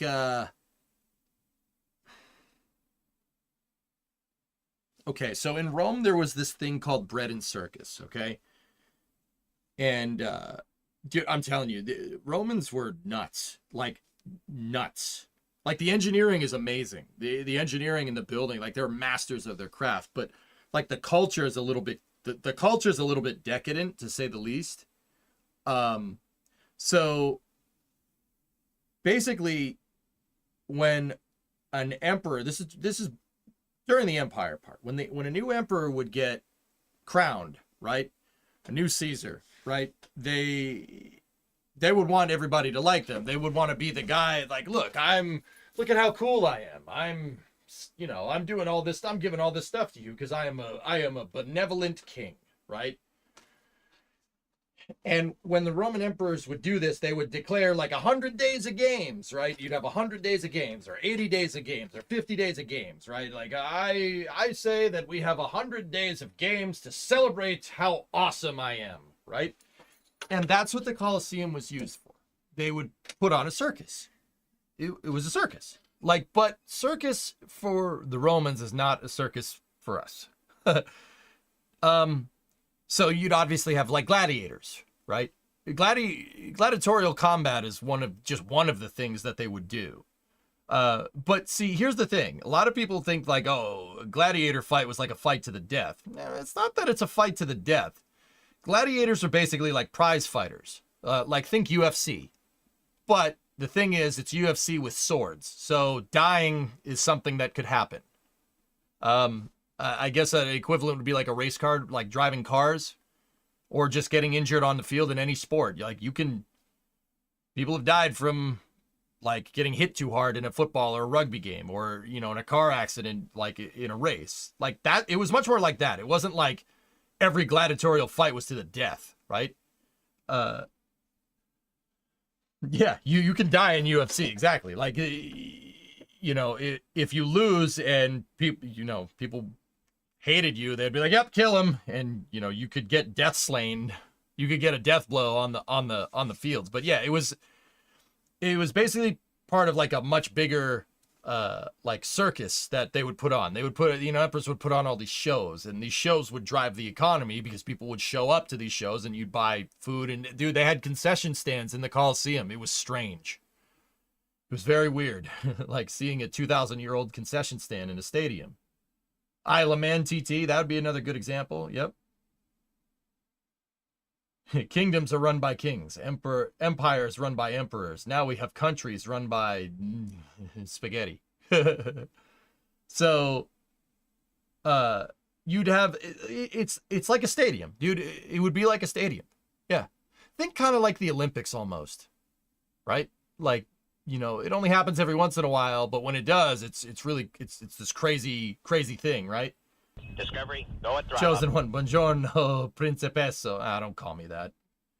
Buongiorno. Come stai?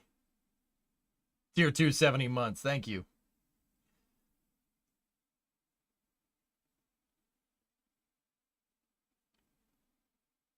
Now, like, here's the other thing.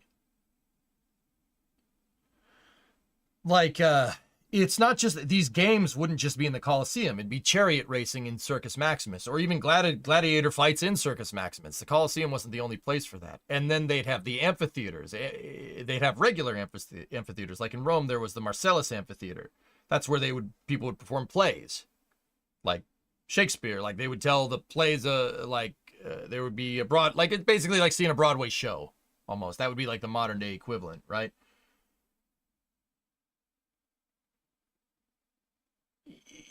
A circus actually probably would be the most modern day equivalent, Flykin. Yeah, circus, but it's a circus where people can fight to the death.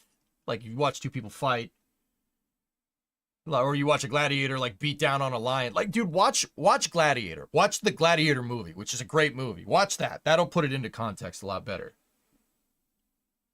Does the Marcellus Amphitheater look like it? No, it's good. Yeah, circus as in ring, the great ring, exactly, yeah. Are you not entertained? Is this not why you are here? Or Ben-Hur, yeah, Ben-Hur is chariot racing. Chariot racing is cool. Once again, I think I was more impressed with Circus Maximus than I was with the Colosseum. But the Colosseum is much easier to be impressed by because it's been excavated. It's a little more complete, I guess, than Circus Maximus. In a second, JDG, yeah. Mm-hmm. I mean, I always thought Circus Maximus, was more impressive.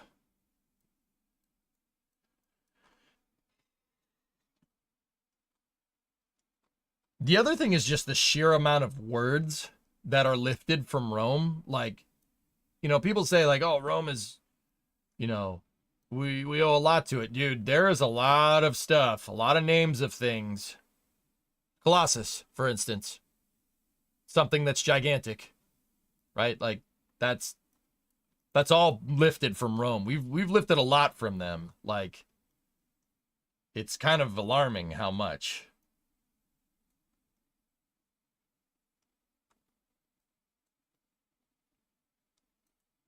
Like viaduct, aqueduct, it's all Roman. Via is the Roman name for street. So viaduct, bridge, right? Aqueduct. It's a bridge for water. Make sense?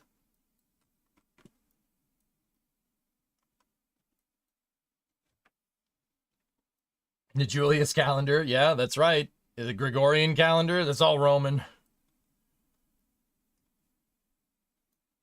You're just like the meme out there always thinking about the Roman Empire. Well, considering I just saw it firsthand, Bandit. I mean, duct tape. Wait, what?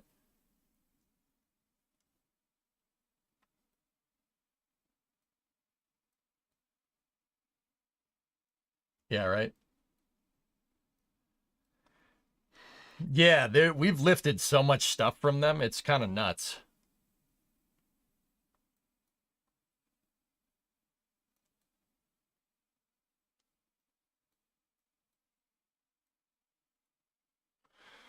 Yeah, it's kind of crazy, man. Caesar salad. Yeah, yeah, yeah, yeah. Yeah, it'd be crazy. So yeah. I made pasta for dinner and it's my fault. Yep. What was your favorite building you saw? Back scratcher. Bandit, I liked Circus Maximus, even though it's still buried. You can see that it's still buried, dude. Yeah, they haven't excavated it for whatever reason, and that's upsetting.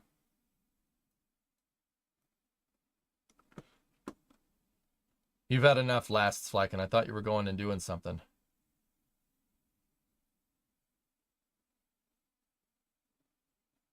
It's not that they did gladiator things for...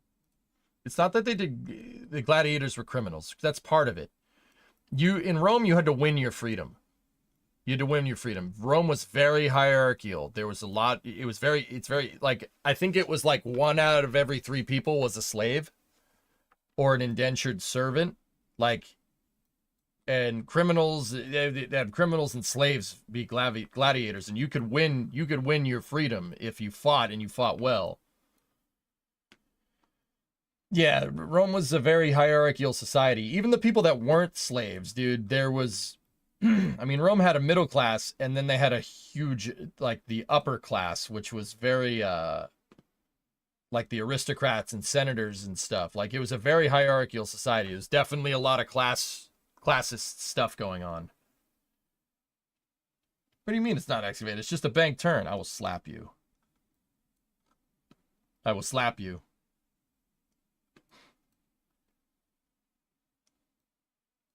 Yeah, so it was a very hierarchical system. That's an important thing to understand. Yeah, Shadden, it's the plumbing is ridiculous. There is actually the remains of the Claudia aqueduct right there. There was an aqueduct that came in here. And then there's an aqueduct that kind of serviced the area around the Colosseum because Nero originally built his palace here. And because Nero built his palace here, when Nero died, everybody hated him, so they demolished his house. And Nero's palace had a huge lake. They demolished all that and built the Colosseum instead. Yeah. Oh, yeah. This is super cool. See this? See that ruin right there? Gladiator chambers right there. And then this was a mini amphitheater that fed right into the Colosseum this way. See that? That was being excavated when we were there. They were working on it. The tunnel. There was a tunnel that went under the street in, and it met up underneath here where the gladiators would enter.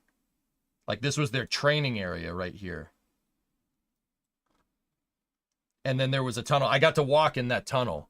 It's underneath. It's down here. And yeah, you could go in and walk down the tunnel that the gladiators walked down, which was super cool.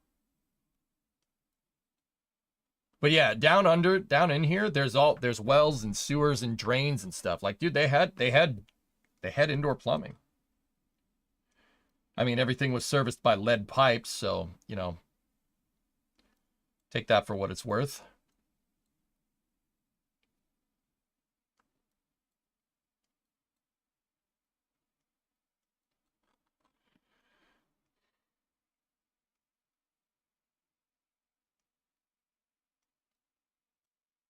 I don't know, Gary, maybe. Were they treating the sewage? No. No, probably not. I don't think they did that. I don't think they had that figured out.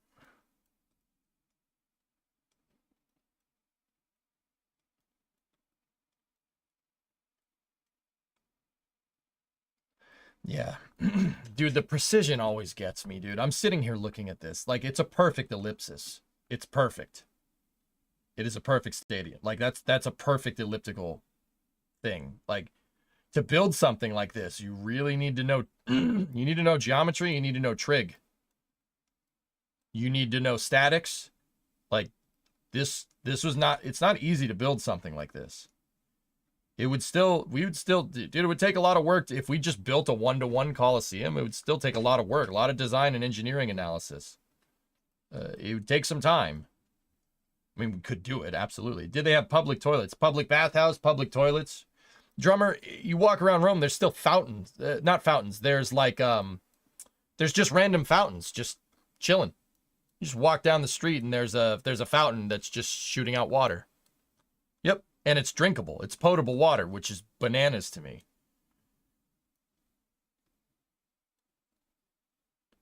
Like here, there's one right there. See? You see stuff like this all over Rome. It's just a fountain. It just works. You could drink it. It's drinking water. You fill up your water bottle there.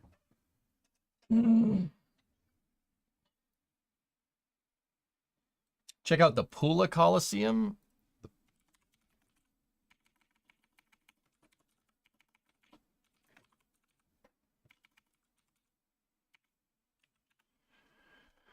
Oh, it's in Croatia. Okay. That's across the river. Yeah, dude. Dude. See? Like, oh man.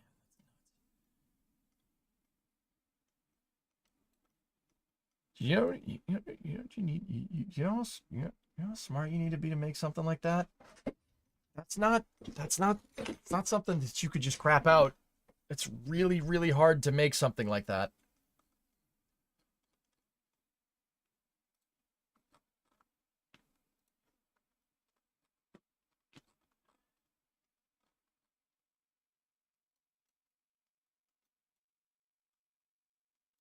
Like, that's making an elliptical building is difficult by today's standards. That's not something that you can just do.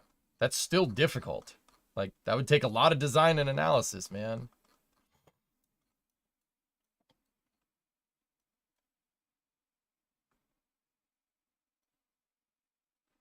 It's just freaking crazy to me, dude. Been to Puglia, you didn't know there's a Coliseum? 20 centuries old. Yeah. Obsidian, right? That's what blew my mind, dude. Like, you know, you're like, oh man, that building's all messed up. It's probably like 100 years old. No. That thing is 2,000 years. Well, 1950 and change, right? Like 2,000 years old. I'd say it's in pretty good condition for being that freaking old. Like, when we're taught history, like, you know, like World War II is, you know, 80 years ago, right? Give or take, right? That's a long time ago, right? World War I was even, you know, even older. That's like what? World War I's 120 years ago, right? Like, we're not 100. I'm stupid. Not 120. 100 and change. We'll say, well, 1918 is 2024, 106 years, right? Like, that's a long time ago. These are 2,000-year-old buildings. 2,000-year-old buildings. Right? Like, you just go up and touch them. You just go up and put your hand on. That wall's, some of these walls been here for two millennia. All right. Okay. Sure. It's tough to comprehend. It's tough to understand that. Like, I'm still like kind of like reconciling it in my head. I'm like, dude, this thing is old. It's been there for a long time.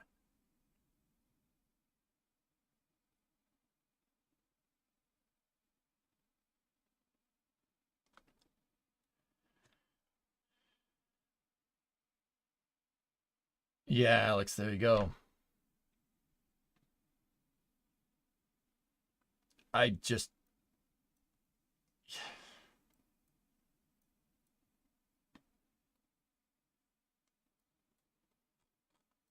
use the end of World War II, but yeah. Next stop, Egypt. Yeah, I know. Yeah, we'll get to playing Fallout now, but yeah, dude, the Temple of Venus in Roma, man. Dude, it is perfect. It's perfect. Yeah, it just screws with me, dude. You were in Egypt last fall, Junie. Tremendous. It's wild, man. It really messes with me. Like, it is. That damn crooked church on top of it. Not that I hate the church, but it's this perfectly square thing, and then you have this wobbly mess. Ugh, stop it. Stop doing that. Stop it. Stop it. Stop it.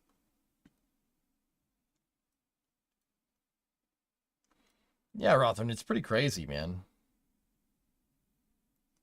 Look at it. It's crooked.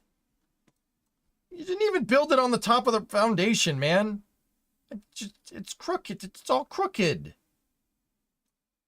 Not even square. Ugh.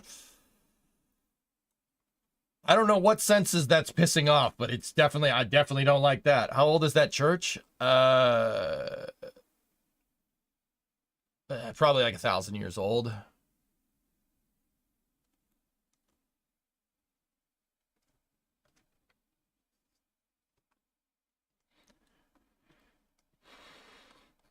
Actually, I didn't really talk about it too much, but the St. Peter's Basilica was amazing. That's an amazing structure. I mean, it's lifted mostly. They took a bunch of stuff from Rome. They took a bunch of stuff from the Colosseum and stuff to make this, but yeah. It's pretty, the whole Vatican was really beautiful. Like, we in these buildings over here, there's just a big museum. And that museum has all this stuff after the Roman Empire collapsed. It has all they basically went over and they took a lot of building materials to build this, right? But they also preserved a ton of stuff too. Like, there's a bunch of like tapestries from the Roman era in there. There's a bunch of statues, and these are not like the chipped up crappy ones that you like see pictures of. These are pristine Roman statues.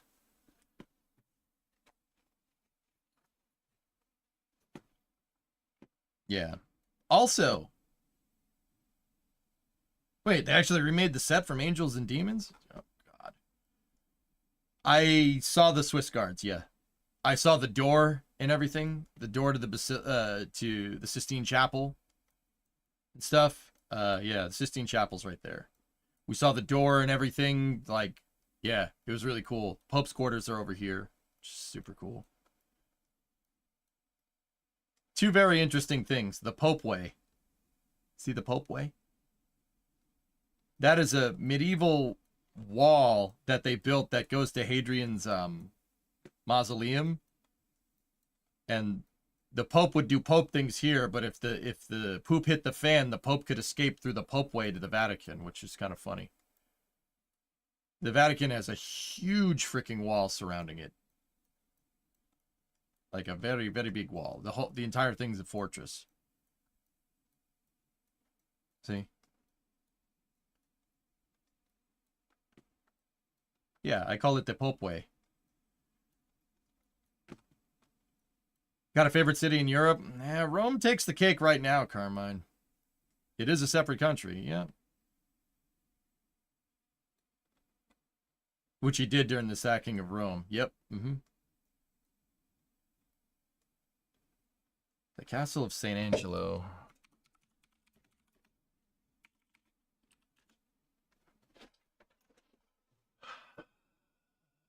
Yeah. That's Hadrian's mausoleum, or San Angelo. Yeah. Did you sneak into the Vatican basement? I didn't need to sneak in. You could just go down there. This was a mausoleum, ex-mausoleum for a Roman emperor that somebody made into a fortress, or the Papal States made into a fortress.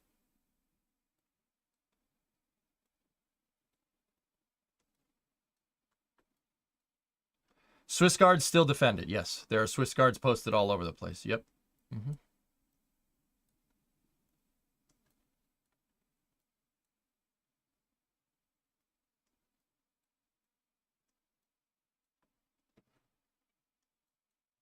Michelangelo designed this.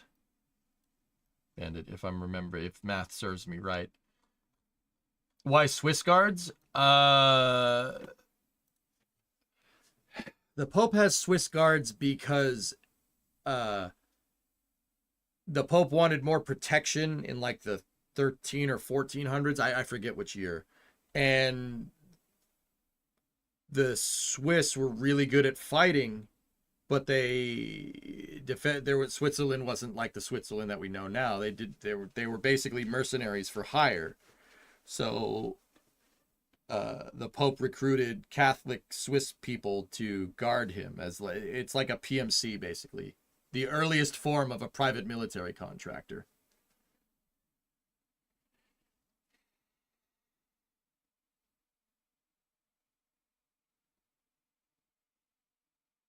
Yeah, they were PMCs. Yep. And they're PMCs that still defend the Vatican. Yeah. Also, second thing, there's the Pope way over here, but I noticed that hey, Josh, 85 months. Thank you. There is a Pope train. There's Pope train. Look at the Pope train. There's train tracks that go into a tunnel inside the Vatican. Discovery, go at throttle. They branch off of this line right here at this station. There's a Pope way. He's a freaking a Pope way. Pope has Vatican has their own train line.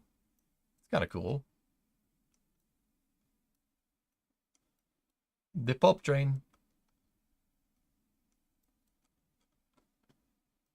Oh yeah, sneaky. Neat. Hey, Wildland, 90 months. Lambo tractor, of course. Yeah, I knew you were going to say Manor Lords. Yep. I know about Manor Lords. Import-export outside connection. Hey, all right. Pope train. Not a highway. The Pope way.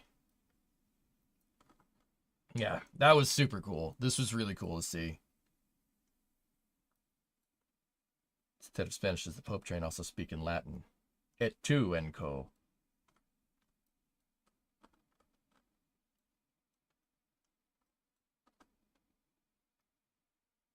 Do they speak Italian in the Vatican, right? From what I could tell.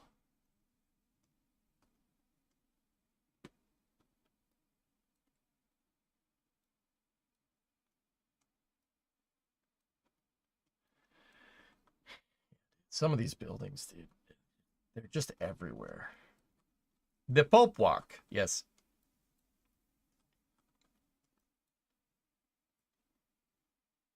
Actually, one of the cooler things that I saw was this building here.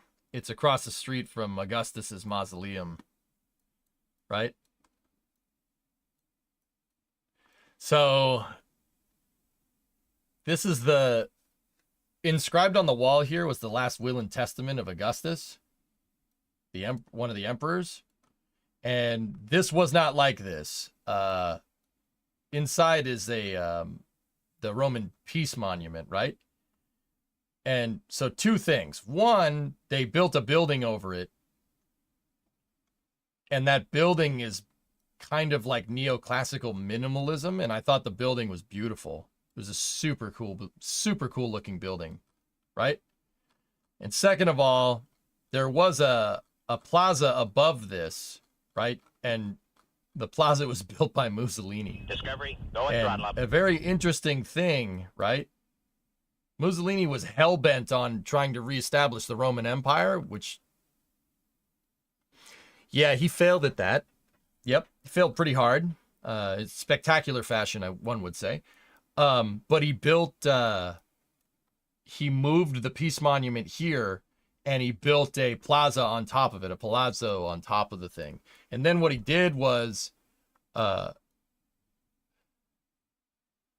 Augustus's original, like, will and testament here were lost, the original one. So they reinscribed it on the wall here for the Peace Monument. Yeah, he was hell-bent on, like, archaeology and trying to restore, like, Roman culture and stuff. It was very strange. So, yeah, this was all they reinscribed the entire will and testament on the Peace Monument, and when they moved it here, they moved Augustus's will across from his original mausoleum, which was very, very, very cool. The Mussolini part was not cool, but the rest of it is cool.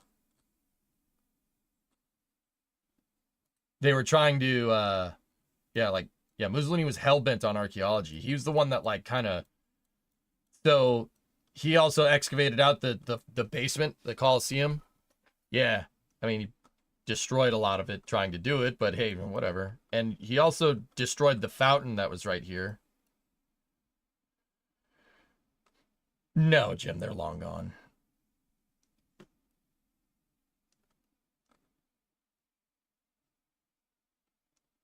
Interesting, Alex. I didn't know that. So there was a fountain right here that he demolished, believe it or not. Mussolini, yeah, the fascists demolished this. Now, okay, I'll let you guys be the judge. It was a circular fountain. And they demolished a circular fountain in the 30s to make a traffic circle.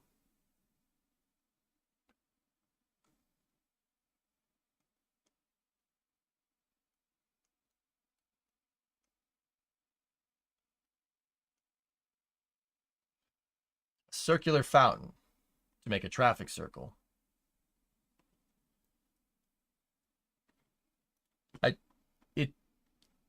It's already a circle. Why don't you just build a road around it? Why'd you got to demolish the fountain? I don't understand. Why would you do that? It's already circular. You don't need to demolish it. It's already a circle. You could just build a road around it. So yeah, that fountain was working.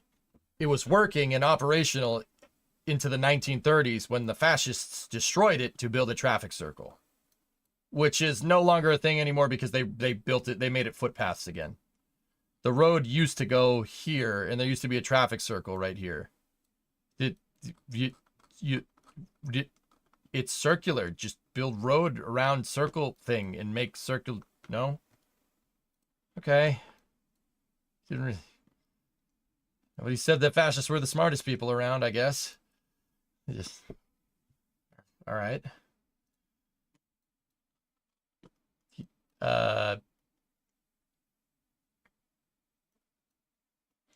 But I mean, on a side note, he was the one that made people go in here and dig up all the original Roman ruins. Like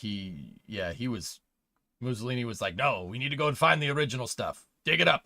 There was a neighborhood here. You could see some of the buildings that were there, some of the cellars from the buildings that were on this street. He basically said, do you live here? Yes, I do. No, you don't. What? Que cosa? No, you don't live here anymore. Leave. What do you mean leave? This is my house. No, not anymore. Not your house. Bye-bye. Arrivederci. Whoops.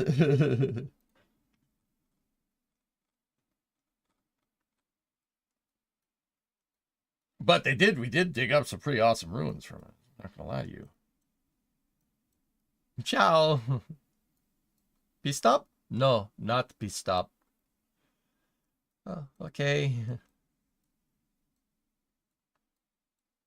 Anyway, time for Fallout, dudes. Yeah, go visit Rome. Trust me on that one.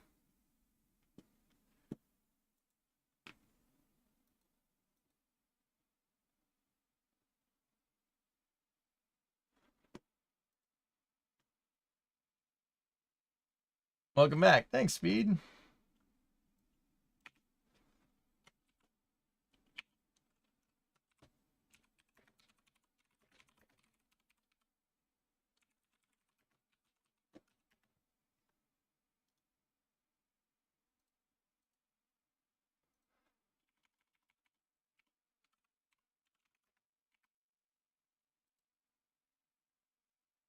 So let's rename the stream. I am abusing the contraptions DLC. Fallout 4. Day would be 6 for us, wouldn't it?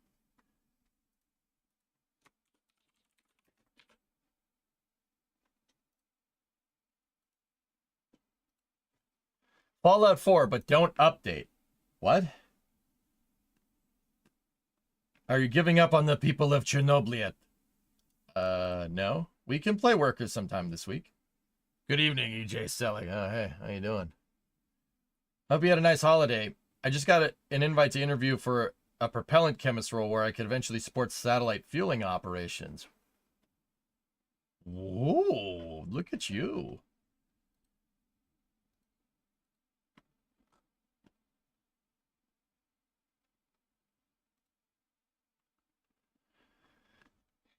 Update is fine. You don't use F4SE. Yep. Escape suit. Fun times. Oh, that's pretty neat. All right, so we're going to update Fallout 4. Here we go. Boop.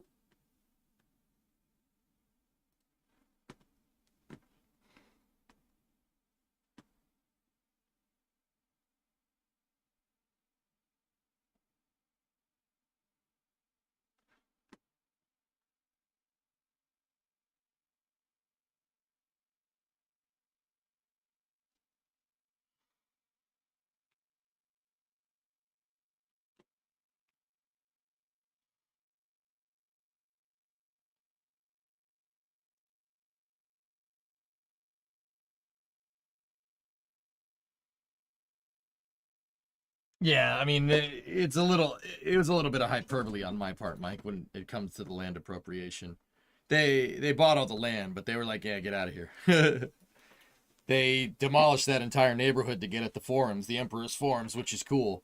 And it was actually something that the tour guide was actually telling us, like, if you really wanted to uncover all of Rome, you'd have to demolish the entire city. Like, the entire urban center would have to be dug up if you wanted to get at a lot of these ruins.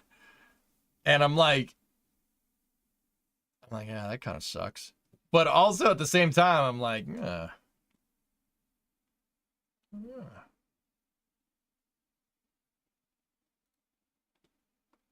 Oh, Alex, let me see.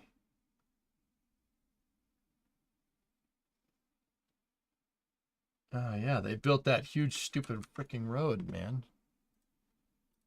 Interesting. Let me see. Oh, yeah.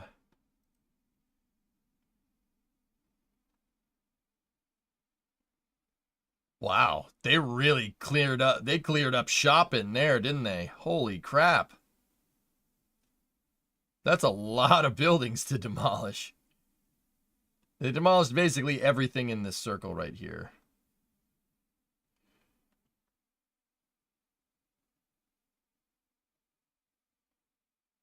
Wow. It's crazy.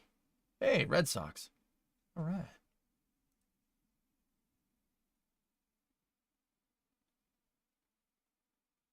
Yeah, Shaw, he really was all about promoting like archaeology and learning about Rome and stuff. The guy was hell-bent on it, which, I mean, don't get me wrong. He was, big cazzo, you know what I mean? That part I'm like, okay, all right, I can see that. But also, you wanted to do it for the wrong reasons. Like the guy wanted to retire as a new emperor of Rome. I mean, all he ended up doing was retiring as the new emperor of a lamppost.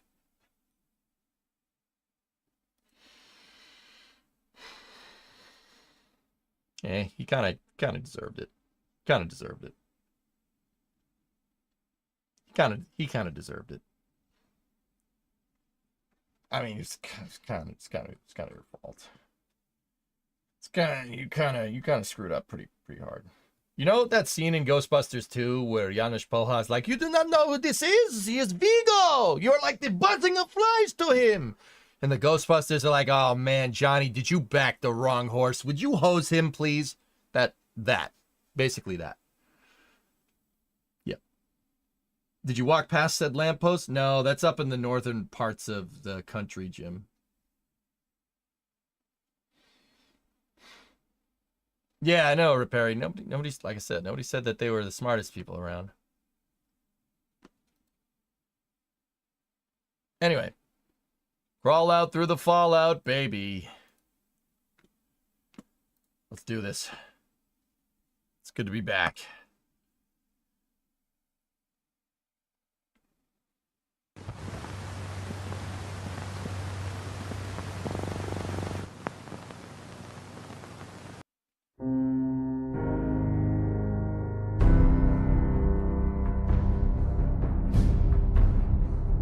Three cheers for the Wanderer. In honor of Fallout 4's latest update, we've added new weapons apparel and workshops to the Commonwealth.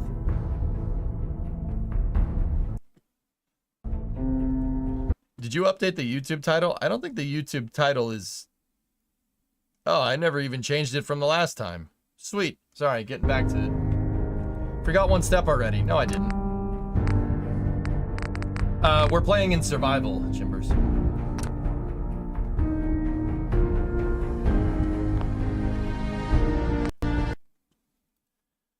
I'll update the title now. Just for you, drummer. Just for you.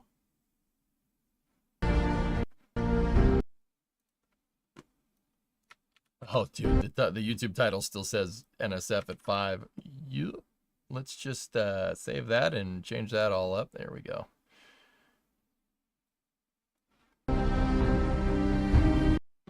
That's not annoying at all.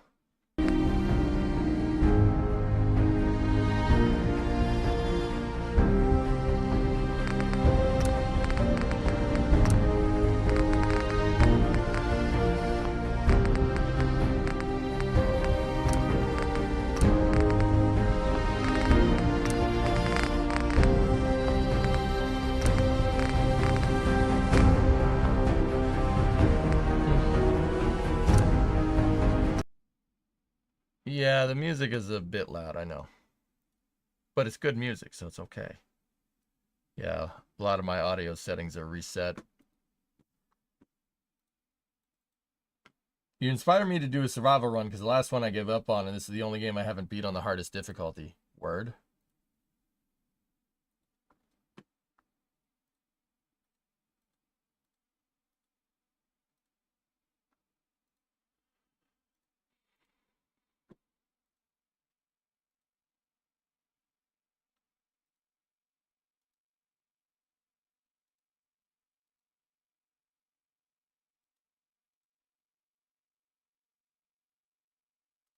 Okay.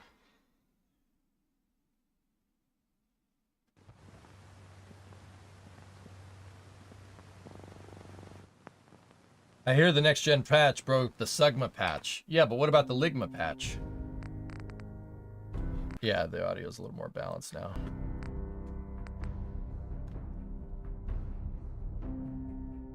Oh, hey, Lig. What's up?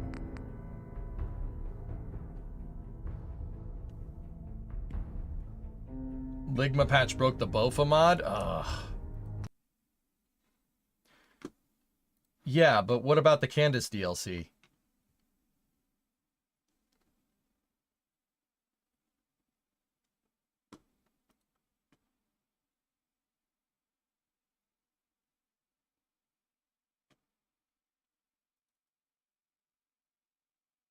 The Sugandese language also doesn't work anymore? Oh, man, that's really bad localization. Todd Howard must be upset.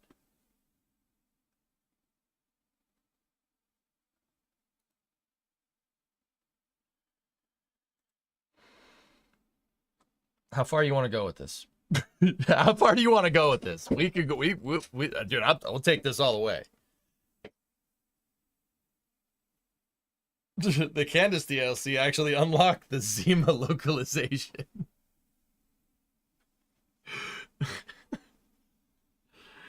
Oh my god. Until someone asks. All right, that's fair.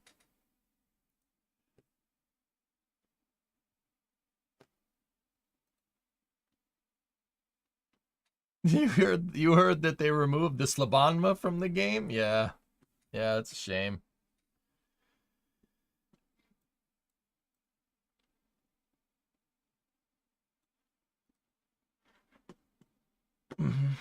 All right, mods. Okay, everything is updated. We're good. All right, let's start this up. Start it up. I don't want to get DMCA'd. Brown for brown.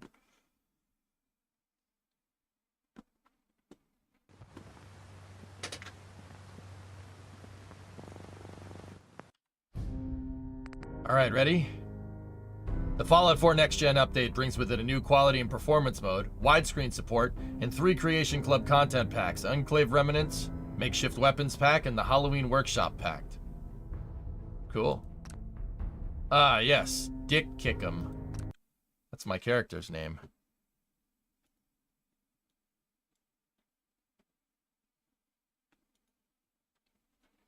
Mr. Dick!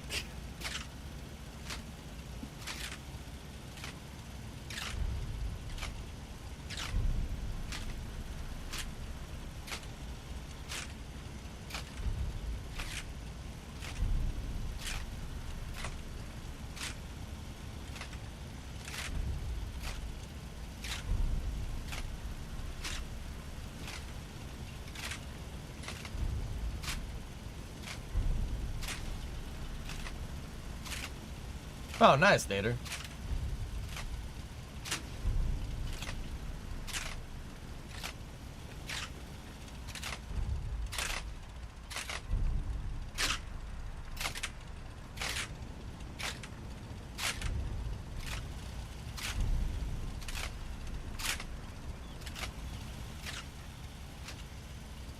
Your factory building sucks compared to Roman factory buildings?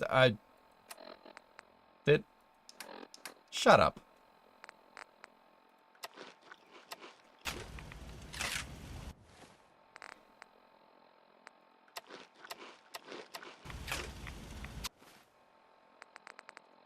Mr. Codsworth. Hey. Sir, take this.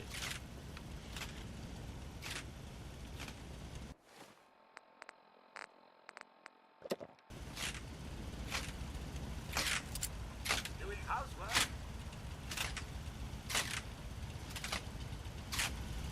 The factory is not finished yet. I'm messing with logic to see if we can do different automations, but I do not remember in the slightest what we were trying to do here.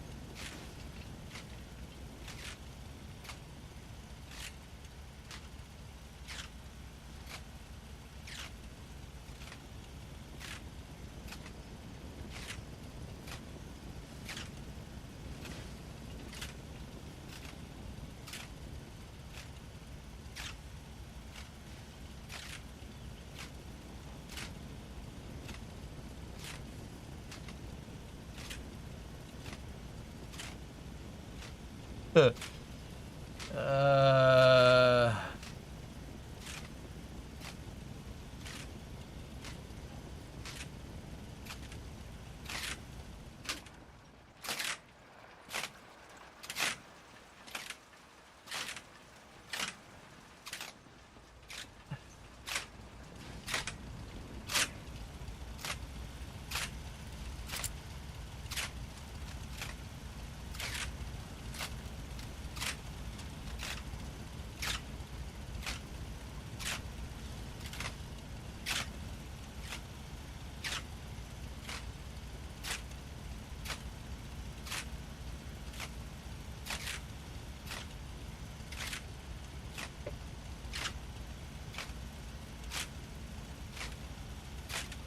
Okay.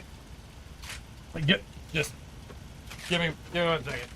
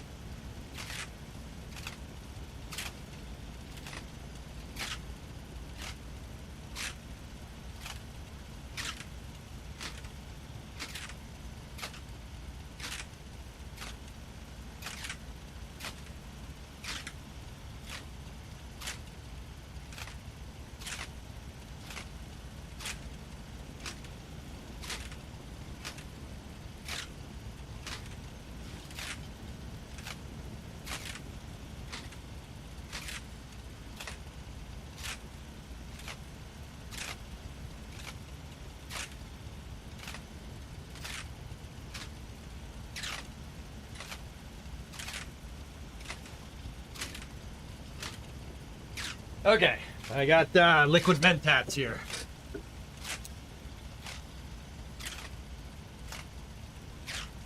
Drawing board is ready. All right. Okay. So we were trying to make a binary counter so we could store numbers in memory so we could requisition the right amount of resources, right? That's what we were trying to do.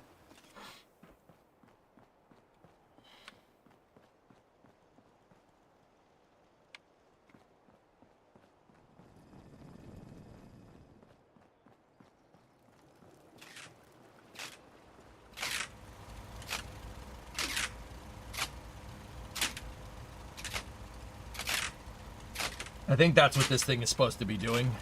I think.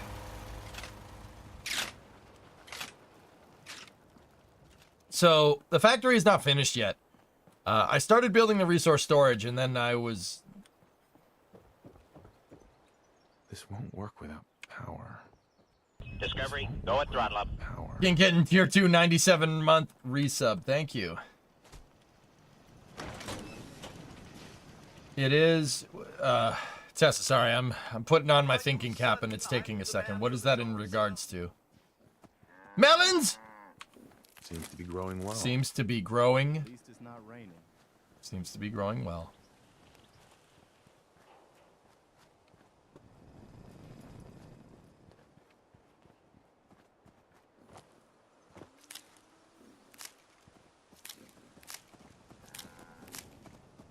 Need something?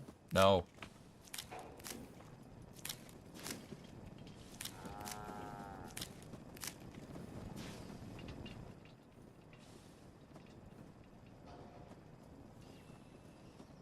Put the links to the flip-flop circuit and counter diagrams in YouTube chat as it moves slower.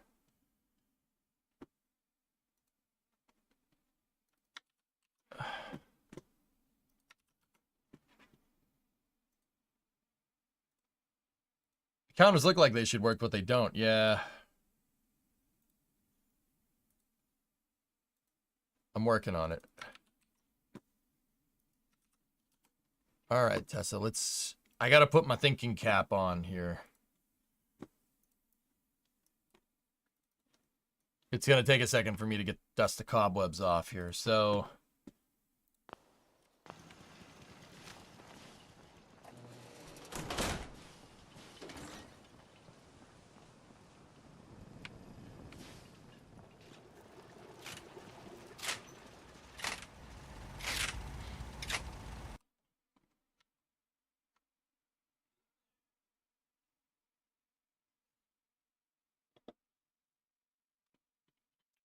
what's this part?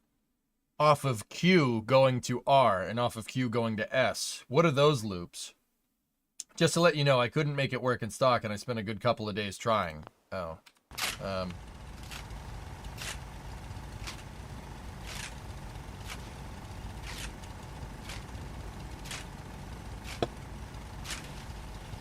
All right, let's get rid of this. This is easily fixable.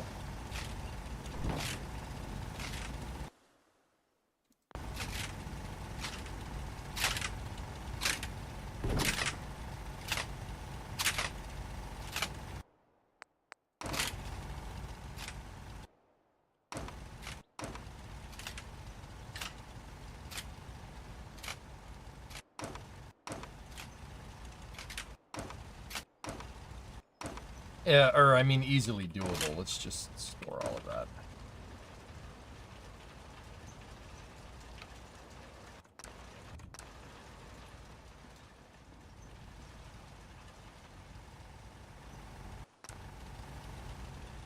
Yeah, something like that, I don't know.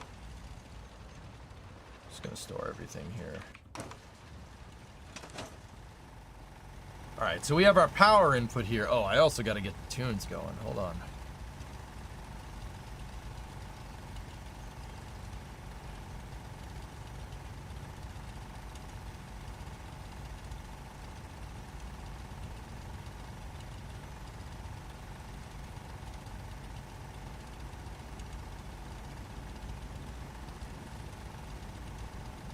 Give me one moment.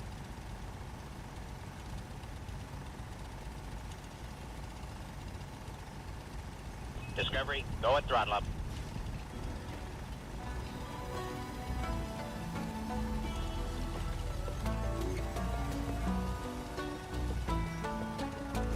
Hey, Soapbox!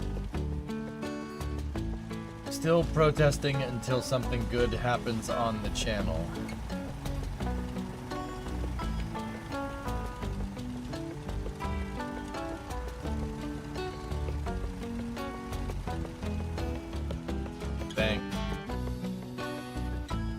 Thanks for that.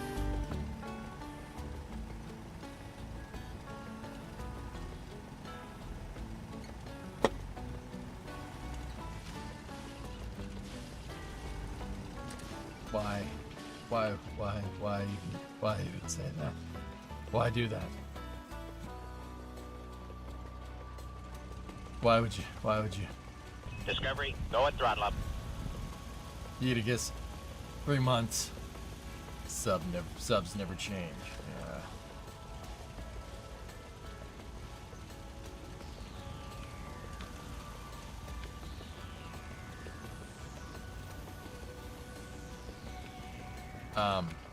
All right. Love you too, buddy. Okay.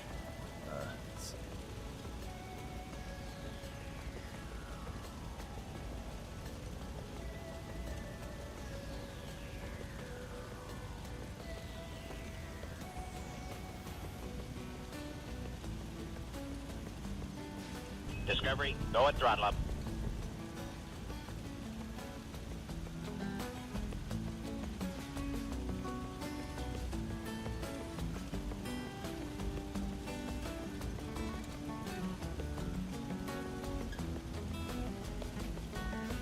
Hey, Brandon, 4-month resub. Thank you.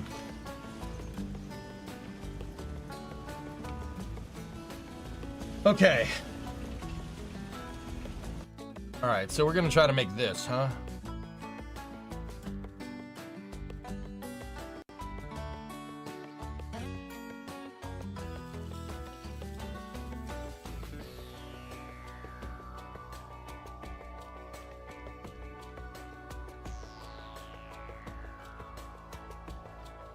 Huh.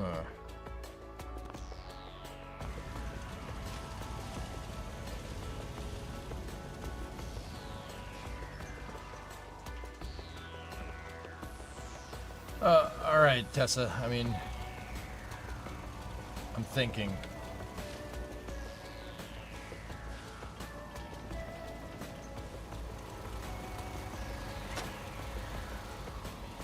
So, what I did think about when I thought about building this thing the other day is that it might be better to not have a sorter. It might be better to just have standoff factories and, you know, just load the resources from a vacuum hopper. And putting the logic on the end of it, basically metering the amount the production run and not necessarily the resources going in. This is all much more exciting than domestic life. How are you going to handle the counters only going up? Yeah, I don't know, JD. Yeah, I'm not sure. Yeah, Alex, that's what I was trying to do. We're trying to make a binary counter. Because if I wanted to make a certain amount of ammo or a certain amount of resources, like if I wanted to make like 10 crates of like 7.62 ammo or 308 ammo in this game, that would require a certain amount of resources. What I was trying to do is make it so you could store the numbers that you need in memory, right? And it would pull a certain amount of resources out of every hopper. And those resources would find their way through conveyor belts, switching 51 months to a factory, and the stuff would get made, and then when it's done getting made, the whole thing would shut off, but it would only requisition the amount of resources from what the numbers that you programmed were in. So I need, to do that, you basically need memory. We need to store numbers in memory to be able to tell it how much to make, and then it needs to be able to count how much is getting made. So we could do a production run, but there's really not a good way to do that. Hey, on Glenn, thanks for gifting a sub.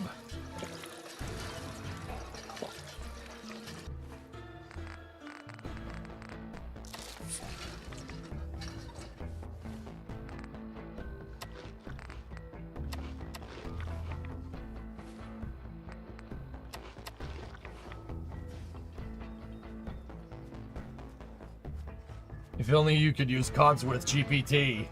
Yeah.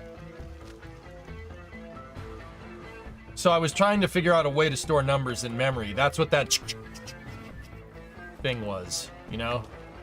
But there's really not a good way to do it in Fallout, I don't think. So I was thinking it might be better. There might be better ways of doing it rather than doing a whole resource depository. But I don't know.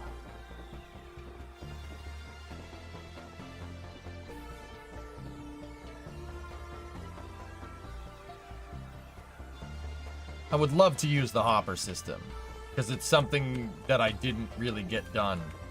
Discovery, go at throttle up. J-Speed gifted a sub to Mr. Dick.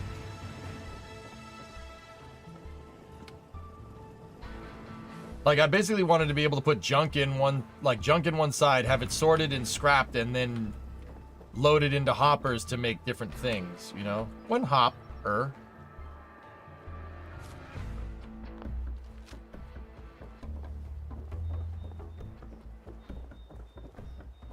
Yeah, it's the start of my factory.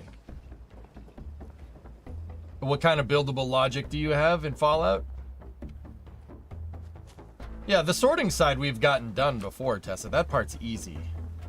It's the production run and number stuff that's difficult. The counters are memory? Yeah. Here. Alex, I'll show you.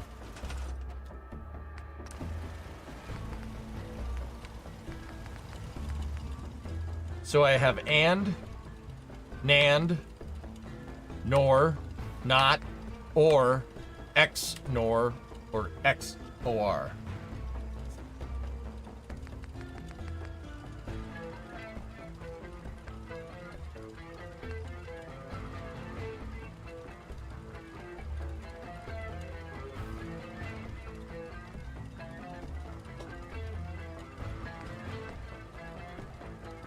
So I was thinking we could do it. I just got to find a way to store the numbers in memory. Now, yeah, we could make a lot of cool stuff, right? Now there is other things here. Check this out. No, not in lights. Now check this out. There are interval switches where you can set a frequency for something to happen. So an interval switch, you could have it turn on and off like every once. You can make a clock in a D-flop switch, right? Or D flip-flop switch. And then you have counters. The counters can be strung together. See how they can link? And then when they reach a certain, if this thing hits a certain number, it'll output a signal. So you can use that with logic, but the problem is that you can't really program this to a specific number. You can only program each one. It'll count to 10 for you, and that's it.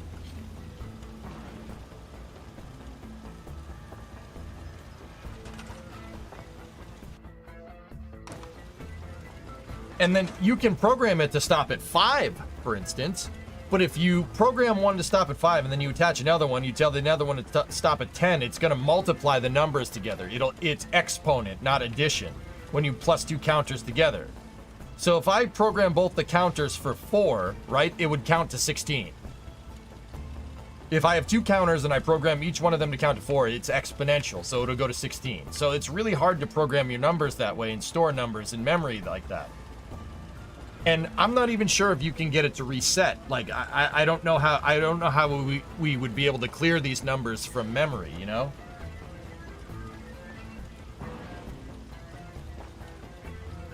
So the counters really don't work very well for what I'm trying to achieve.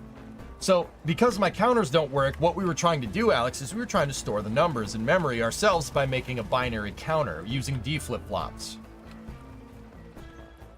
Yeah, you can only program the last one. Well, you could set the computer to them, James, and you could program each one individually, right? So I'll set one, program it to 1, set the next one, program it to 4, set the next one, program it to 5. But that's still 1 times 4 times 5. Which is,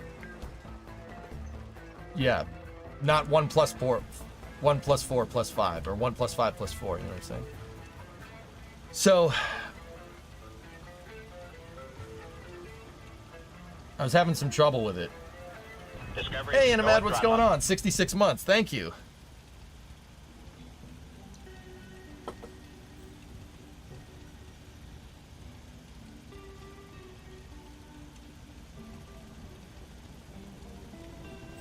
All right, Tessa. Let's try powering it.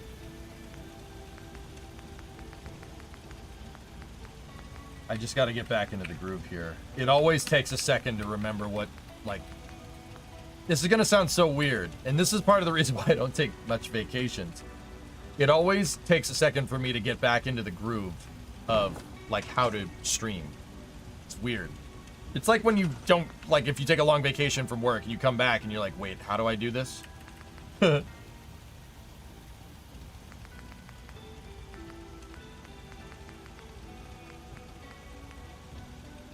All right, so we're trying to build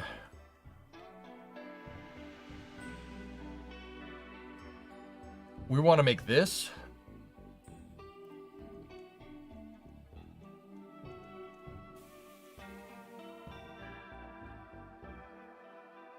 Discovery, go at throttle. Hey, like 67 months. Thank you. Welcome back. Thank you.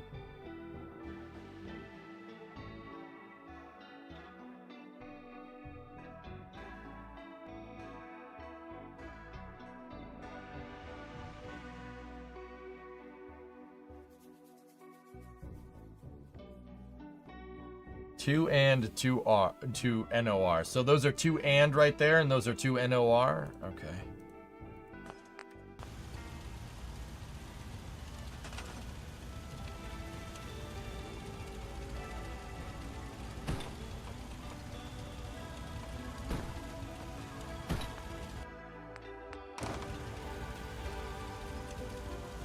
Hold on a second.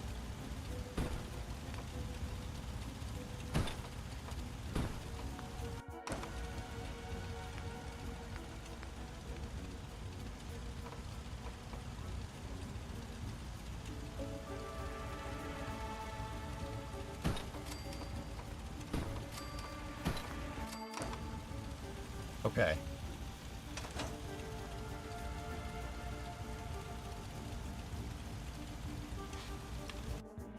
These words and pictures are why my job is picking heavy things up and putting them down somewhere else. Coffee, this, yeah, this, dude, I'm a nerd and I'm looking at this and I'm like, who the fuck thought this up? So, all right, so here's the thing. You want to understand computers. And once again, I ain't no expert at this myself. Like, so computers, everybody knows, like, oh, computers are ones and zeros. Computers work in ones and zeros, right? So there's this thing called the transistor, all right? The transistor. If it receives a certain amount of electricity, the signal goes one way. If it receives a different amount of electricity, signal goes the other way. So it's always a binary decision. It's left or right, 1 or 0, right? Our entirety of computing is based off of that. That's called a low, well, it's not low level, that's just binary, right? So based off of this decision, right, you can go ones and zeros, right? And then basically, long story short, if you string enough of those together, you can make something that can calculate things, right? That's all it is. That's all like a digital processor is. It's just a bajillion freaking transistors all put together. Like, who can get more transistors in one shape, in one thing? Like, that's all it is. It's just ones and zeros. Now, based on top of the ones and zeros is there's binary.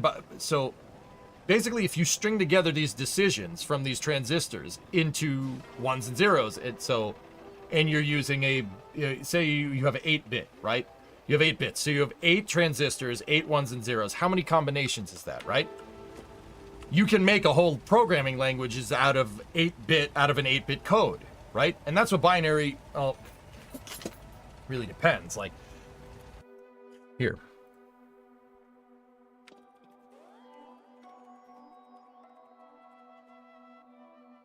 And if you string together these decisions in a certain way, you can make a program, you can make a language, right? So like, look at this one, for instance.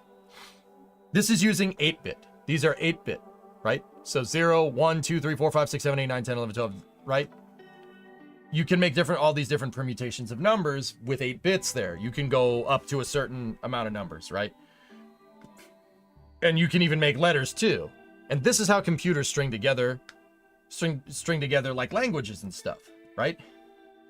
It's just basically flipping certain bits from 0 to 1 in certain place will make a different word, right? And then on top of that, you have what's called a low-level programming language. A low-level programming language basically takes those ones and zeros, because programming in binary is insane. It takes those ones and zeros and puts them into code that we can understand. And that's what code does.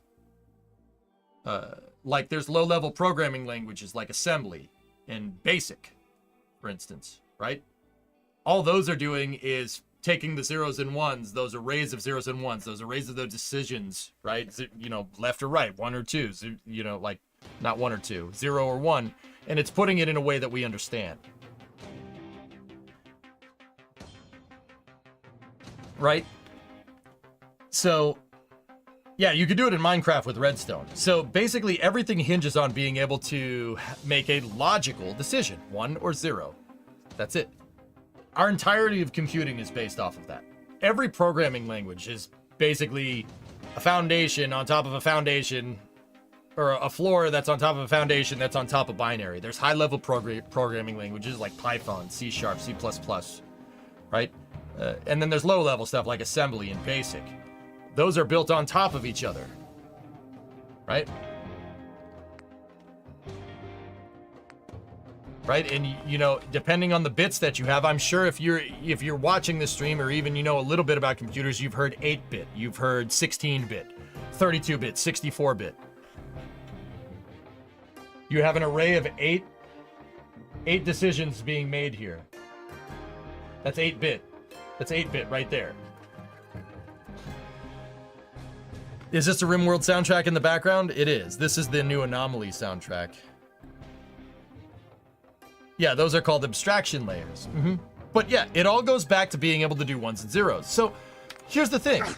We have logic in this game. I can we have ones and zeros. We have binary decision. Because we have binary decisions and we have binary logic, right? We can make a computer. I don't need to make like a freaking calculator. That's way too complicated for what we're trying to do. We're basically going to program this in assembly because that's what we need to do, right? We only need to store numbers. I basically need to have a numerical input. Say that numerical input is 9, okay? And then I need to turn this thing on, and I need to have a counter count to 9. And when 9 equals 9, the machine shuts off. Very, very basic programming logic. It's not we're not like programming a mod or something, right? So I need to figure out a way to make a binary counter in this game, and that's why I'm looking at D flip-flops here. That's what this is, okay? That's what this is. All this is a way to make it so an input signal can either go this way or that way. This is 1 bit, 0 or 1. If this doesn't have power, that lights up. If this does have power, that lights up. It's a binary decision. That's what you're looking at right here. Well, of course, Dr. Michaels, it's me.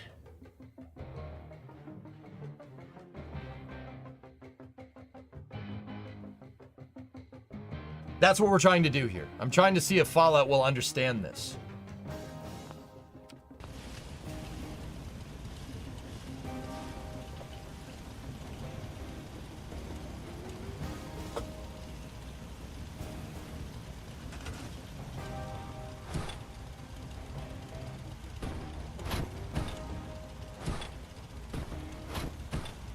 All right, so we need to make this.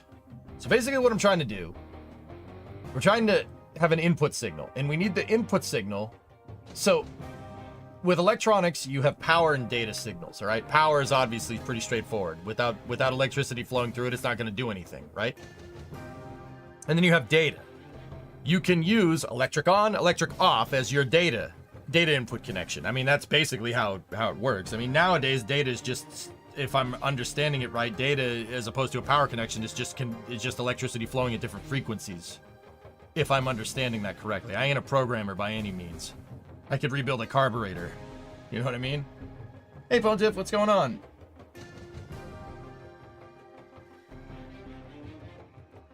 So, I need to... Yeah. Me, not a programmer, need to figure this stupid thing out.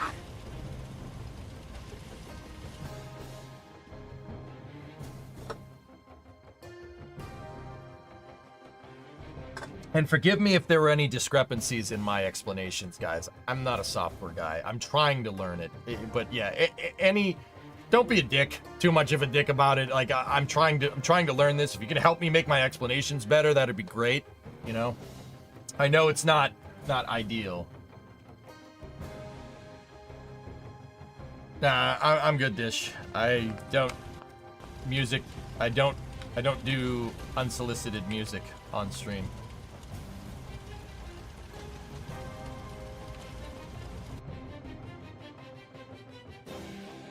That schematic needs a clock, though. Well, we have an interval switch, Mike, so I can make a clock.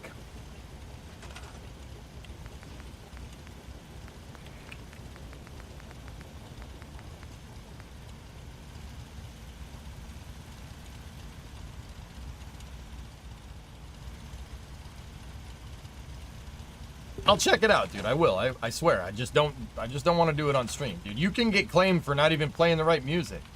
I was NASA Spaceflight, I was listening about this the other day. NASA Spaceflight uploaded a video that was just dead air, and it got claimed.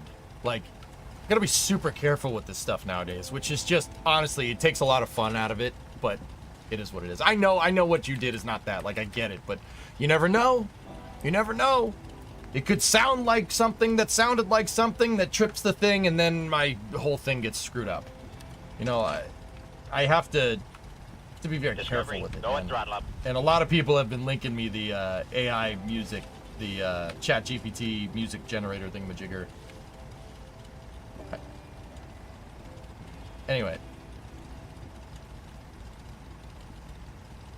Yurovich, 61 months. Thank you.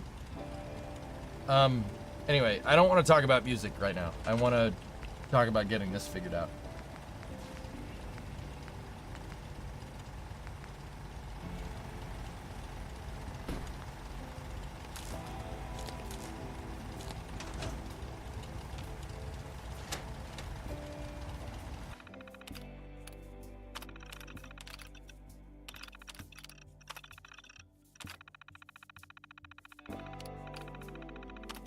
Discovery, go at throttle up.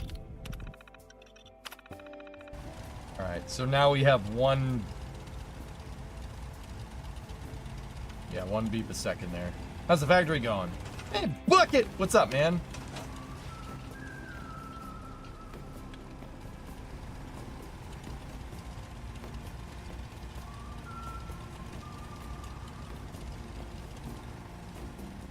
Yay.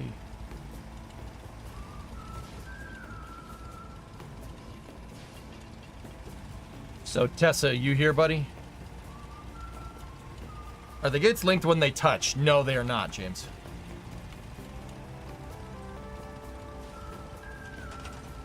No, you can just... I'd assume that's just for, you know, keeping it clean. Alright, so we have our clock. Tessa, do I still need to do the other...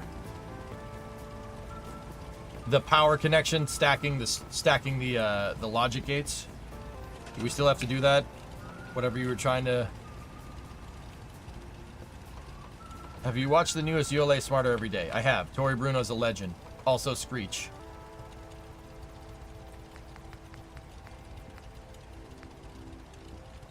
No, not with these being AND gates. Alright.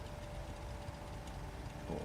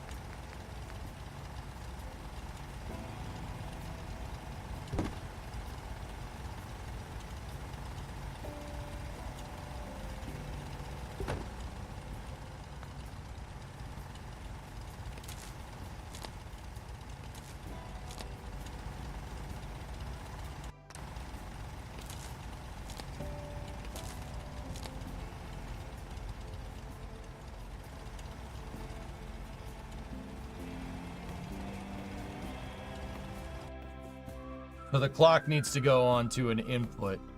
Discovery, go at Notes throttle plus notes. SoCal, gifted a sub to SoCal GV60. Thank you, buddy. All right, so that. You know what? Just so this is easier to read, let me.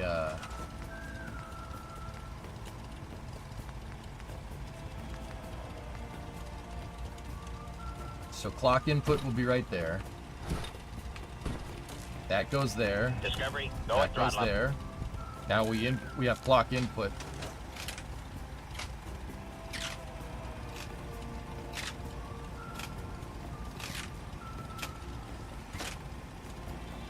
All right, good.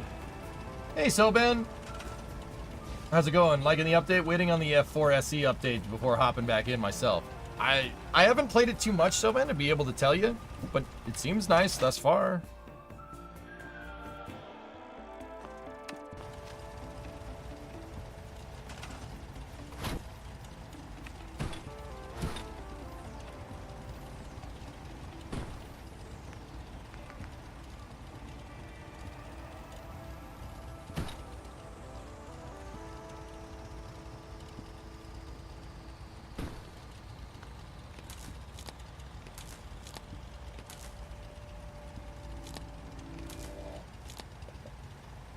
There's the crisscross.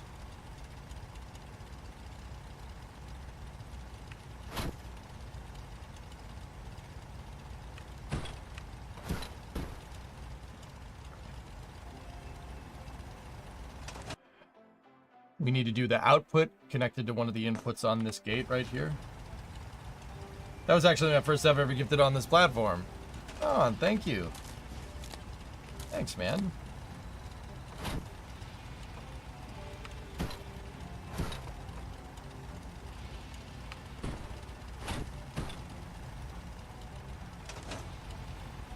All right, now we need our data inputted there.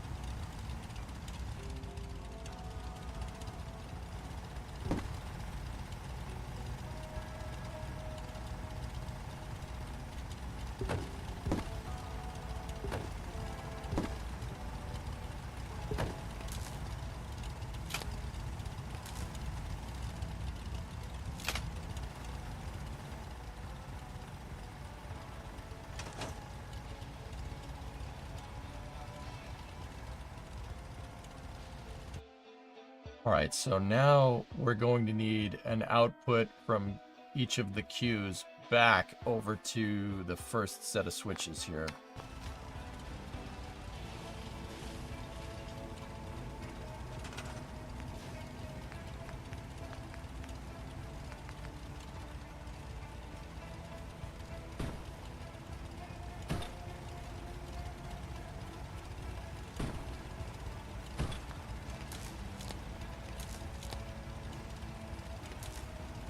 Discovery, go and throttle up. Hey, Dak, what's going on?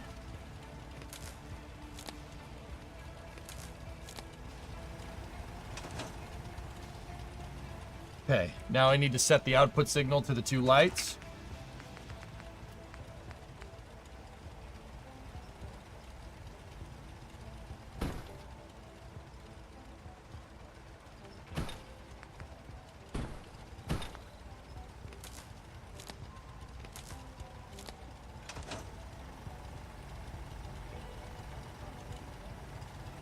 Hey, Ronald.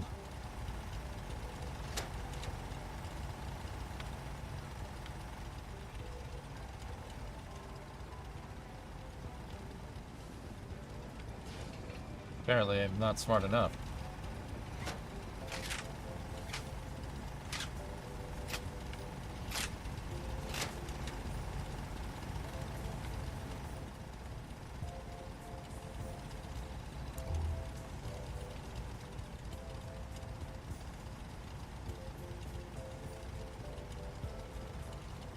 Huh.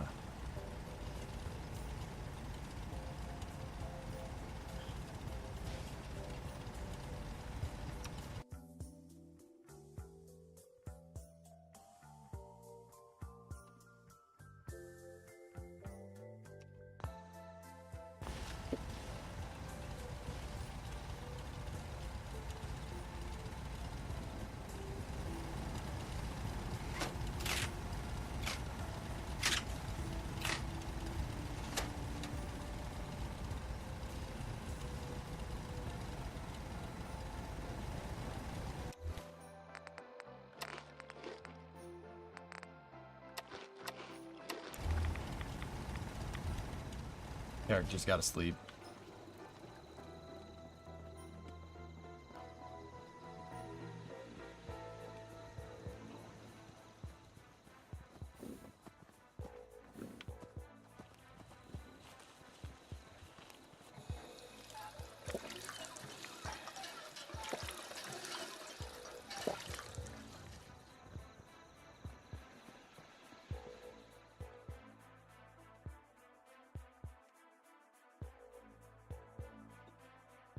I feel like you want to make input and clock the same line. Yeah, maybe. I still don't entirely understand this stuff, dude.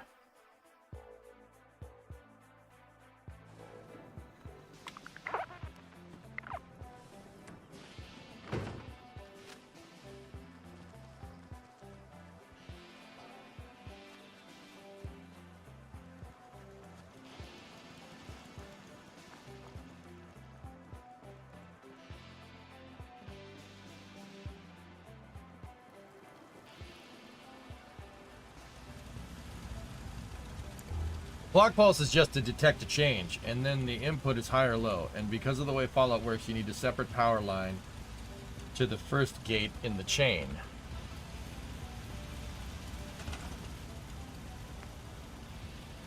Tessa, does the power line need to be plugged into there and there? Like a constant on?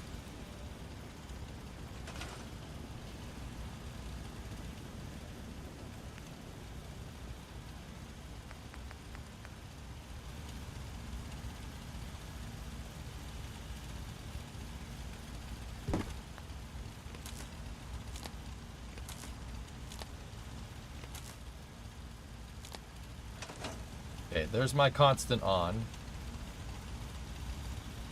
You shut that off, the other light should light up.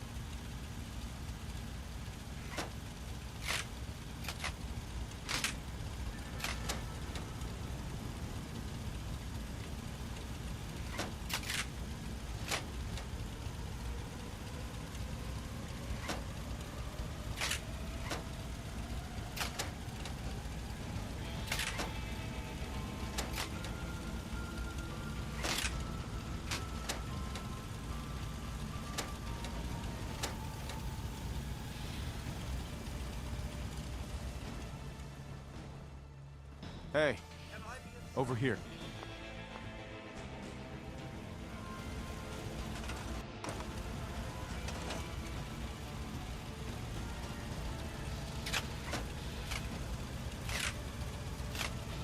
Hey, Something to eat, sir? move here. Nothing. It wouldn't be the Hey, Yes, sir. wait there. All right.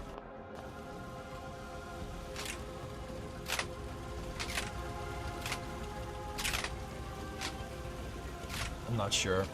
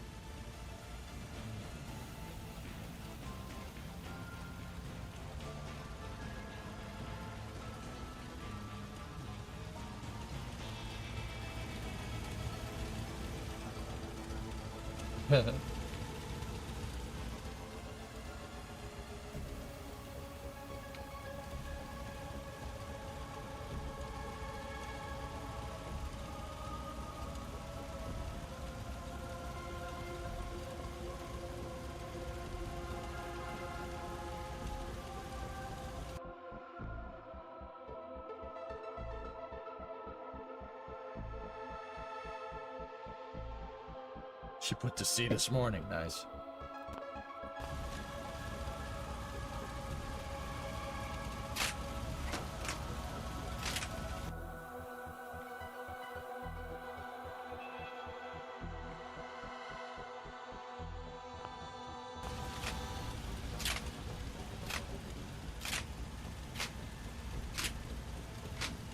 It is Akabedia.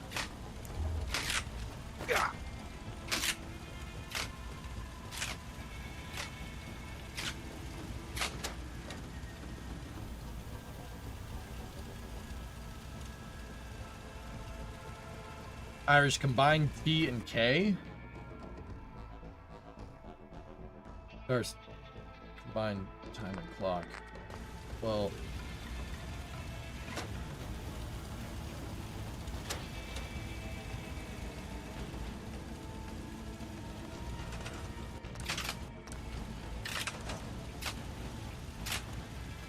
that's what that's doing.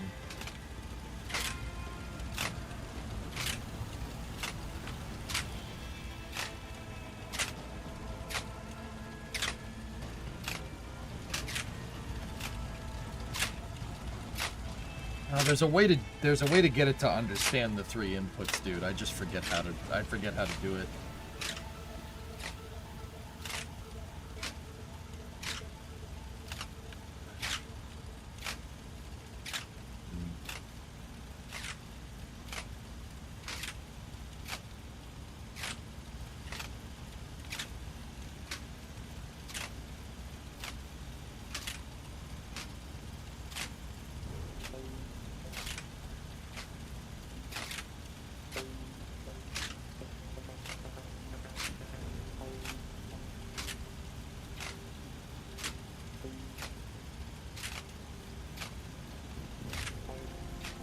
There's examples of storing bits with 2 inputs as well.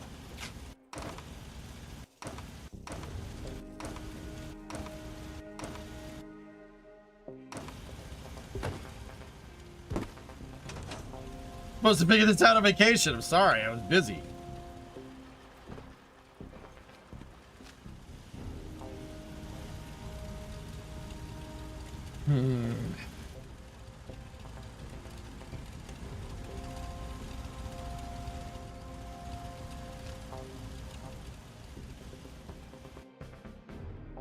Can't vouch for this content, but I found this. Yeah.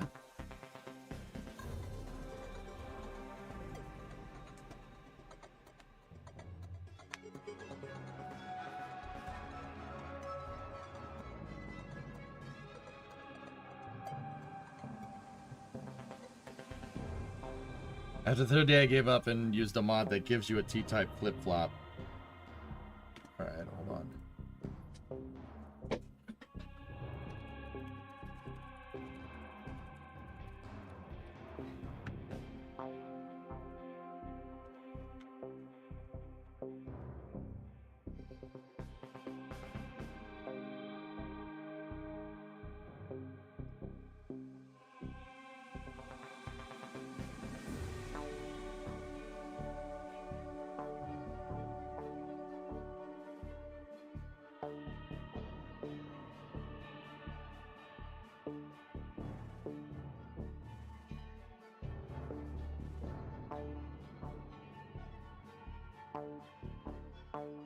Don't know if something has changed, but you probably need a mod.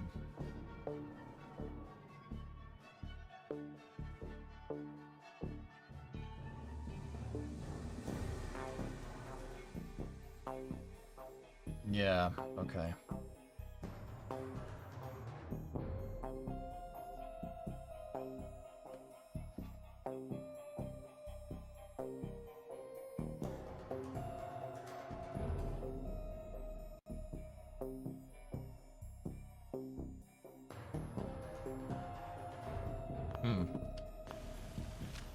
Okay.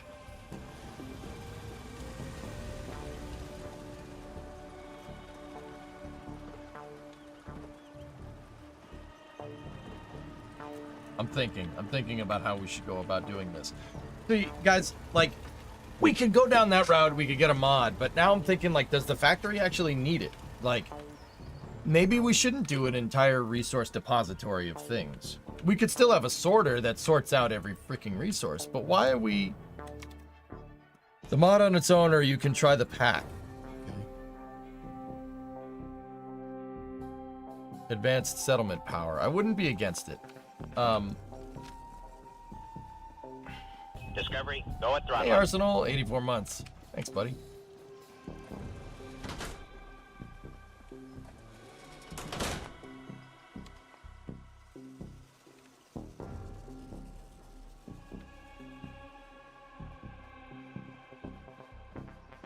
Day 6, I thought you were off last week. I was. I did a week of Fallout, and then I went on vacation for another week, and now I'm back. We did 5 days of it. Now it's day 6. Where are you getting confused?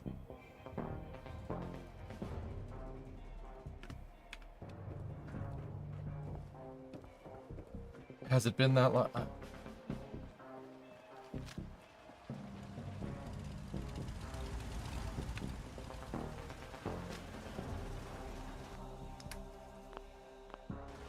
Now, see, yeah, once again, I'm trying to figure out, like,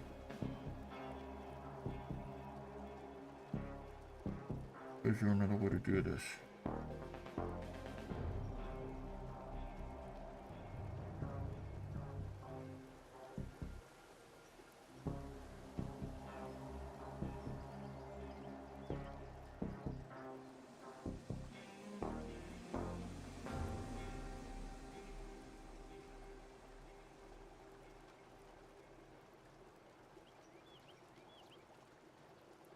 Like, should we still do it with the resource hopper?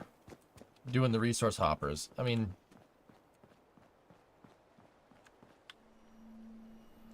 I wouldn't mind it, but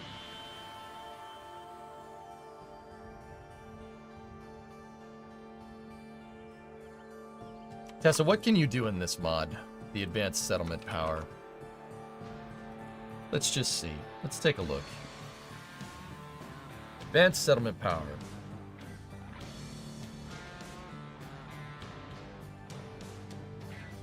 Programmable components.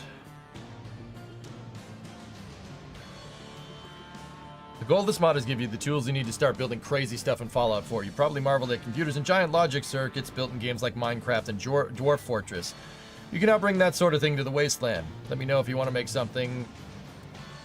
Okay, basic usage, components added. Door sensor, range sensor, turret hostility sensor, door controllers, trigger door opener, siren activator, input output, self-powered logic input. RGB light box, efficient light box, logic constant. Oh, a constant on. Very nice. Plexers, multiplexer, demultiplexer, 14 to 16 decoder. Do we have any counters? Or is... Memory, D flip-flop, T flip-flop, SR latch, 8-bit serial in parallel out, shift register, 8-bit latch, random get... Oh, we can... Okay. Quantum signal conduit. Expression evaluator. Oh, nice, nice. Long conduit. Normally closed, normally open. An oscillator. Pulse generator. Clock switch.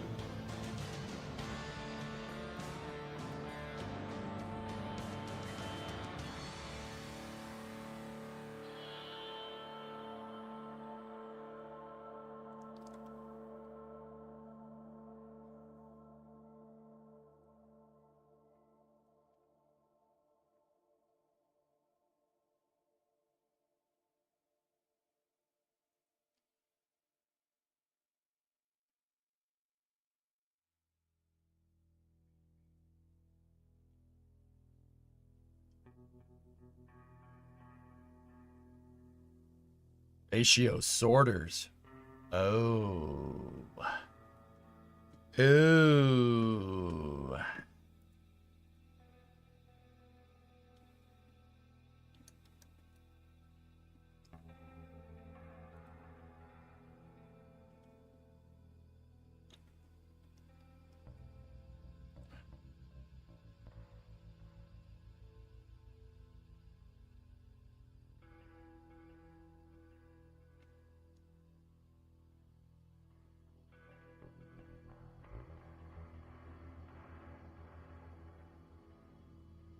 What the actual frick?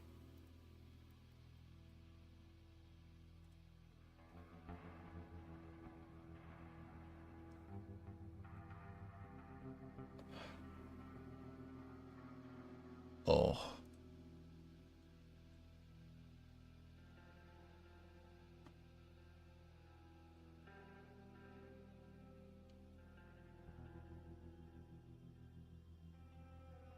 There's also this.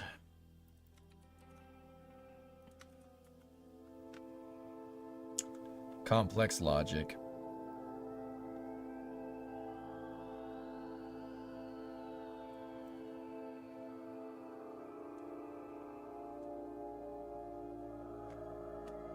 All right, hold this for a second. Let's see.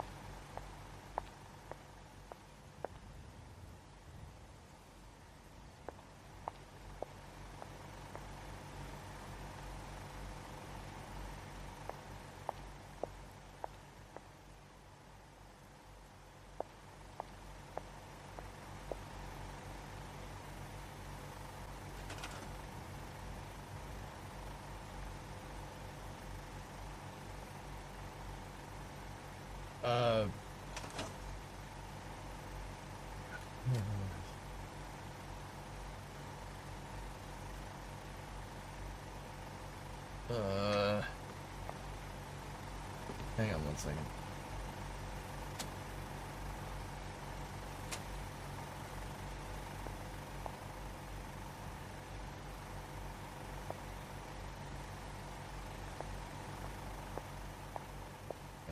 I saw the chroma freaked out because I moved the camera. Not by accident. There we go, much better. Let me just rewind this. Hold on.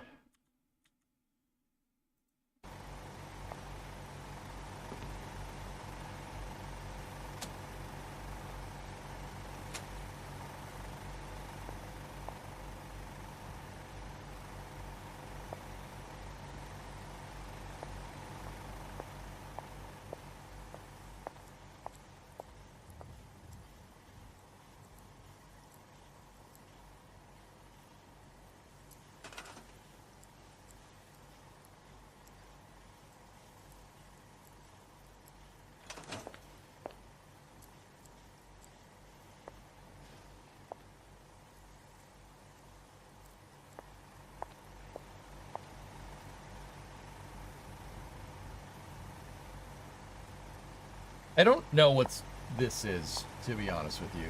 I don't know what's going on here. Yeah. Wait, can this thing actually make the Nixie tubes count?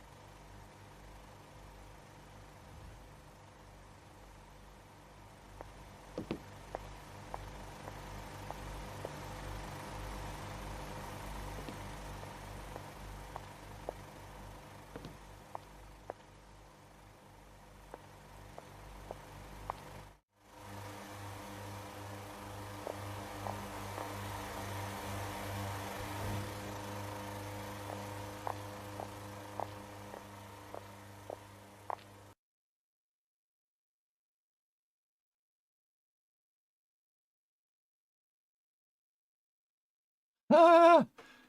Ah!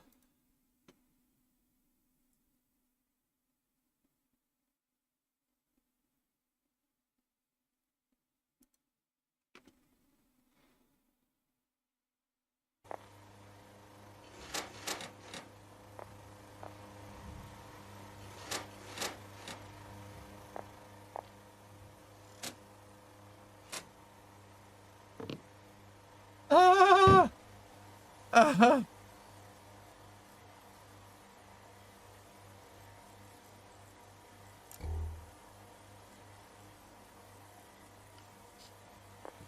What?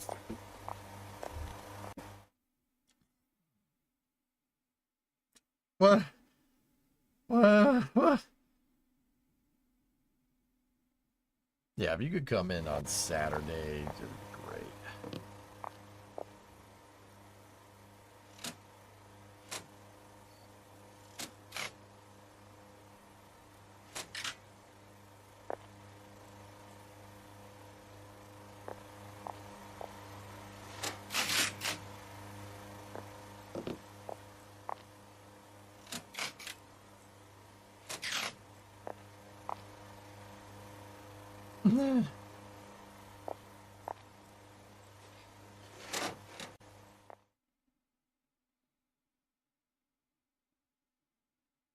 I had some bacon.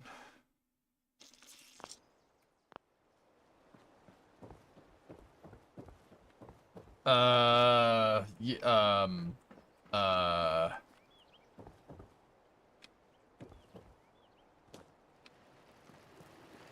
yeah, Irish, you see that? He's programming, storing binary in memory in Fallout. That's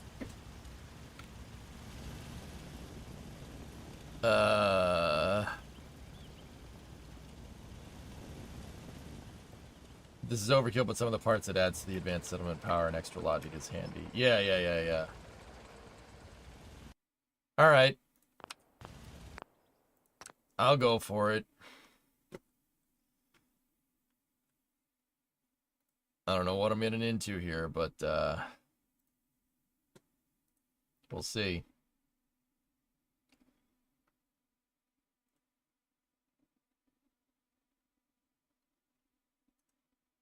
I don't know if we necessarily, careful what you wish for, yeah, I know. I don't know if I necessarily need complex logic, though.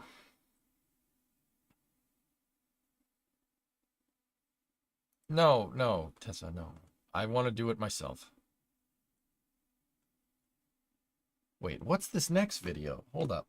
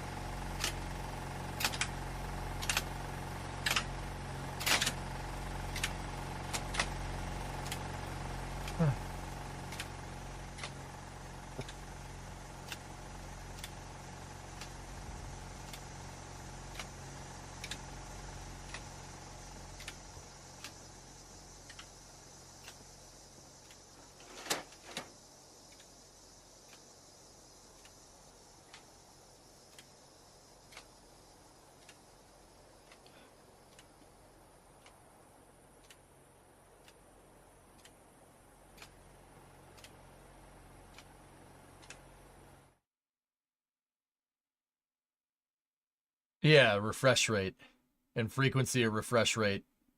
Yeah, that's what 60, 70 hertz, etc., etc. That's what that's doing. Yeah. That's,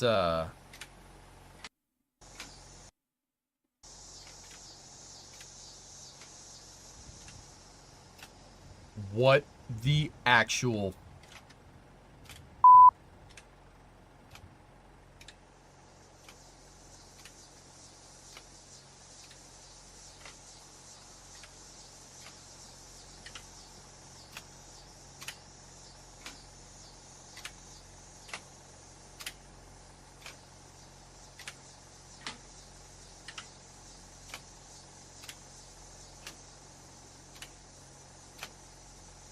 I just wanted to make something that counts.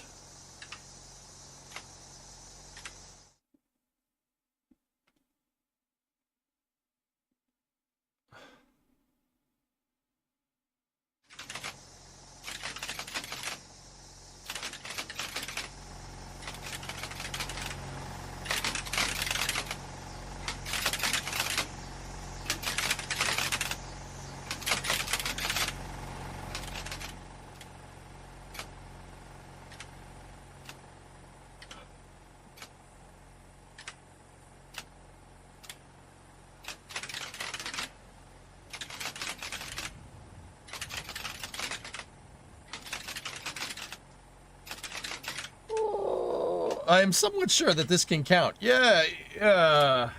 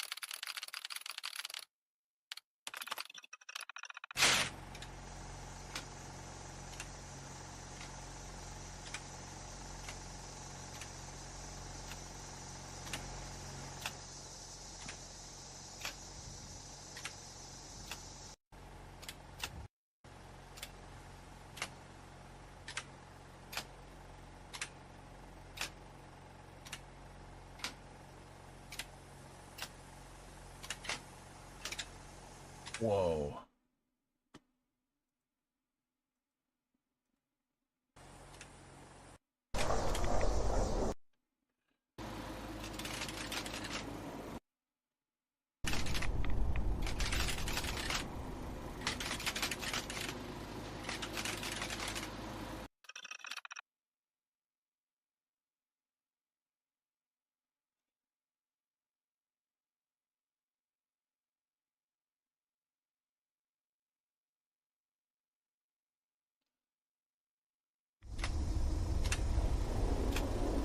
I think this is cool. Try this.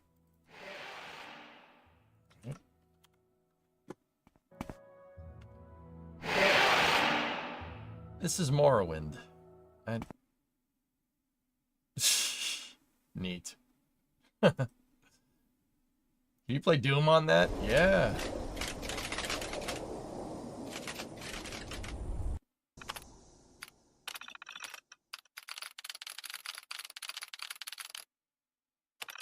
He's gonna put Hello World it. No way.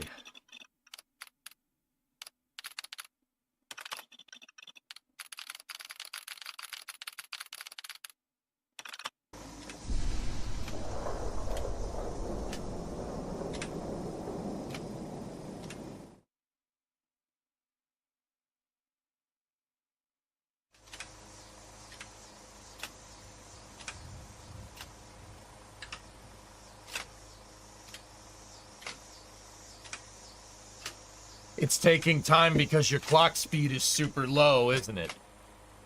It's a 1 second clock, so this is a super slow computer.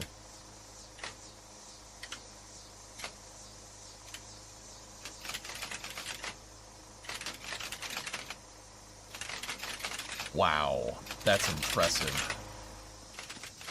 Yeah, 1 hertz CPU. You're limited by the interval switch, huh?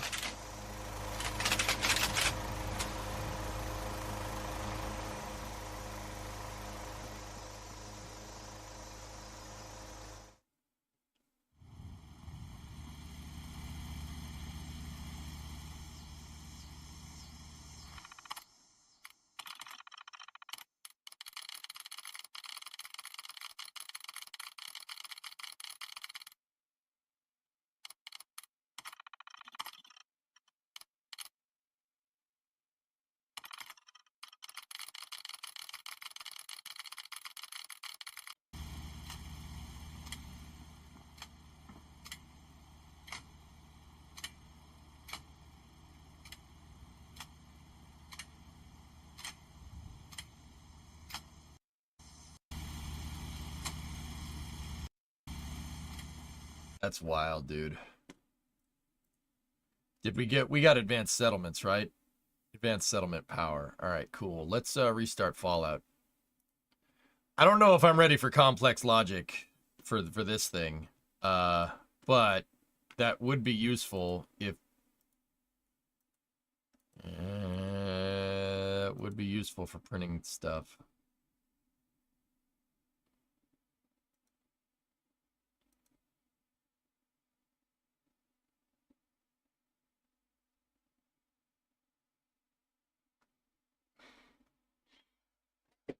And that does make the Nixie tubes go. It can make the Nixie tubes count, from what I can tell. All right, screw it.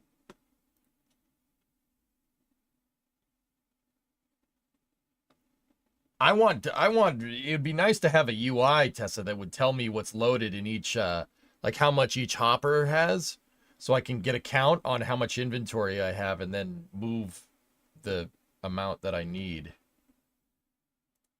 You know? This seems to have counters and stuff that are better than the counters in the game. Because the counter in the game sucks.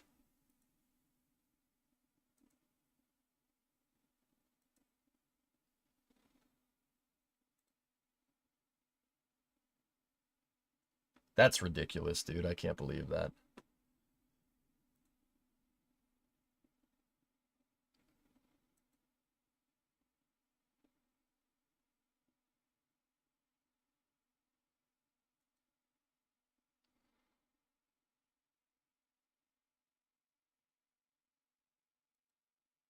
You think this would benefit from the place everywhere mod? Yeah, I don't know.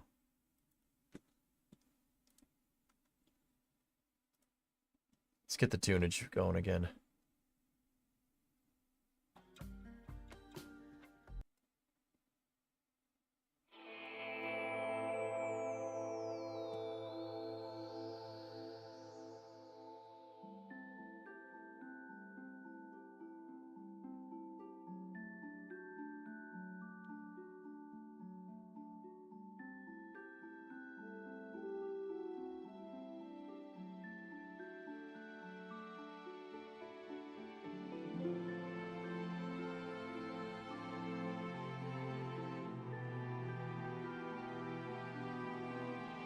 Let's go one at a time. I won't get the complex logic stuff just yet. I'm gonna go one at a time and yeah, we'll go from there.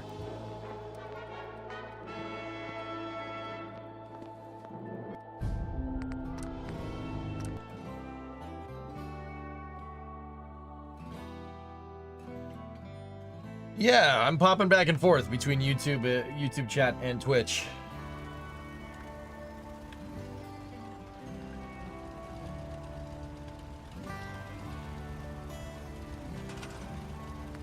It's been a hot minute, my vans.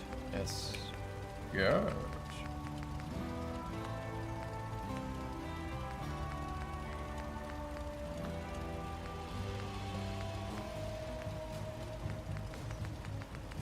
Where's this new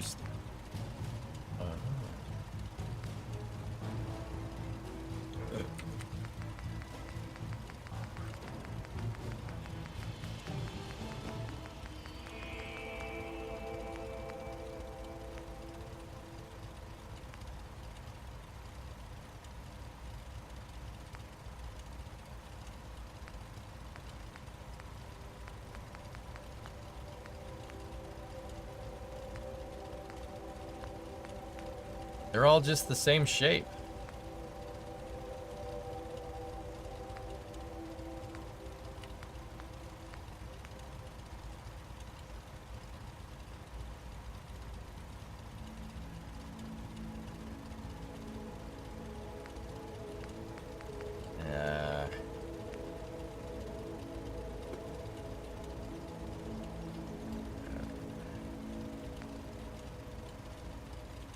Place one, they look different.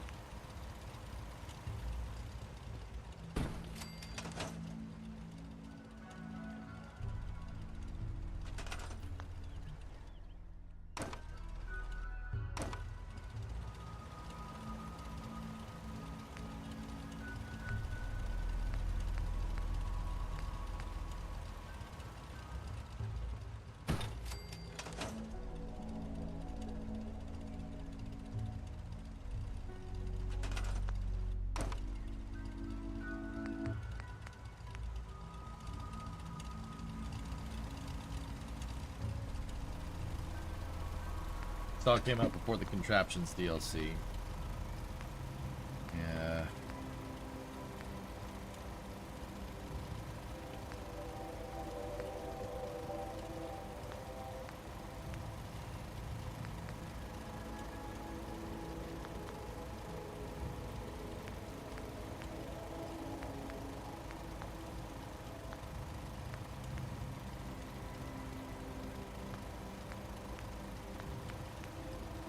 I don't like that it's not Tessa. I'm not a fan that it's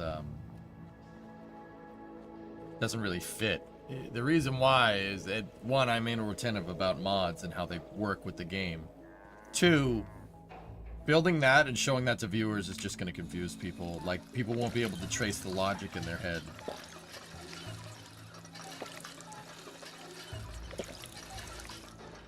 Dory Bruno's the king, man. Bandit, he's the best, dude. Yeah, that new Smarter Every Day is amazing.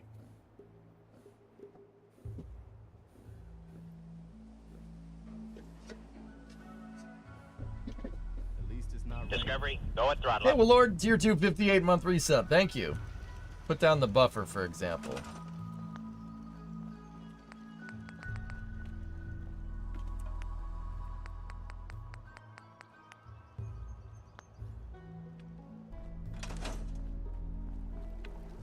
That's the only other option other than stock.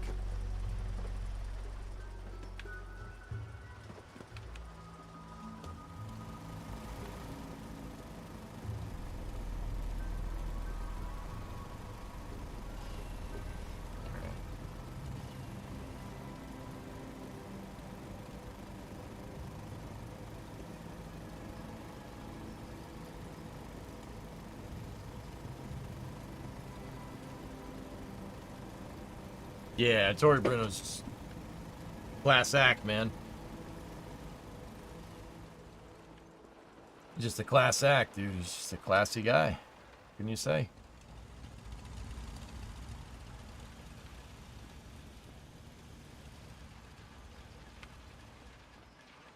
Dude, my favorite part was the additive manufactured RL10s with creating turbulent flow in the cooling channels that actually gives you an efficiency boost or a thrust boost, as opposed to the brazed RL10s that are made by hand. That was wild, dude. That's mind-blowing stuff. Destin is a smart dude because the RL10 needs to cheat more. Yeah, of course. RL10's basically cheating. Yeah. Yeah, it's very, very cool. So your choices are low expectations or ugly, confusing wiring.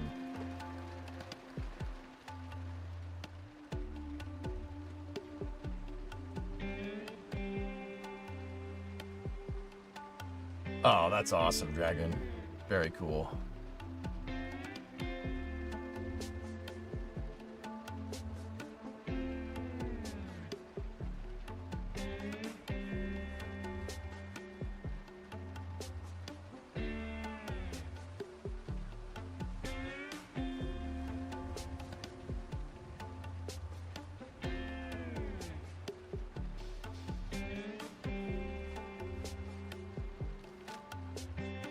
I'm thinking, dudes. I'm thinking whether or not it's a good, like, I'm not attached to this because this isn't like the logic windows. It's hard for people to trace what's going on here, like with the gates.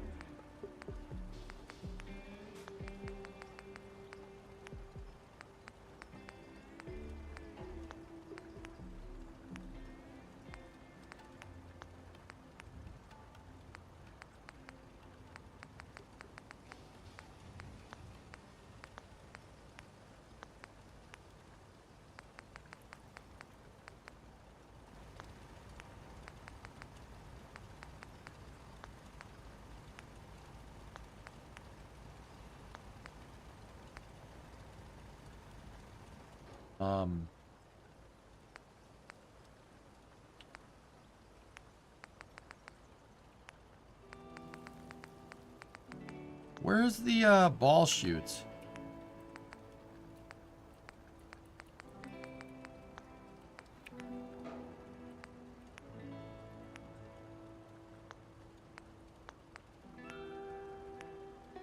Oh, that's cool.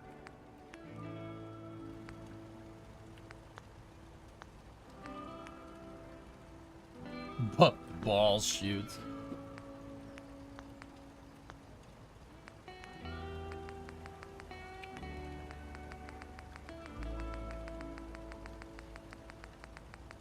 Hey, Den. Yeah, my vacation was great.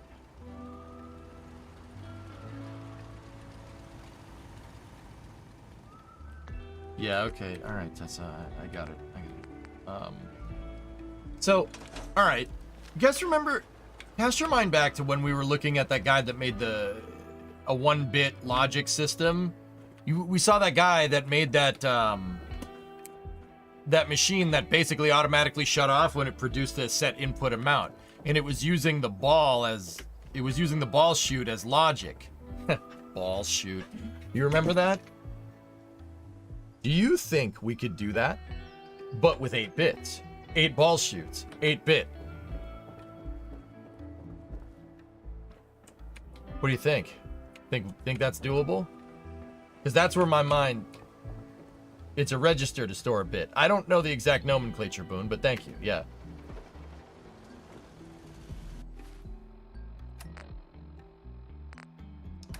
It would be a lot of balls, Tessa, but I mean, I know you're all about that, so...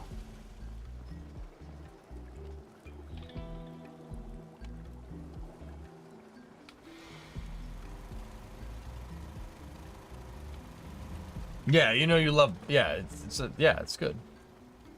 I just got to figure out where the heck the ball chutes are.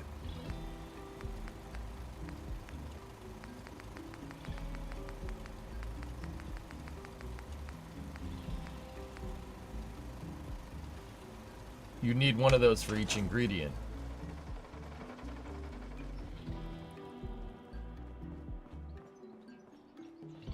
So...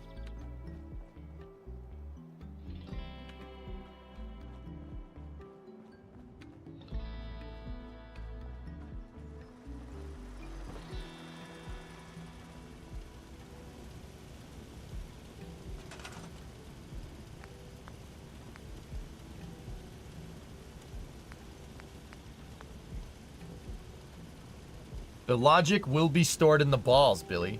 That's what I'm saying. Yes. Yes.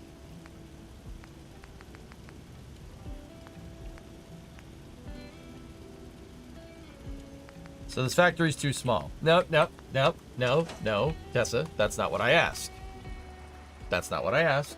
Stop. That's not what I asked at all. Okay.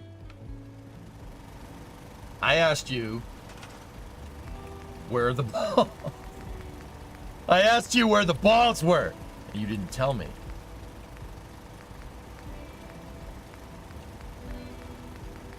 Where are the balls, Tessa?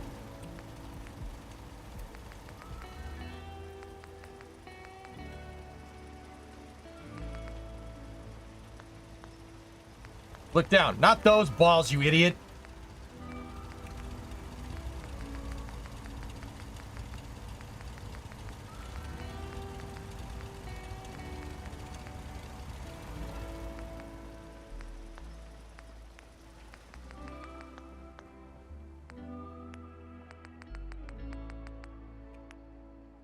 Don't worry about it.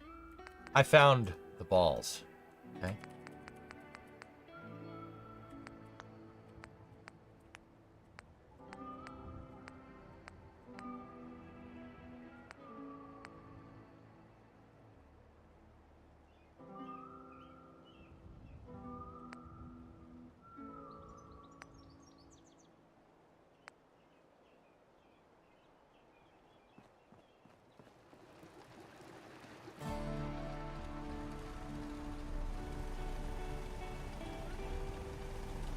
Pretty baller. Yes. Yes, it is. Turns power on or off each time it's triggered.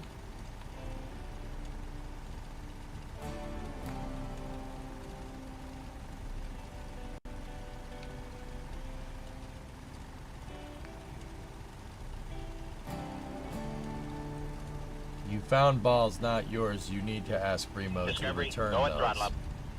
How in the name of Sir Isaac H. Newton did you manage to make a not funny ball joke?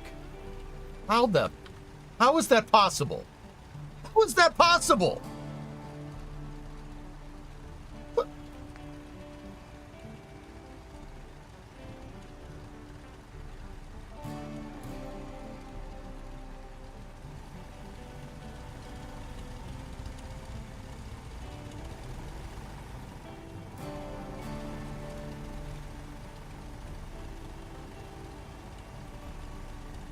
The post ball track. No, all right. Maybe that wasn't a good idea.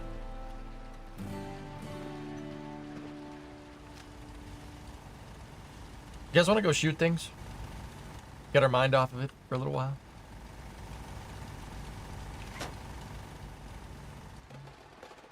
Yeah, let's go shoot things. Hey, come on.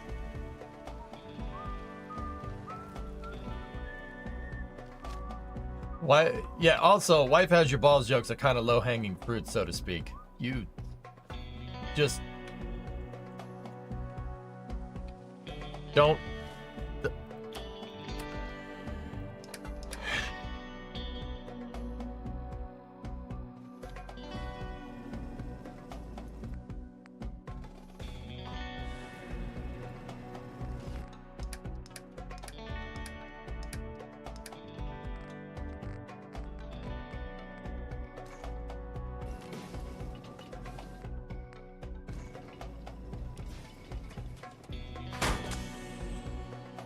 Is this a gun factory? Glock and balls. Have a riot, sir. Wonder if Carla's here.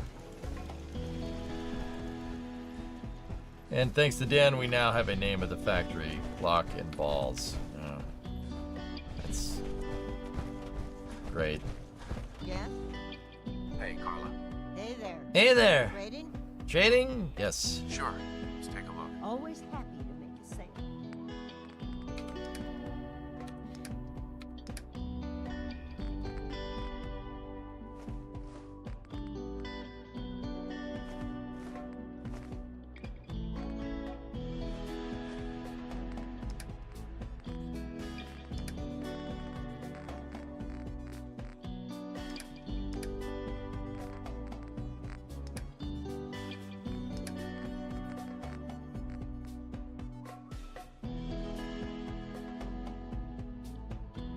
Is that a Thompson?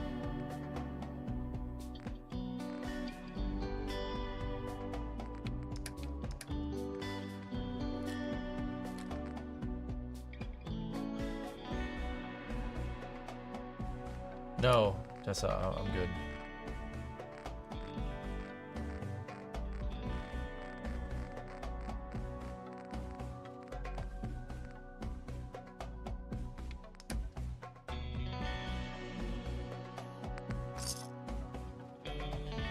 She didn't have a fusion core on her.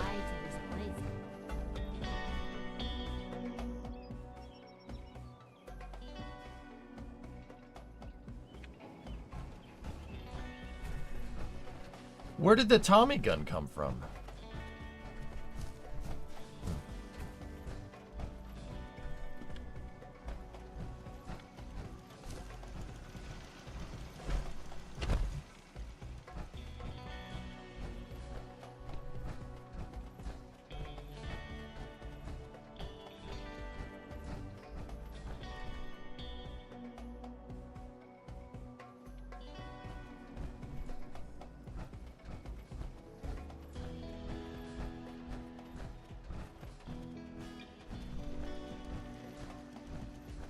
Who's asking? Looks like we got to repair this armor anyway. Flowing well.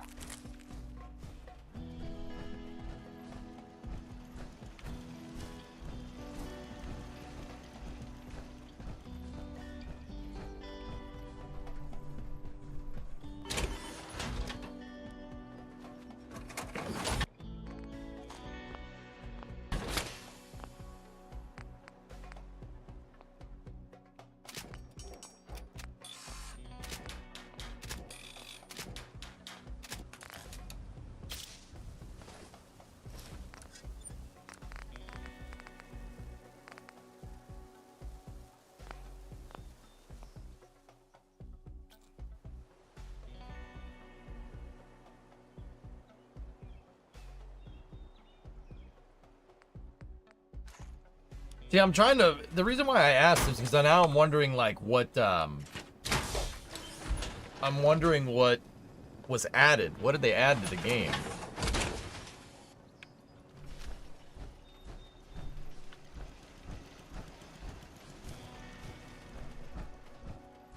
Melons.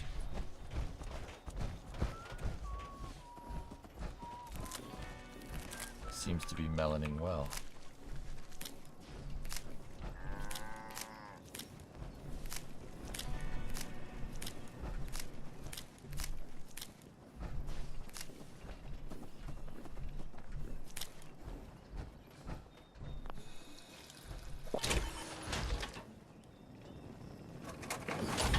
Hey, Edges. How's the conveyor setup coming along? It's coming along okay. I'm not sure I'm smart enough to be able to do the logic thing. Well, it's not so much that. It's that I'm kind of,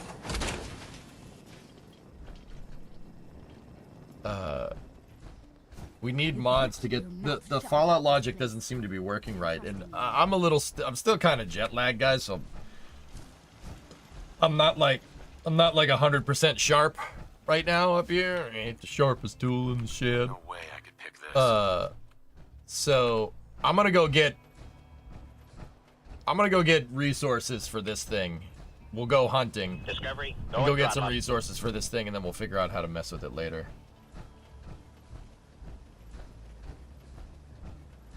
Couple of quests that end in fun-looking gear and better next-gen graphics support for consoles. Ugh.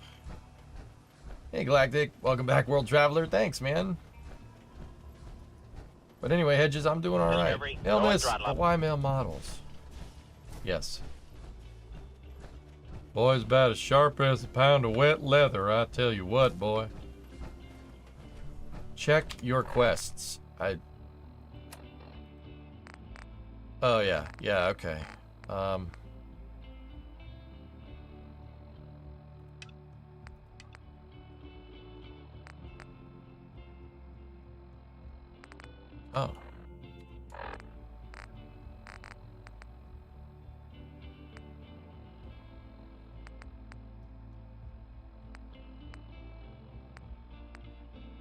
That's the one I wanted to do. Where were you that you were jet lagged? Rome. I was in Rome for a week.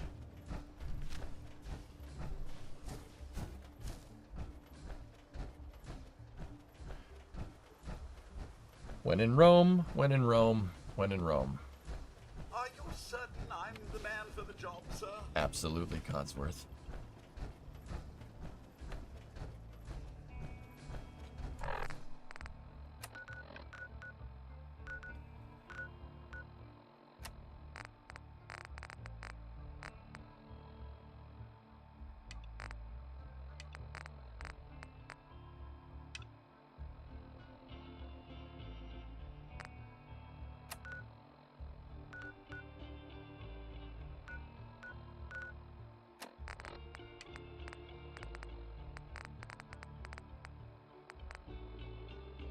That's the one we want right there. Just remember the golden rule when you're out in the wasteland.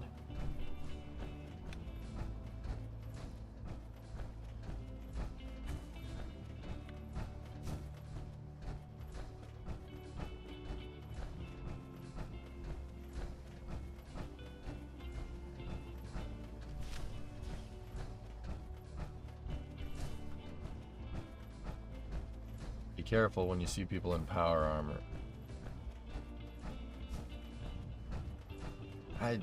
Yeah, Tessa, I don't need that much help, okay? Please stop. Please. Please. Please.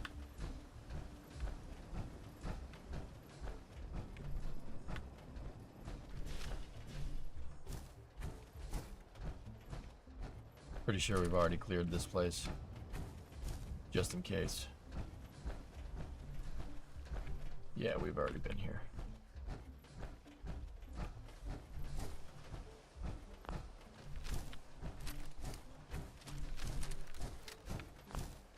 Yep, that's right, God, always. Just careful, remember, 2 months. You know what I'm saying? Talking about the show, don't talk about the show. We have a 2-month rule on spoilers in the stream.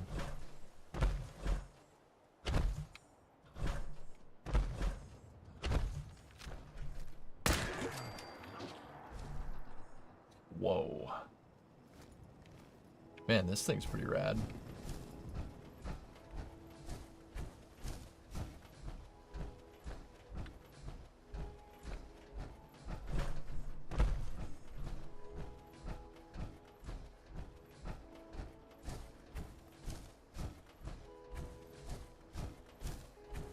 Looks I'm already going, so screw it.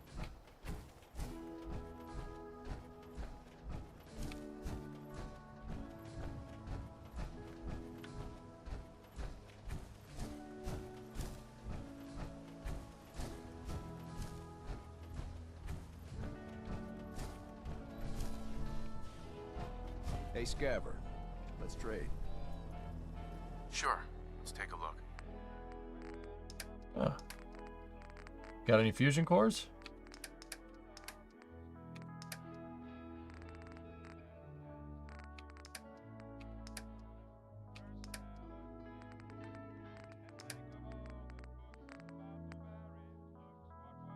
Discovery, go at throttle up.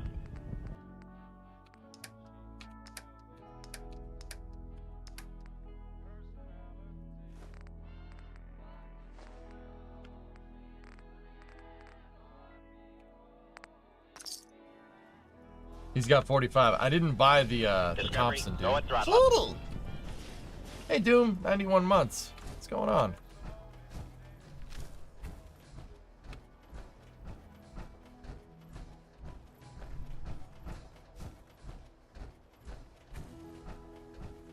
And the update introduced a whole new swatch of bugs. Oh, no.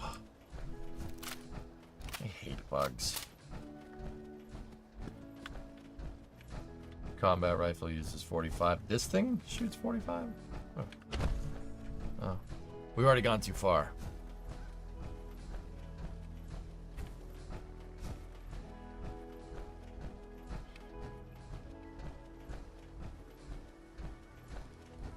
Up for my nap. We've been plasma cutting everything. Cool, man.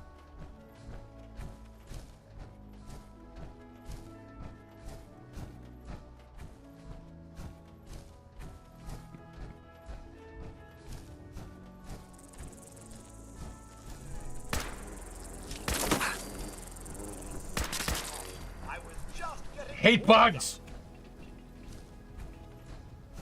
Stupid bugs! What's all this? Found you.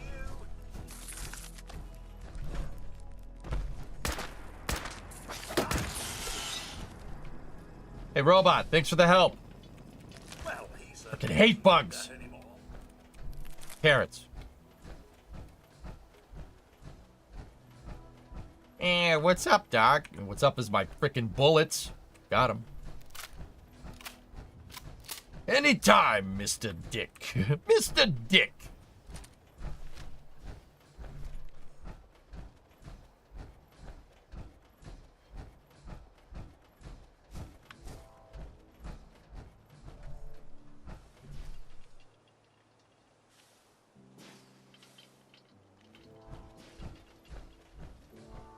Never noticed that before. It says pick her up on the back. New textures. And I would have noticed that. Trust me. Fallout 4. or Baltimore? I'll let you be the judge. You were going to the water plant, weren't you? Yeah. Oh, jeez.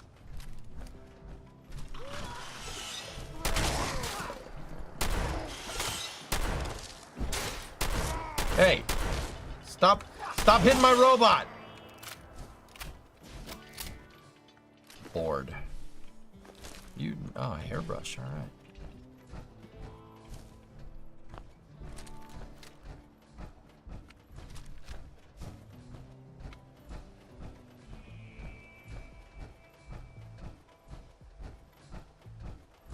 Bored. Bored never changes. Oh, yeah. Frickin' Myalex. Oh, no. Super mutants. Sweet. Sir, something's afoot.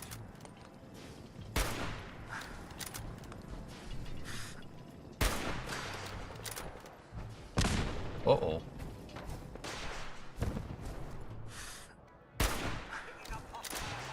Oh, boy.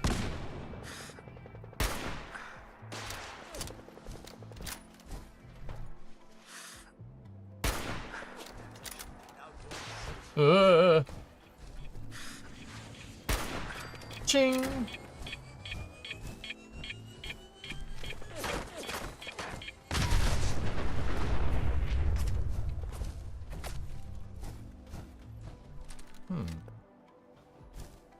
How unfortunate.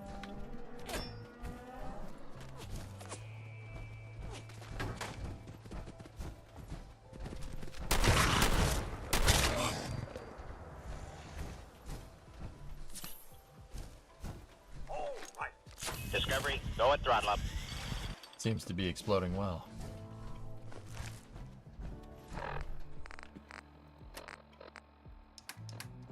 Give me melons.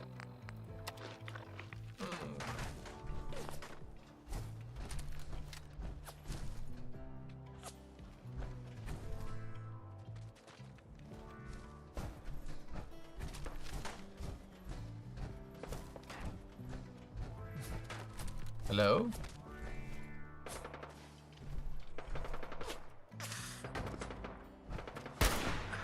Caution, sir. I do believe something is stalking.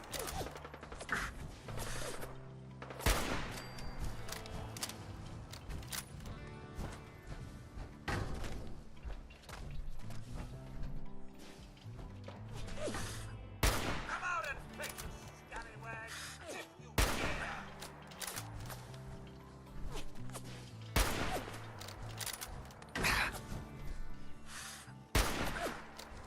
Jeez.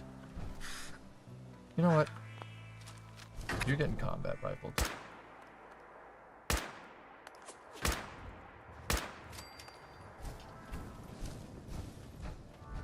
They have terrible aim. Yeah, you're not wrong.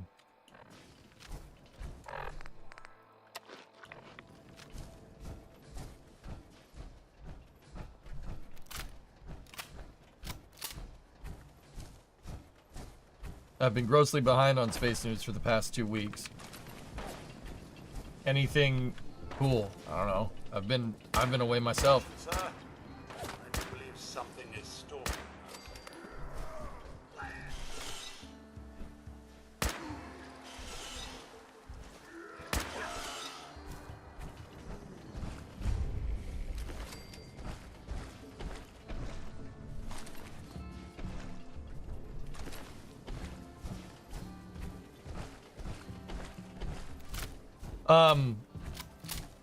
Sea Kraken, yeah, we'll jump into a space news tomorrow. This is kind of me just getting back into the swing of things today.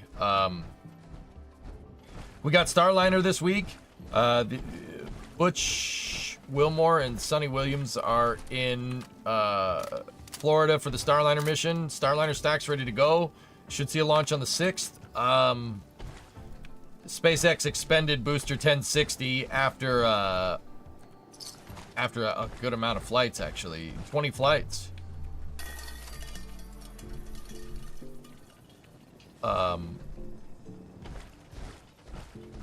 Yeah, they killed me. I saw it at the last second. Damn it.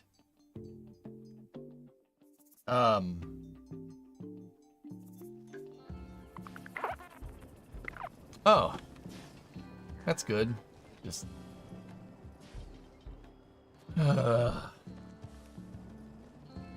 that sucks. Anyway, how far back is that save? Yeah, about 30 minutes ago.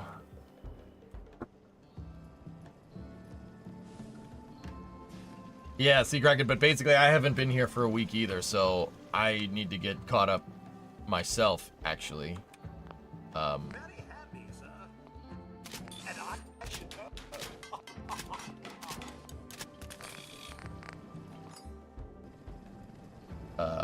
Yeah, that sucks. Damn.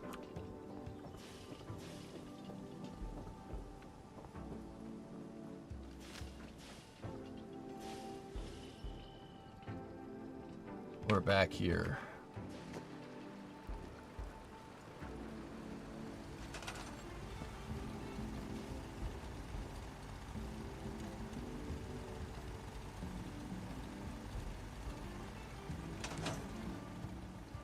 There are totally better power armors that you could snag. Yeah, I know.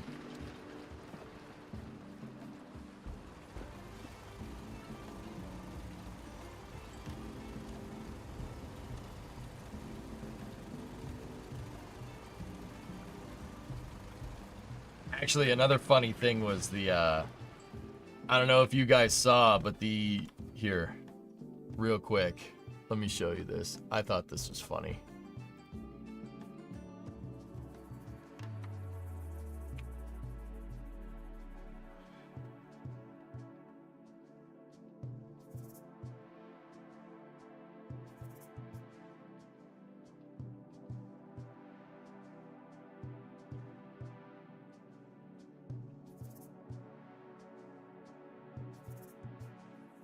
Look at this tweet.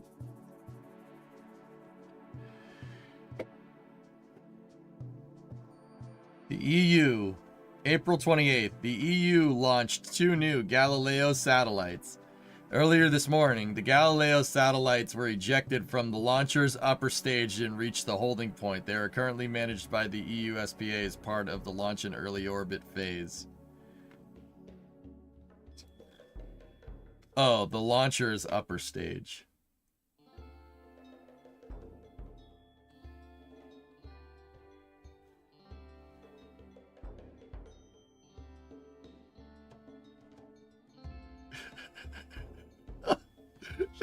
They got community noted. That's awesome. They got community noted.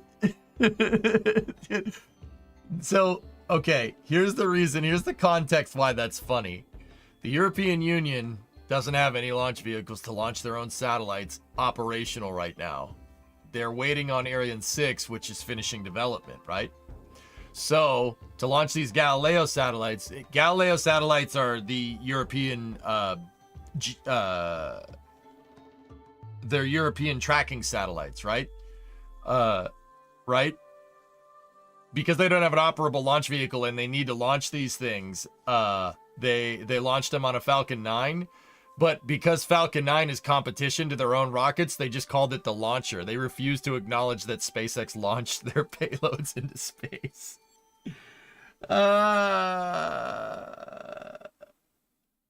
Is it a tracking satellite or is it GPS? Galileo is your GPS, right? Is it GPS?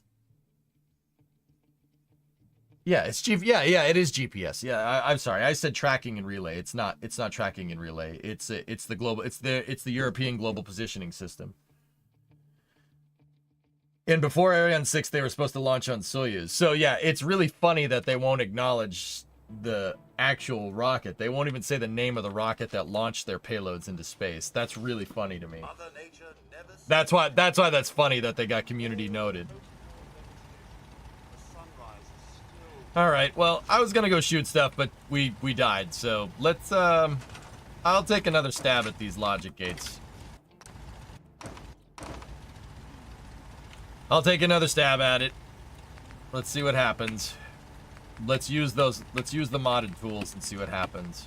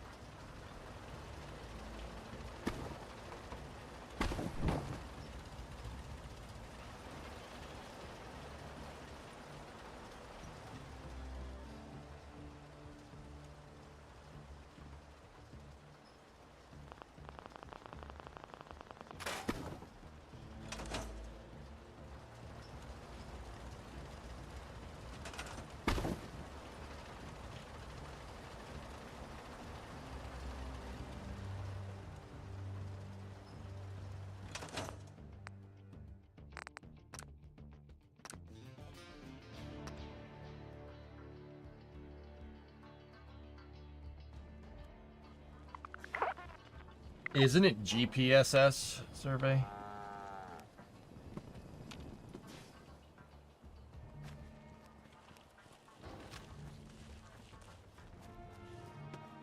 No, in all capital letters. I'm gonna keep calling it Global Positioning Satellite Systems, just to piss you off now. I'm gonna keep doing that. GPSS, ATM machine. Are you pissed?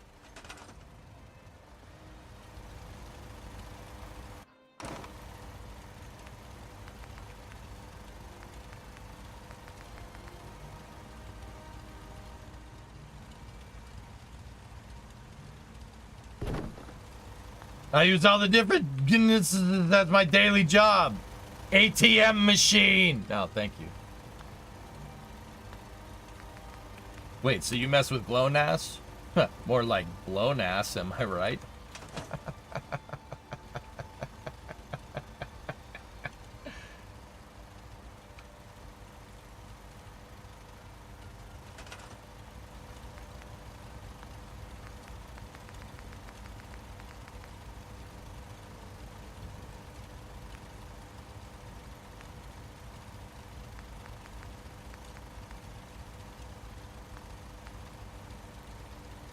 I see what you bay dude there. Oh, stop it! Stop! No!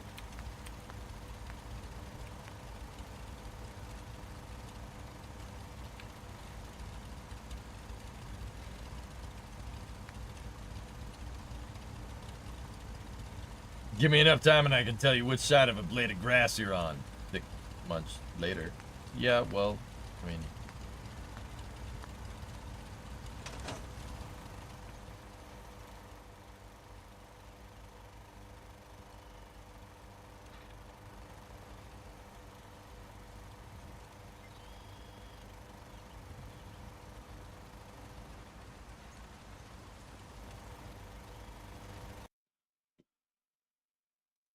What is this?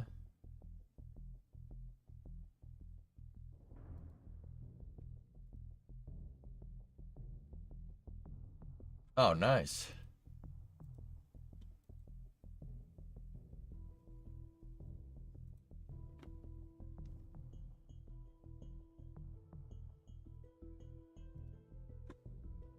Zero, one, and...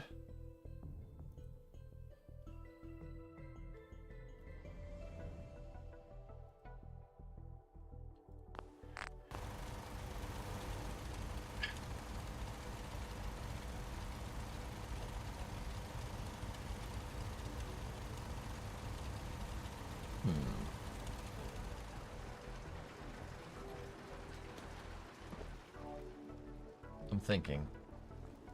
Discovery, go and Hey, throttle up. Hipposlippo. What's up?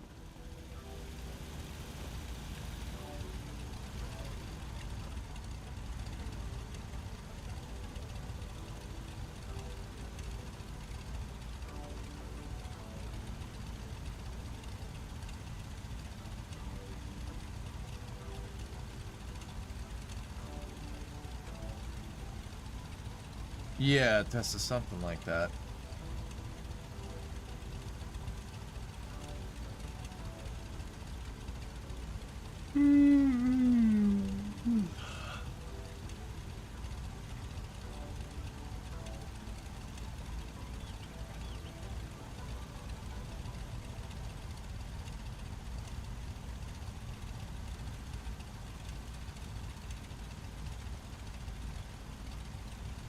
Why are we trying to do the supply side of metering resources instead of the crafting side?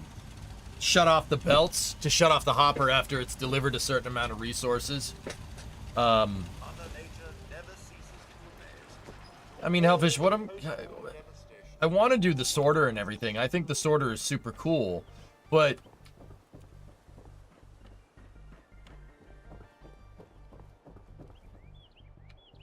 I mean, I don't know, man. I also need to check something. It looks like they may have screwed around with how you place stuff. Nope. Okay, that worked. I was trying to pull up the floor over here, and it wouldn't let me replace it. See?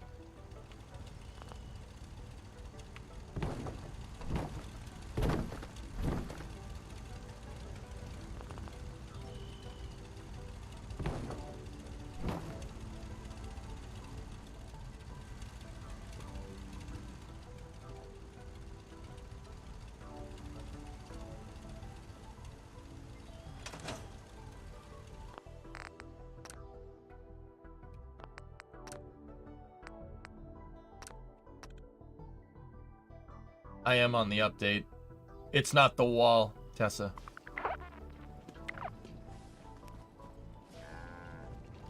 It's... I don't know. If they change the building physics...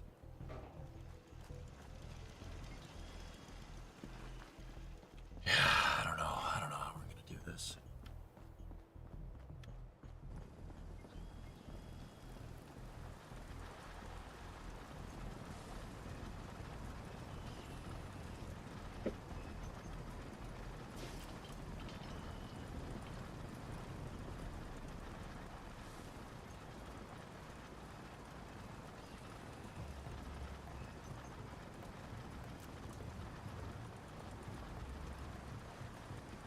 I don't know.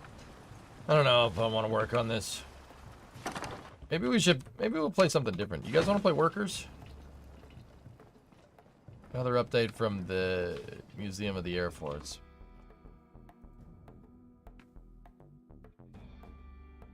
Yeah, they just made that YouTube channel. It's brand new. Throttle up.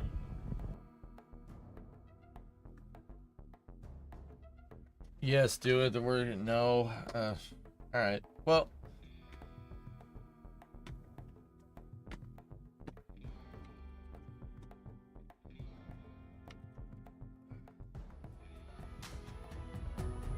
Gotta be careful. Oh, an Atlas. An Atlas D. Sweet. I'm actually getting kind of tired. I'm still trying to recover from being jet lagged.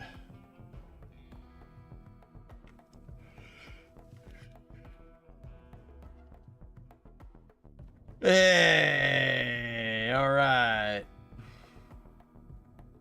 Cool.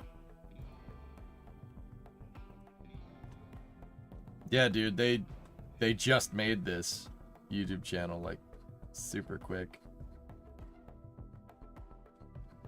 Actually, no, it's a little bit older than I thought. Yeah, whatever.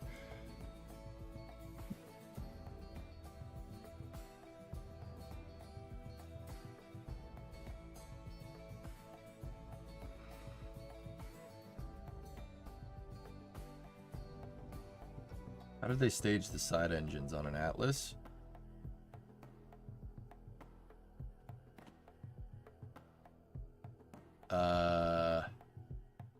How did they stage it? What do you mean? Explosive bolts would have separated it.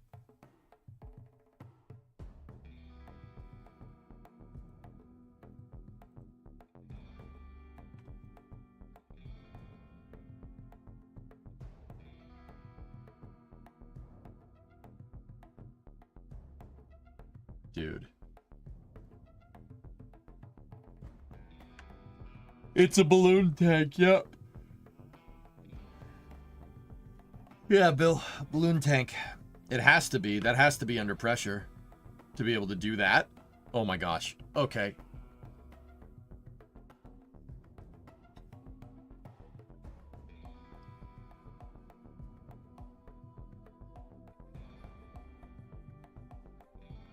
Dude, that thing weeble wobbling around kind of. I know it's bolted up to the crane. I still don't like that. I still don't like that. That's no good.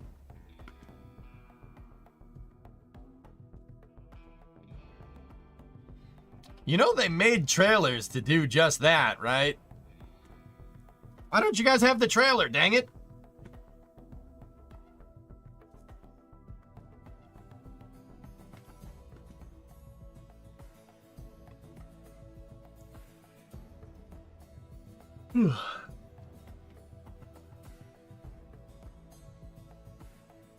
Yeah, the truck's cool. Yeah.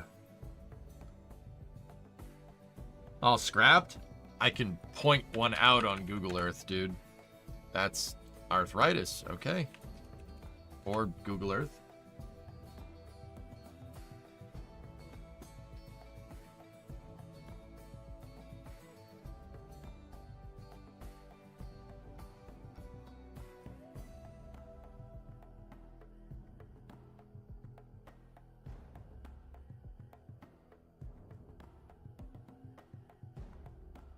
I know there's one trailer right there.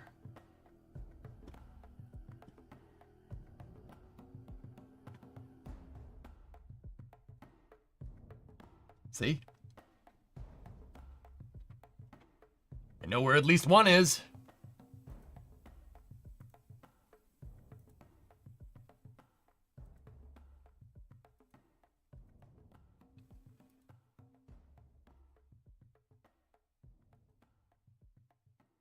Oh, it's still there. Don't worry.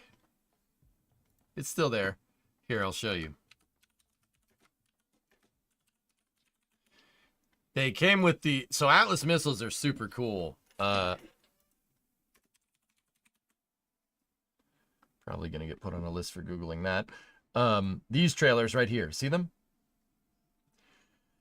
So those trailers are actually super interesting for a couple of reasons. If you just, I mean, we'll jump back into Fallout in a moment, but very interesting for a couple of reasons. One, well, it's a trailer. Two, that's the transporter erector for an Atlas missile.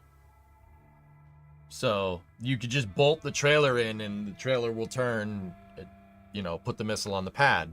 Three.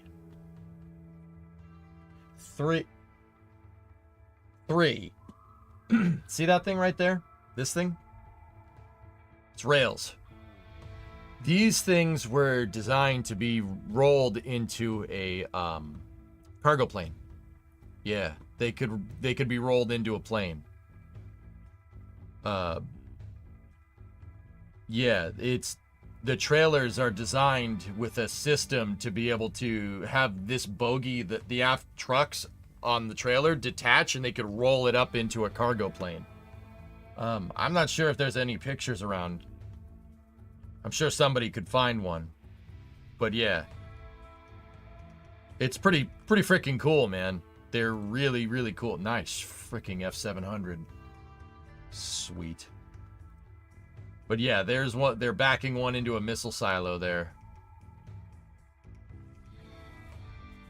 Oh, it's a mock-up. Ew. Gross. That's disgusting. But hey, whatever. Well, see here. Take a look. There it is being used as a transporter erector. See the trailer? You see the freaking wheels? Yeah, you could back the trailer up to the pad, bolt it to the pad, and it'll turn the entire missile upright.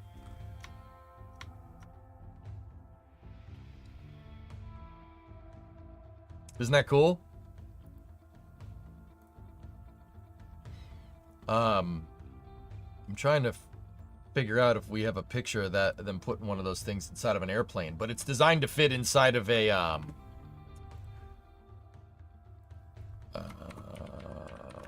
It's not a C-141, even though it probably could. Not a C-141. What's the plane that came before a C-141? It's a weird-looking plane. C-124?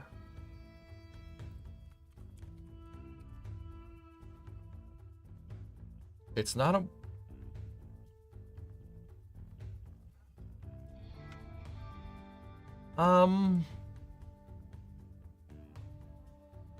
It's not that one.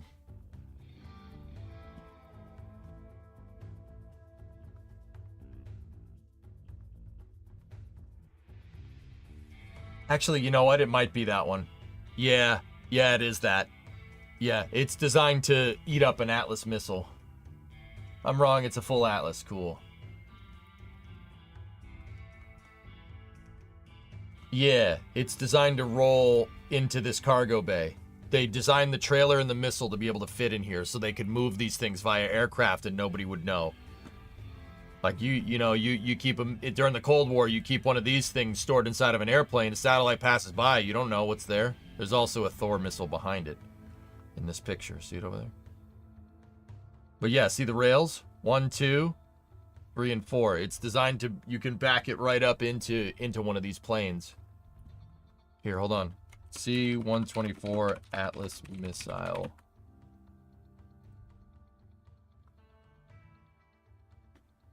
There's a video floating around on the internet of the, oh, there you go. That's definitely not an Atlas missile, though, I don't think.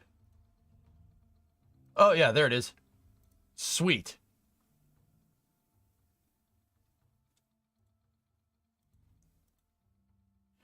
It's a C-133. I always forget it because it's such a weird name. But yeah, those trailers are designed to fit inside of that plane. See? You can take the bogies off and it runs on rails and they can load it right back in. See? Isn't that cool? It's really trick.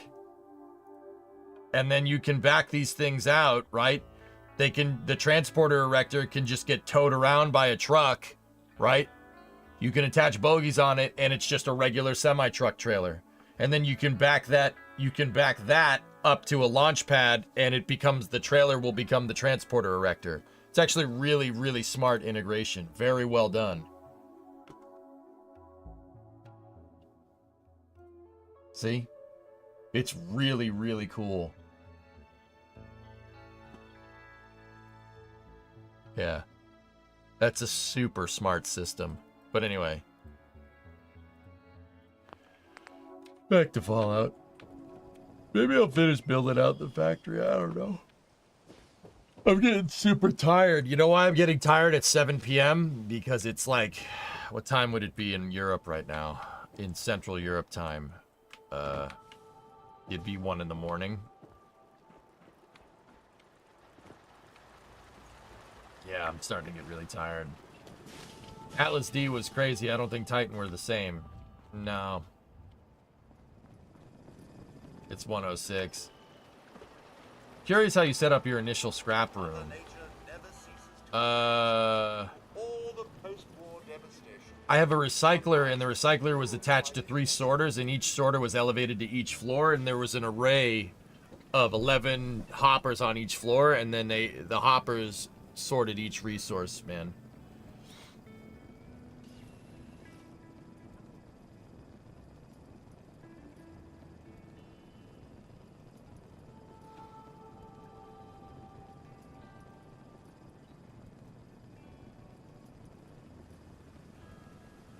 Why not make a strange box and transport it like that instead of by plane? Planes can get to remote sites where there might be missile bases, Rafa. That's not to say that they didn't move rockets by truck, but you gotta remember, Atlas can do either one. But usually they do put payloads inside of boxes like what you're describing. It really depends. Like, depends on the launch vehicle. So, like... Falcon 9 is not moved inside of a crazy box. They just shrink wrap it when it's being moved.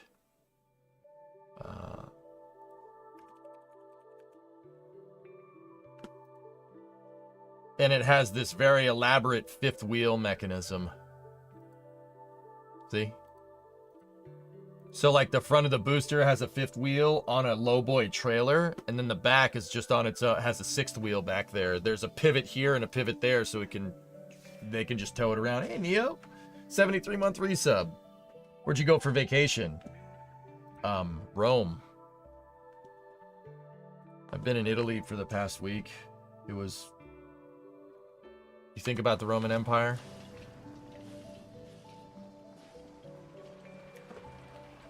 Yeah, so I'm getting super freaking tired. Ugh.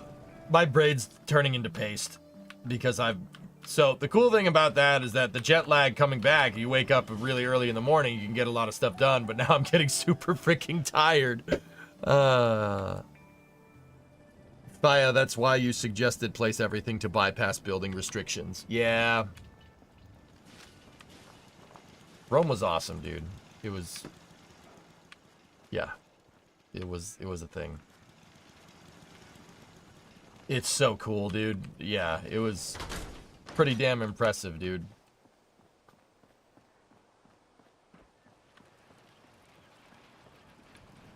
You know what we could do is just finish the factory. That won't take too long. We gotta be careful about our resources, though.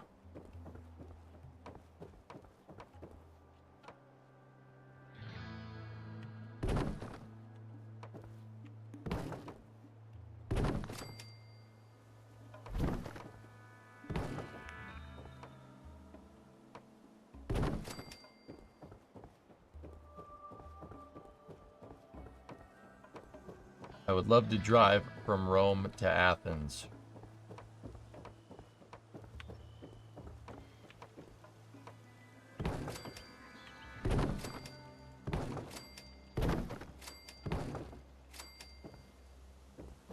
Balls. I'm out of steel. Yeah, we're gonna have to go repurpose some other settlements' resources and people for... What? I mean... We're gonna have to go find more resources. I would love to see the Roman Empire style in Hearts and take over everything.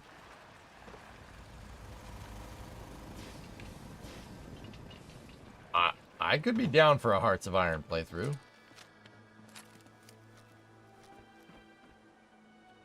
I'm not sure my brain can take it, and I'll probably lose.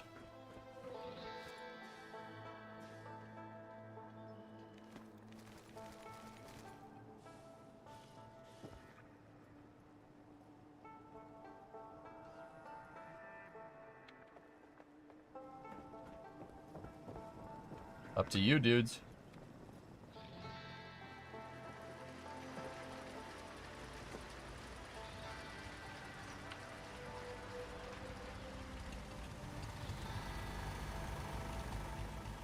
You need to relocate some mismanaged resources so they're used more efficiently. Yeah.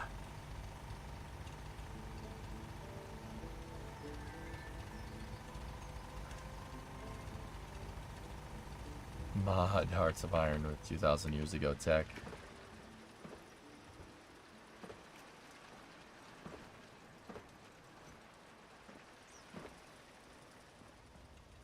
Thanks, Fjord.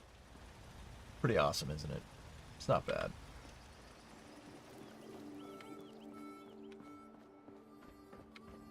Bring back the Roman Empire. I already did an Italian playthrough where we did that.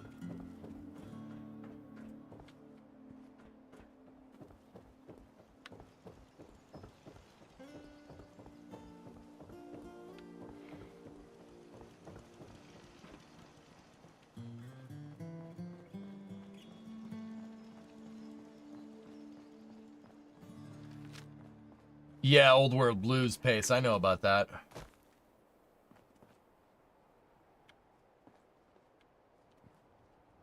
Great mod that the game needs is the real resources from cars. Like Fallout cars are just steel, no electronics, just steel.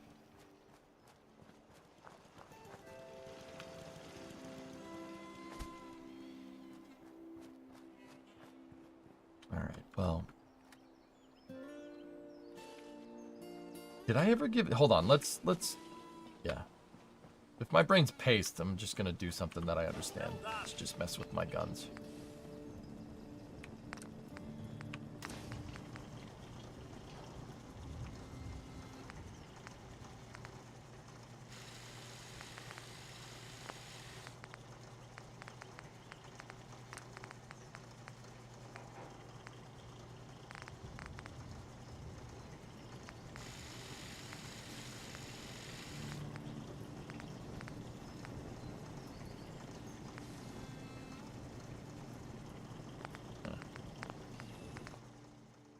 We'd have to go... Do we have any perks?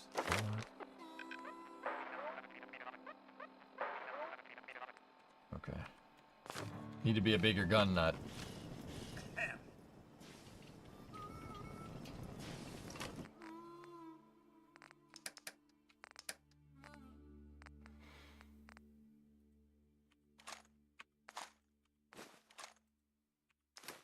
This is the 2-cell stuff, so... Let's see if Carla's here. Hey, Carla.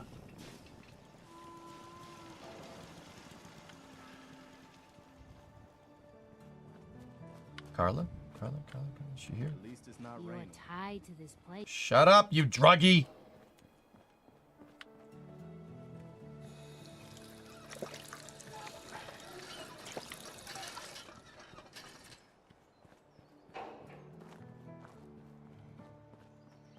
Carla isn't here.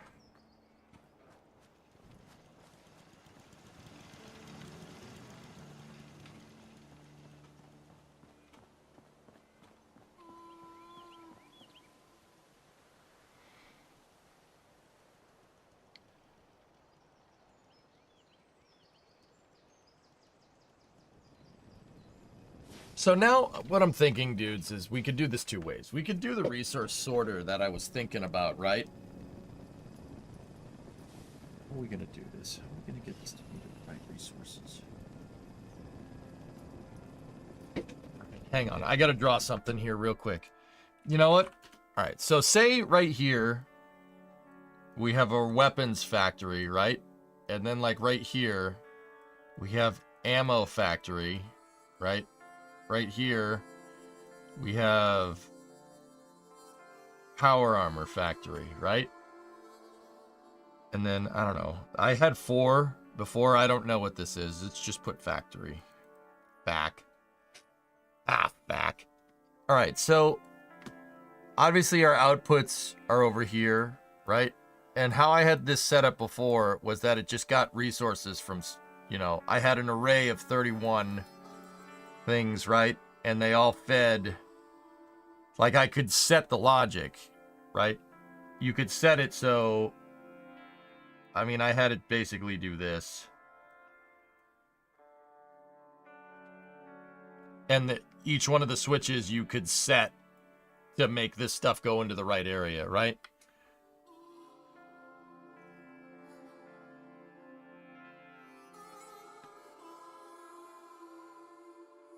I'm thinking.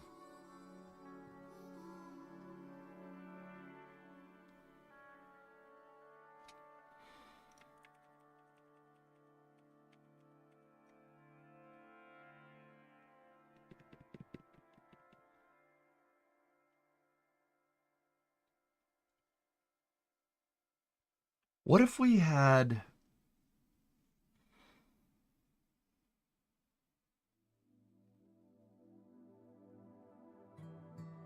No, that's not gonna... That doesn't change anything.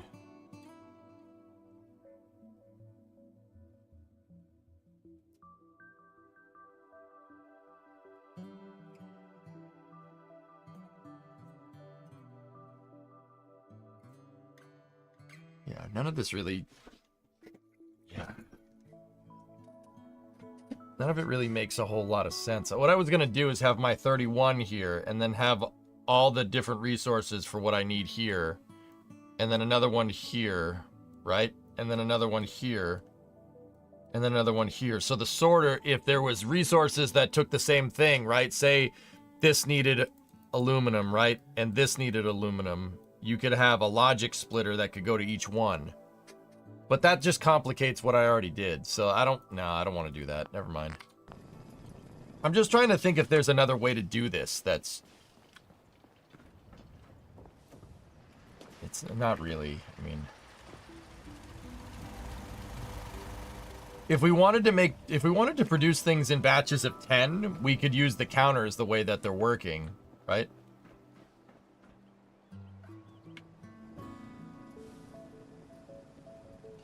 Yeah.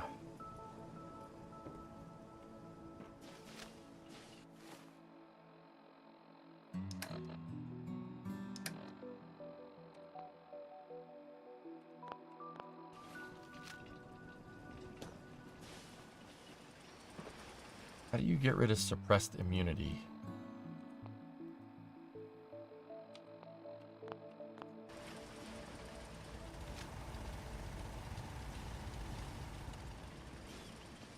Yeah, Tessa, there's just still no way to meter each amount of each resource, you know? There's no way to do it.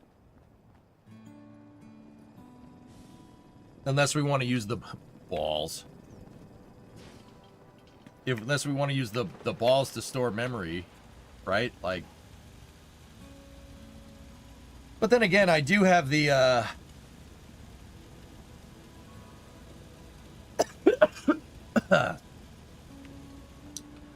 we do have that logic mod, so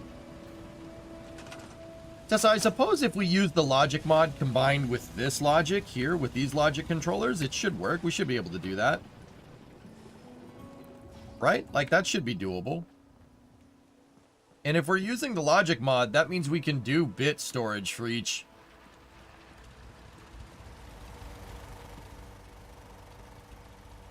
Right? We should be able to do that.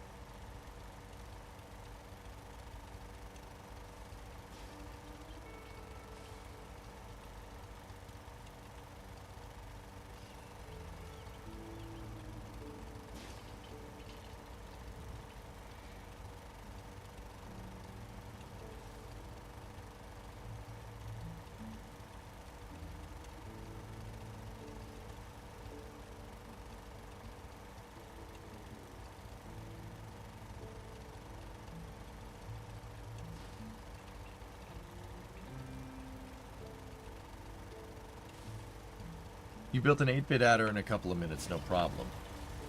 All right, show me.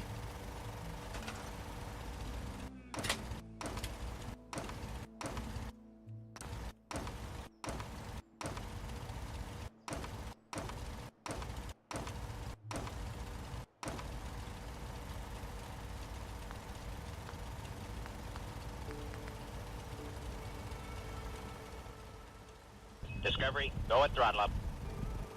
Hey, Just Space, long time no see. How are things? Good, man. I just got back. You show us first. Okay. It uses belts, Rafa, yeah. Get 8 of the T-type flip-flops in a line.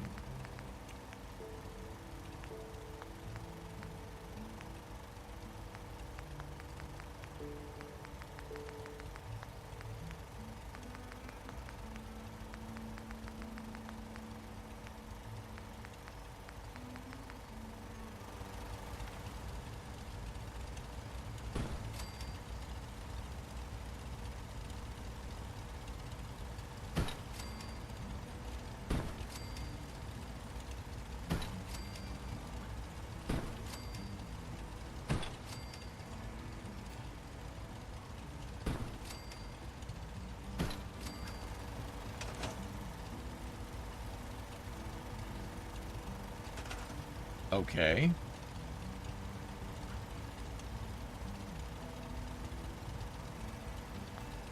So we have to go that one to that one to that one, right? And then the output needs to go to a light, right?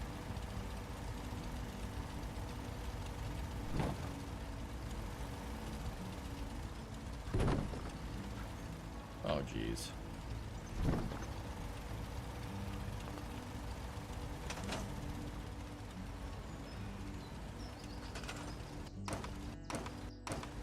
Discovery, go at throttle up.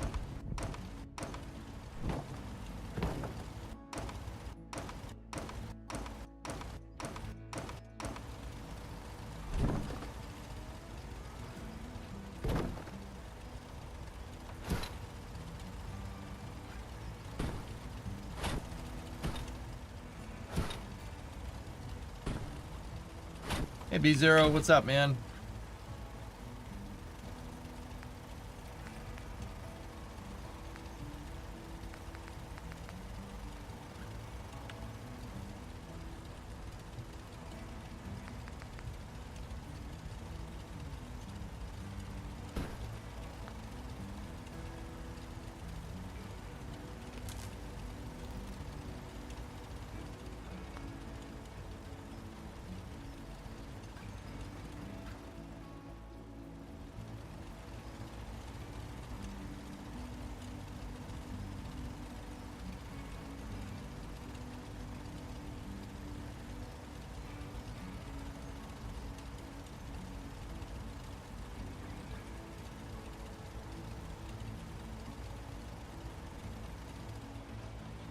It's been nearly 8 hours. Has all of it been abusing Fallout 4? No, I talked about where I went on vacation and what I saw. Hokey. I was talking about Italy and stuff for about 5. Last 2 hours have been Fallout. And my brain's starting to turn to paste because of the jet lag. The jet lag's killing me, dude. We were there a week, and that was just long enough to get acclimated to Central European time, and then we went home, and now I'm like,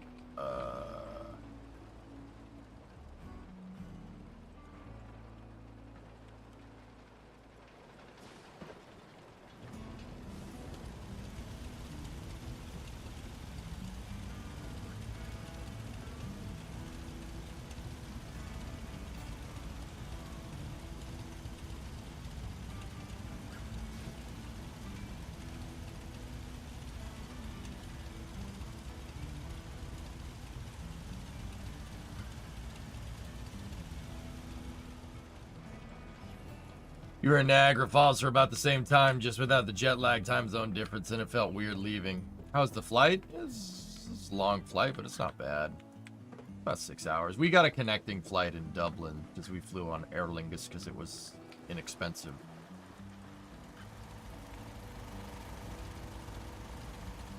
Aer Lingus.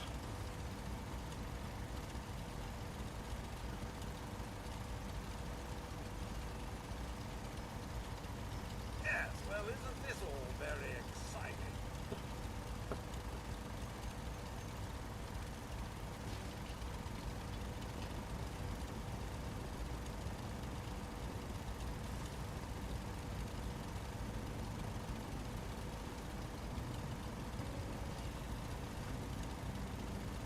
I'm from EU and want to go to the US, but I hate airplane. Airplanes are awesome, man. What are you talking about? You know, I don't think I asked, let alone been around since. Did y'all go somewhere to view the eclipse? No, Hokey. Hey. Here. Let me show you.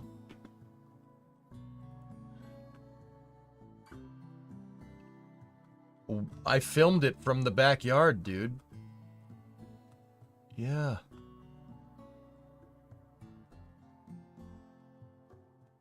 I don't know where those pictures ended up. I had pictures somewhere. That's a Falcon 9. It's aluminum tube.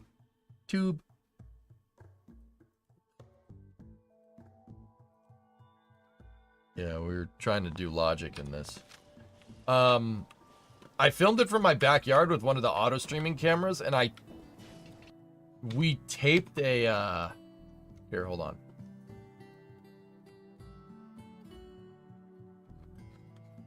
It's back here.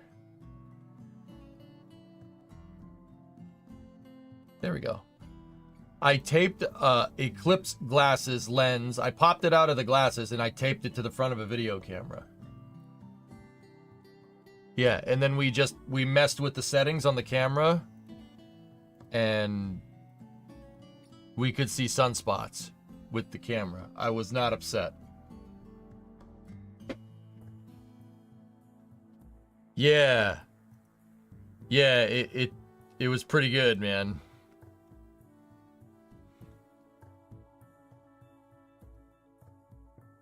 Yeah, it was pretty sweet. Yeah, we got about 95% partiality It didn't go full totality. I was too far out. But yeah, I shot it in the backyard. It worked. Drummer was here for that. He was helping me with the camera work. It was insane seeing that jury rigging live. Dude, it worked.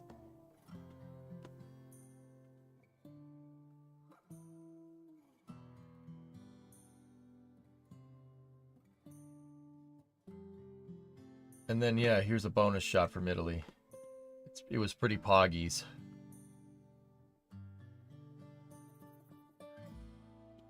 Yeah, it was pretty pogs.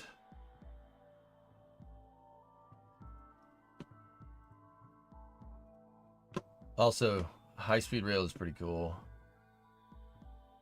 How is the food? Italian takeout is ruined permanently for me, Hokey. Like, ruined. Permanently. Like, just... That food was so freaking good, dude. Oh, you know, Ferrari didn't make that train. It is red, though. Wolfie, I want to let you know I got a job, finally, for Apple. Some of your viewers weren't happy about them.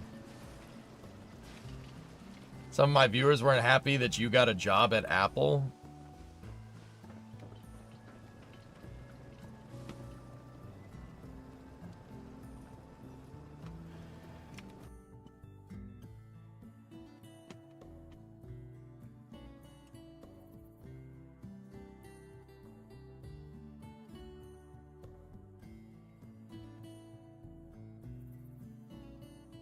Not like jealousy, like against the company itself. Okay. Yeah, Wolfie, I guess I understand them. So when will they be paying your salary? You know, if they don't want you to work for Apple, you know, they should be paying you, right? How much you make?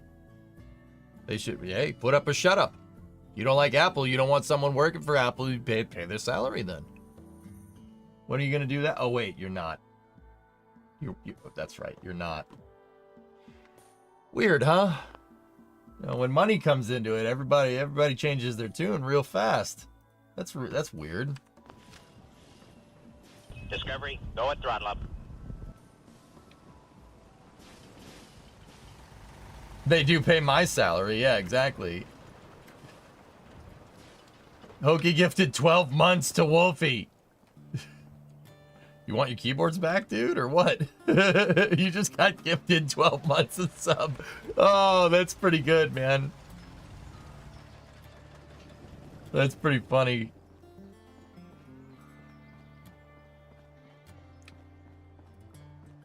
Wolfie's a 2016 follower.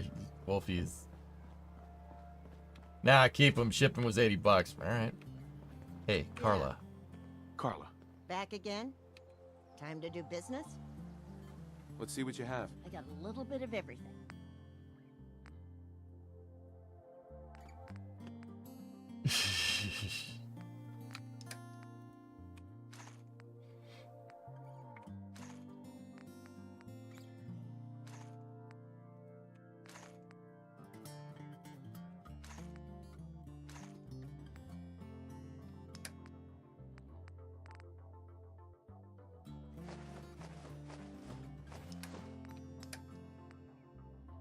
What the hell am I doing with those?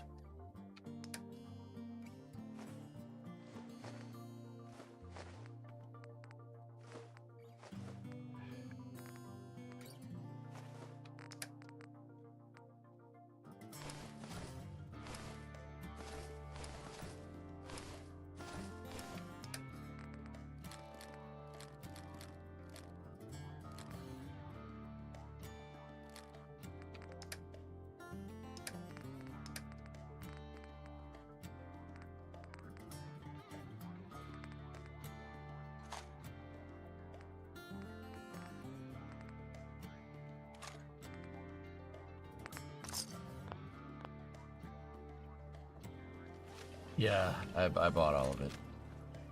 So we're good.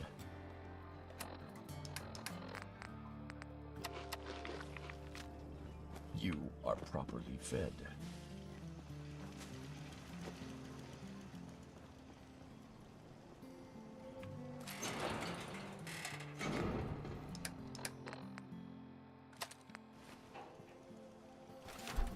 No, no, no, no, no.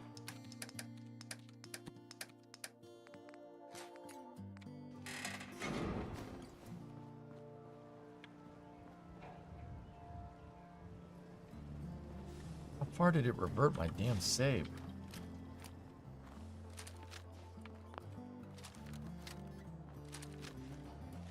Yeah. Carla, Hey there. Trading? I'll take a look, sure. Always happy to make a sale.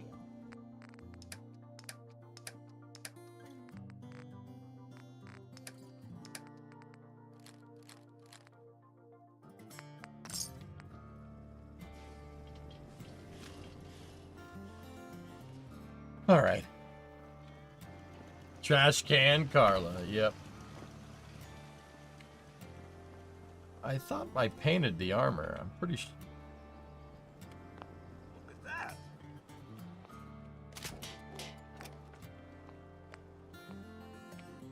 We're out of steel.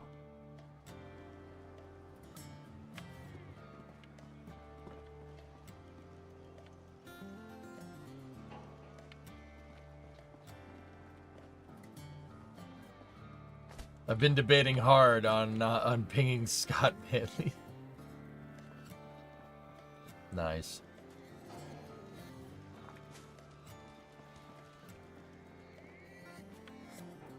We need to do a jump Hey, Carla. run.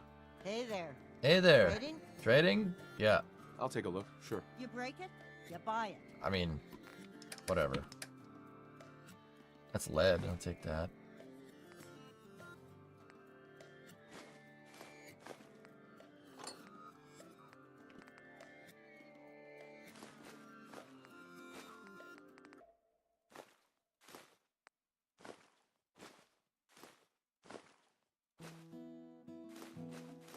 This is all stuff I'm gonna need anyway.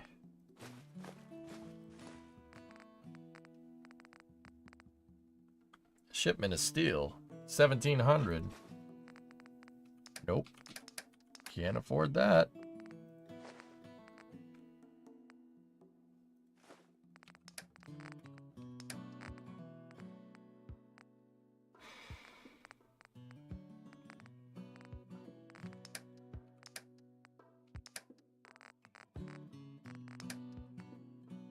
Yeah, that's fine. I need the junk anyway.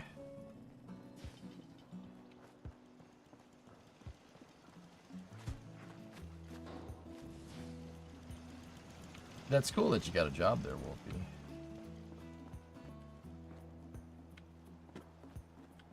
Alright, let's go down here real quick.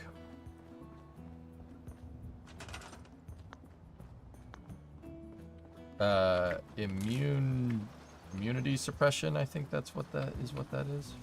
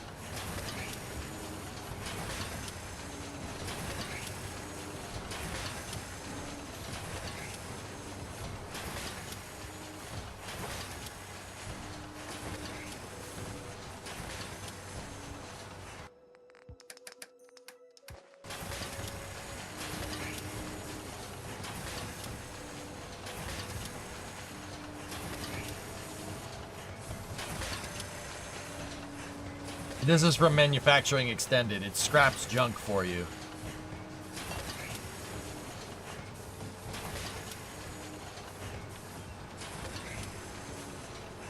It scraps junk and breaks it down into raw materials. What I want to do is make it so you can scrap everything and then throw each one into its own respective hopper. And then I want a way to be able to turn on the hoppers to get them to feed the right resources, right? And then feed them into a crafting machine. feed them into different crafting machines depending on what you set. But the thing where the problem that we're running into is like, you know, okay, so say I did that and I wanted aluminum, right? I needed aluminum for one thing, and then I was retooling for the next thing, right? Now all that aluminum is stuck on the belt. You need to purge the belt somehow. So I was thinking it would be better to be able to meter the amount of stuff that you're getting from the hopper, right? Like have the hopper be able to deliver, like tell the hopper to be able to deliver 10 aluminum or 10 steel or something like that.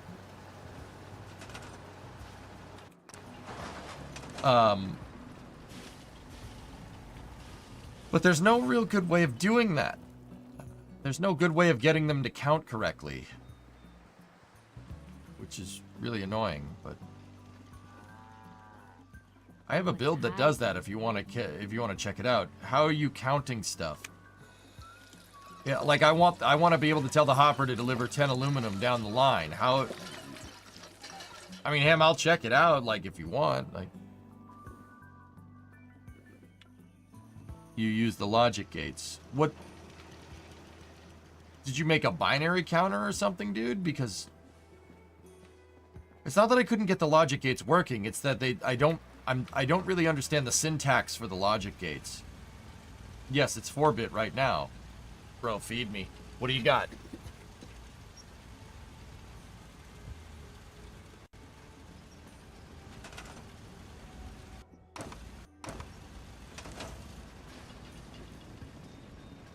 Did you have to make like a D flip-flop or something? Because yeah, can I post a YouTube link?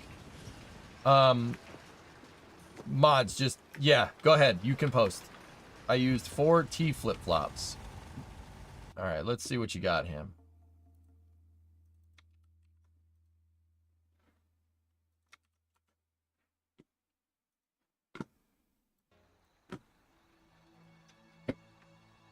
You did it. Here, let me shut the RimWorld music off just so I can make sure I understand this. I'm gonna restart it. Oh, gotta shut that off. Can't listen to music.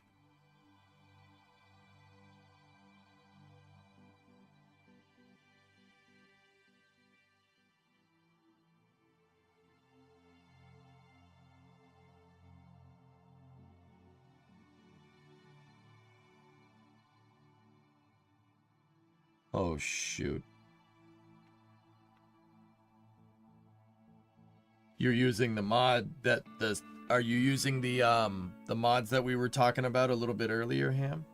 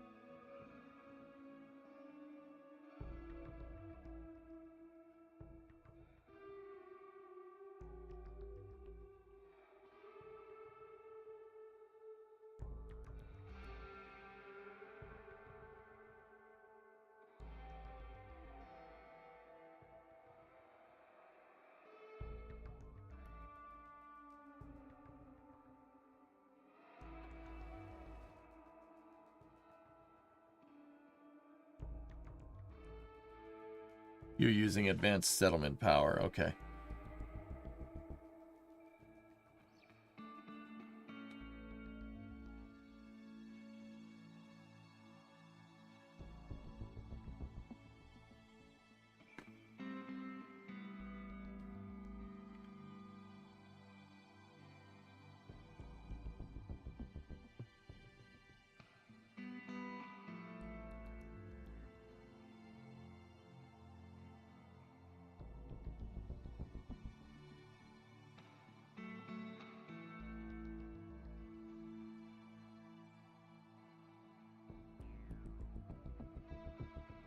You're smarter than me, dude.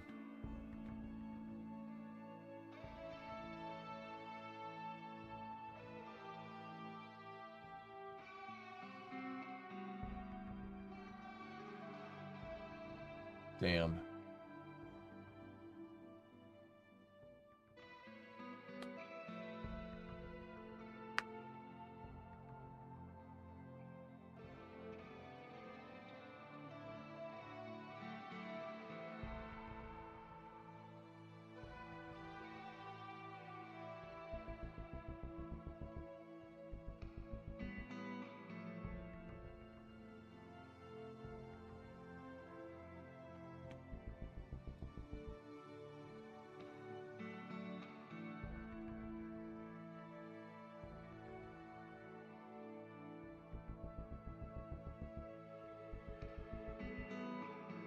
You have a block diagram of the logic started.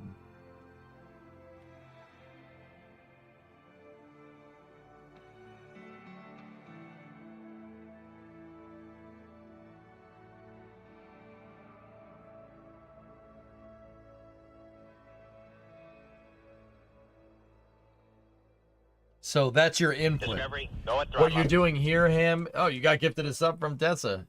So what you're doing here is you're importing. Are you inputting the amount right there? You're setting the input right there. Yeah. Okay. Yeah, that's your match filter. Okay. And you set it to 8, right?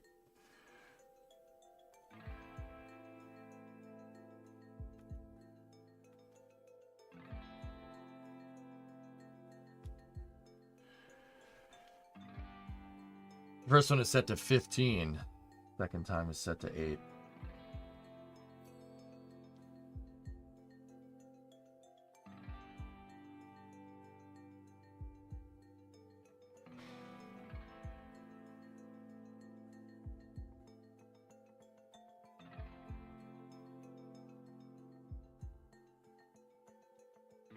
This is a 4-bit.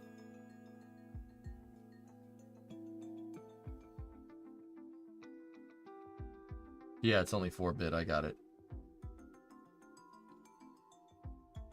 Proof of concept. Yeah, okay. So thanks, Ham. Thanks for showing me this, dude. I appreciate it. This is making my brain hurt a little bit. So you're setting it over here, and this is the numbers that it's getting, and when the light turns on to match, it'll stop, right?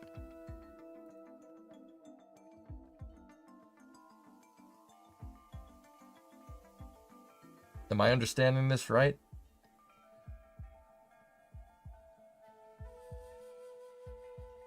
On the left set matches the right set. Okay. How was vacation, Woody? It was good, man. Yeah, it was a good time. Fun. I talked about it a lot at the beginning of the stream.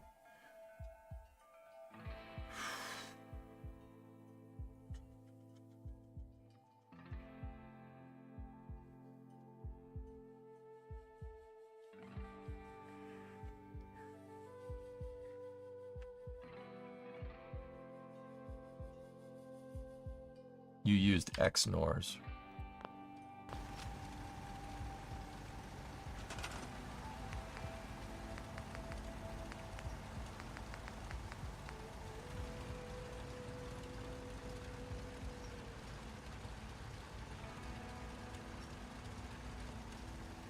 Yeah, if both lights are 0, it equals 1.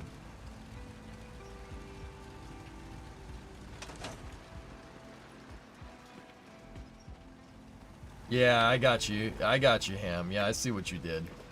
Cool. All right. Okay, cool. Well, Ham, that actually definitely... Are you excited about the Patriots draft picks, Woody? Yeah. Drake May's a good quarterback. He needs some weapons, man. That was one of the big problems with Mac Jones. I mean, other than he can't read a frigging defense.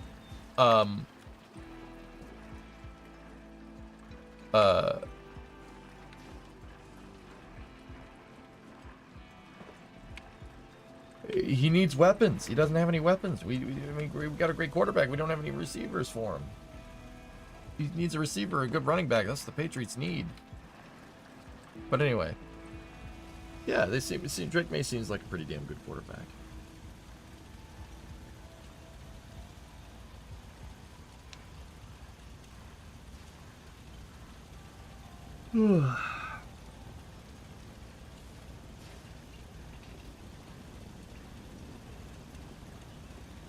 Alright. Fellas, I'm getting a little tired. I think I'm going to cap this stream at about 8 hours. Is that alright? Just because I'm still trying to get over the jet lag. I should be good to go by tomorrow. Is that cool?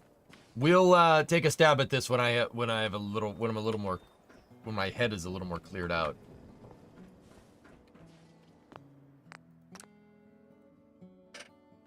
Anyway, Ham, thanks for showing me that. I'm gonna keep that teed up, dude. But yeah, I'm just gonna call it a little bit early. Just back in the saddle stream. Gotta get used to doing this again.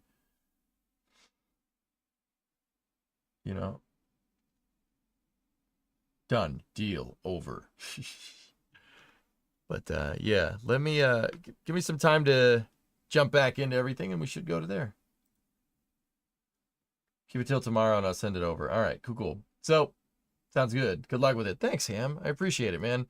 I'll probably appreciate it more when my brain isn't completely fried. Get the equilibrium back. Go sailing. So, I'll see you guys tomorrow. Yeah, I think we'll start off with Fallout, and then it's very clear that I need a Space News to get caught up because I've been out for a week. So, we'll do Space News tomorrow. And then, yeah, go from there. Raid. Oh, I'm tired, man. Let's just keep it chill. So I'll see you guys tomorrow. Thank you very much for watching, and have a good night. Thank you. It's good to be back. See you tomorrow.